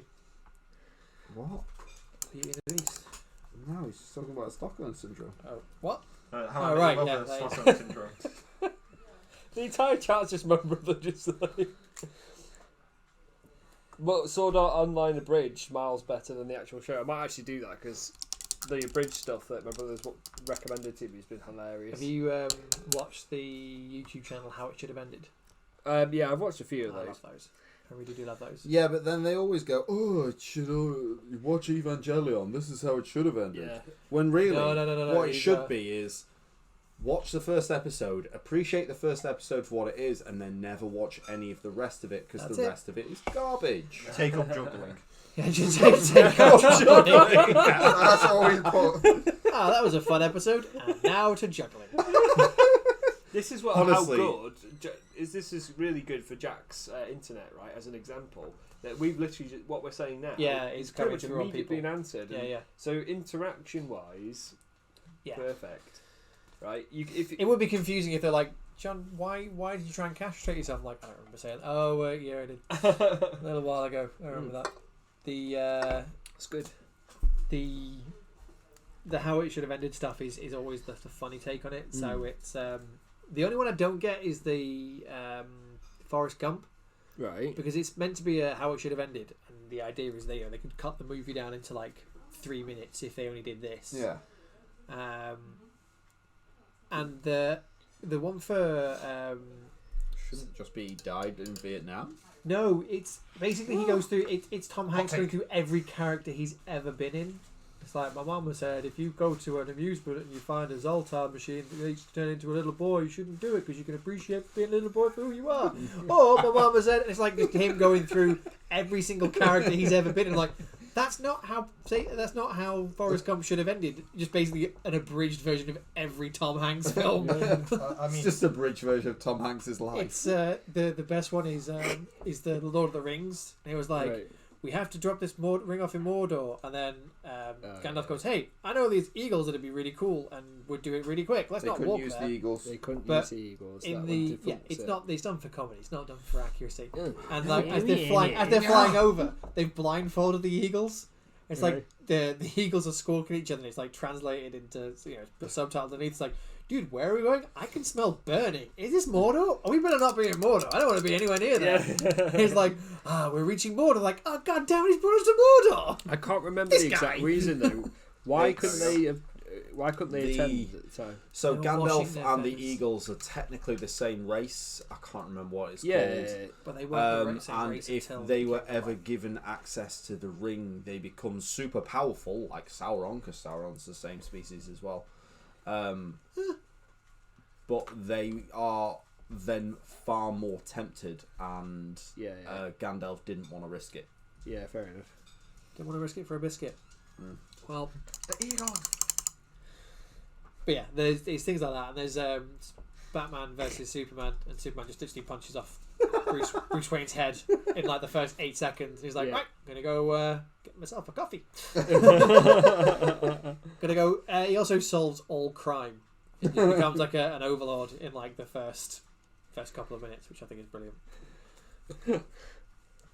There's actually the Injustice games actually are about that. So like there's actually a comic with it. The Injustice ones. Yeah, where Joker makes Superman kill Lois Lane. Yes.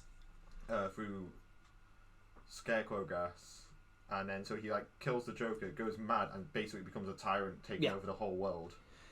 Yeah, but that's why you shouldn't get me into the Joker. He's like my favourite character in the DC universe.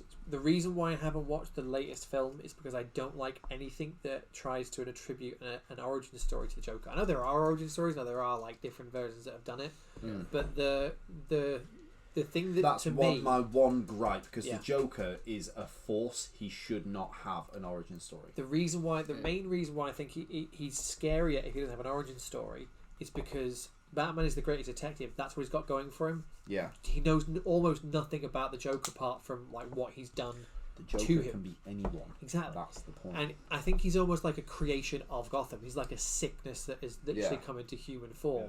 And unlike all of the other villains who have like an origin story and a method of curing them, like you could basically cure Dr. Freeze by curing his wife.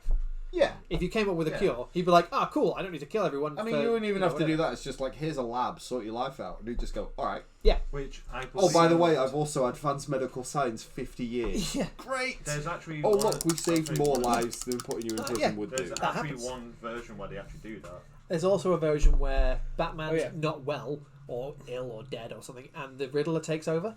Because the Riddler is equal level intellect, and he actually doesn't like the idea of everyone wrecking everything. He just likes tormenting Batman. And once Batman's out of the way, for whatever reason, he's like, actually, I quite like where I live, and I don't want it to be run by crime lords. Yeah. So like, you could go through all these different, supervillains, and you could solve them in a way. Yeah. But the Joker, because he didn't have an origin story, because there isn't a reason why he is the way he is. There was no way to fix it. There was no way to solve the mystery of. Yeah. So when they're like, and don't get me wrong, all I've heard is rave reviews about. It's phenomenal. Yeah, I really do have to. It's hauntingly disturbing. But I'd say as a thing, it's an idea of what a Joker could be. Yeah. Yeah. It's not the Joker. Yeah. As you said, it's multiple people. It could be. There was apparently, what is it? Thingy Patterson is now the next Batman. Which Patterson? The Robert Pattinson. Robert Patterson, which No. I don't He's been phenomenal in everything else he's ever done apart from Twilight. Well, ironically, which Twilight, to be honest, it's a weird script, weird main lead, and a very weird. Suits Batman, and he's also plays a shiny vampire. It's not that. Yeah. I just think like how he looks does not suit the aesthetic of what Batman should be. No, I think. I think if we went back, I don't think George Clooney made a particularly good Batman. No, but that's why I don't think Val Kilmer was a particularly good Batman. I love that. I love the Val Kilmer rubber blockhead. He was like, "Wait, where are the bad guys? Are they to my left or right? Because I can't see them, because I can't turn my head ever." Yeah. It was like, that's a design thing that Batman would totally be on Frank top. The Miller world's Batman, greatest detective doesn't need to look left or right. Yeah. But the... I think the only Batman that's ever really I think Batfleck's phenomenal. I think he did a really good job. I have. And I think he actually did. Bat Bale as well. I really like Christian Bale as I think it was one of his most iconic roles. He's not really done anything I since think then, really. Christian Bale did such a good job, and I've heard good things about the Bat thing, but I'm not a massive Superman fan, so I've kind of stayed out of that universe because of that, not because of Batfleck, but because of that. Man of Steel is worth a watch. Yes, I like Man of Steel. Mark, It's not the best is it CGI Henry Cavill? work, Mark but- Cavill? Henry Cavill. Henry Cavill. Yeah. When they said that Henry Cavill was going to be Geralt, I was yeah. like, right, well they've wrecked it. They've They've ruined nailed it. He can't do it. Mm. I didn't like him as Superman, but I didn't like Superman anyway, so that wasn't really fair on him. Yeah. And then I'd pretty much instantly written off. I was like, I want to watch this just so I can rage at it.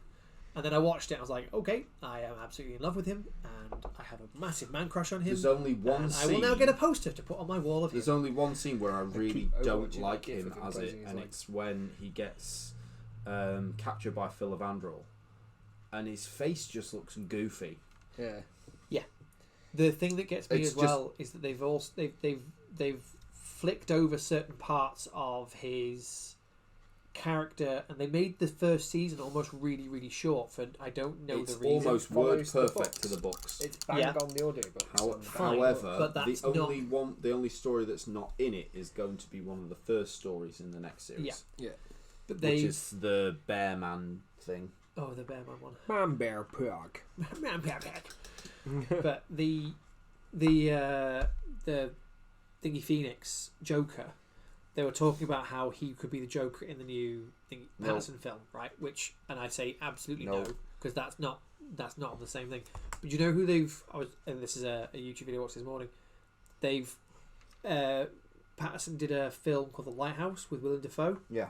And someone was like, why? They had amazing chemistry in this film. Why would you not have him as the Joker in the next film? Because he's kind of Joker-esque already. Yeah, he looks like And like he no didn't- offense to Willem Dafoe, but I mean, there's. The wiry aesthetic is the word they used. Have you watched Daybreakers? Yes. Yeah. Yes. Best vampire film ever created. It's so good. I won't hear a word against it. The bit in that, Just 'cause you love it. oh Josh yeah, Foster's and dreamy. he cleansed himself of the vampire thing, I burned love himself Underworld. alive, and like it didn't look like he'd done anything to his face. Yeah. Apparently his character was heavily burned, Yeah. and it just looked like. Yeah. When he was like, hey, he's heavily scarred from the process, I'm like, dude, they just hired Willem Dafoe. Like, does he know he's in the movie? Like, Did he read that bit of the script? He's just did on makeup on just like? set. Do you reckon like makeup was sitting there talking like, oh crap, we went to do Dafoe. Oh my god, we haven't done anything with him. We meant to make him look like Freddy Krueger, and oh well, no, it's all right. Just leave it. But the Directing comes in afterwards.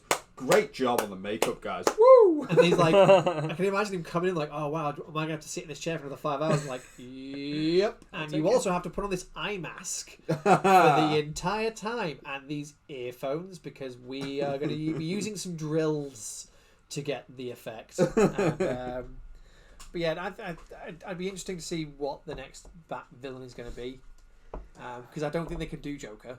It's himself. Is he himself? Really? No, I've no idea. Yeah, why not? It'd be interesting if they did Hush. Hush would be a good one. Hush was like What about the Riddler? so- Bring back Jim Carrey. Jim Carrey was. The He Riddler. does not play the same role twice. So. No, but it's the older Riddler Yeah. against Yeah, but he's Batfleck. playing another Riddler, so he wouldn't actually do it. Yeah, he wouldn't. It's reprising the same role. He doesn't do that. Damn it. But the Hush Just was, like he's been asked to do Dr. more Robotnik. of the Grinch films Yeah. so many times. Yeah. No, he's nailed it. He nailed the character. Yeah. I haven't watched the new Sonic movie, but apparently he's amazing as Dr. Robotnik. Yeah. I just feel so sorry for that film because it's Apparently, it's really good. It's made loads of money. has Yeah. it? Yeah, It's apparently. absolutely. Well, you know why? Smashed everything Do you in know the box why office. I reckon it's made loads of money? I mean, I was never massively into the Sonic franchise, so it doesn't have a huge appeal to me. But because of that original horrific artwork, I think there are loads and loads of people who've just gone to prove how bad it is and how the artwork wasn't the only thing And wrong with enjoyed it, it. and then come away with it going, oh, that wasn't as enormously terrible as I thought it would be. Therefore, it's not bad. Mm. And I think that's dangerous for some films because they, I'm going to take a break. yeah. Actually, how much have we got? Defoe just We've got turns 10 up more in minutes. places. Don't even pay him. I'd pay to see that.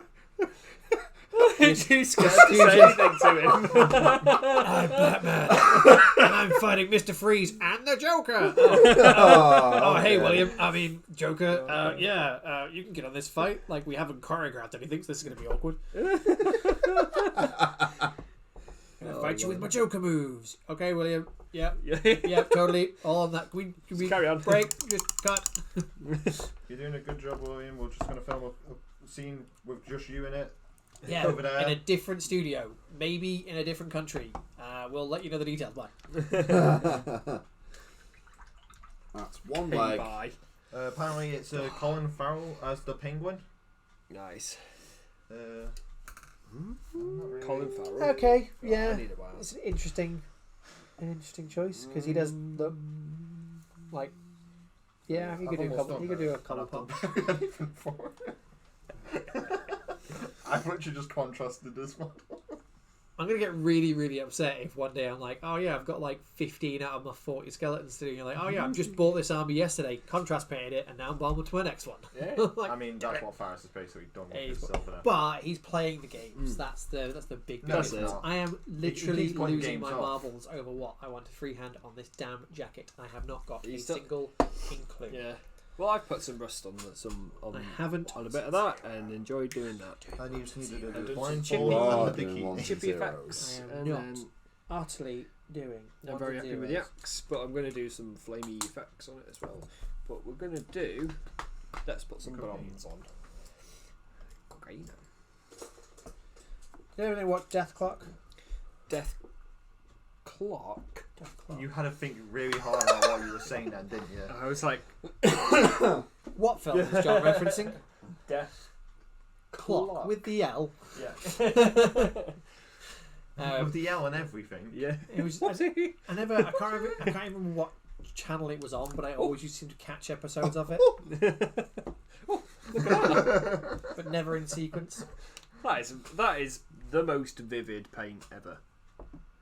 I had it sat here for a bit, and you could just see it all the time on the camera because it was There it just is. so bright. This is a normal orange. I've missed one of my Actually, you won't really be able to bush see it. covers. Yeah, I It's took it. I threw it over there. Vibrant. Right. I have no idea.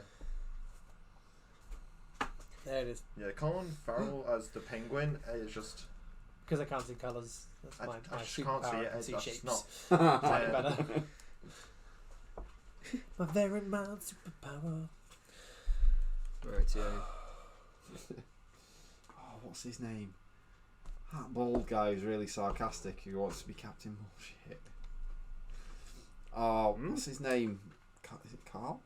Carl. It's one of Ricky Gervais's mates. Oh, Carl Pilkington. Carl yeah. Pilkington. I just want to be Captain Bullshit.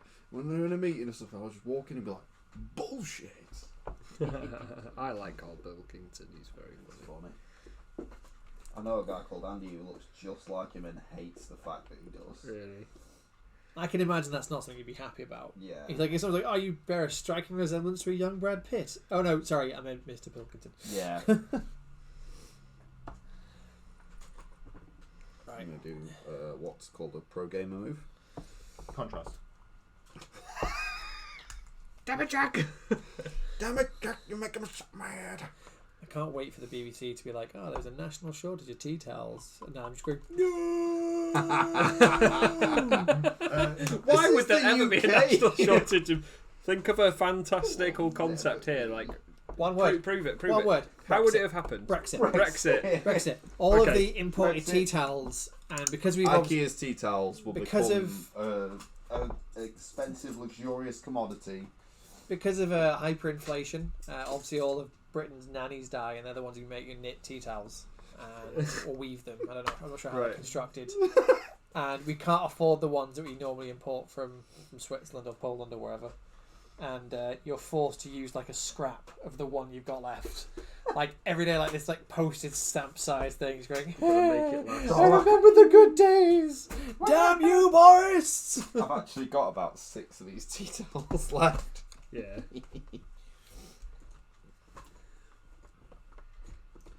Right, Curse yeah. you, Farage. Right. Well, Does this fit? Does it fit? It does fit. What's that? The paint case. Yeah. Right. That needs to go Left. What's the A-lift symbol again? Let's find out what the A-lift symbol is. You're definitely not freehanding that. White and black. It's like a hex, I think. Yeah, that's where they do transfers. They have really nice infinity transfers. Get my Balthazar on. Well, we're going to have to wrap up the stream very shortly anyway. A-lift in mathematics, and in particular set theory, the A-lift numbers are a sequence, and that I could do. Yes. No. Very, very small. Quiet you. Get back to your contrast. Let me get more Wraith Bone. Your pale skin's not quite pale enough. Back to the grindstone. Right. Do you want me to set up the light box and we'll take some photos of stuff before we finish? Of how little I've painted in 4 hours. You have learned much, my son. Or nothing at all. We'll never actually know. So, I wanted to try that method out, so I've achieved that. And even if I don't do any more on this model, I'm happy with what I've done with the skin tone. It does look really good. So I'll just be like, right, throw it in the bin now. That's all. But this slaughter priest, it's very good. There's a striking resemblance to Viking flesh shade. To a young Farage.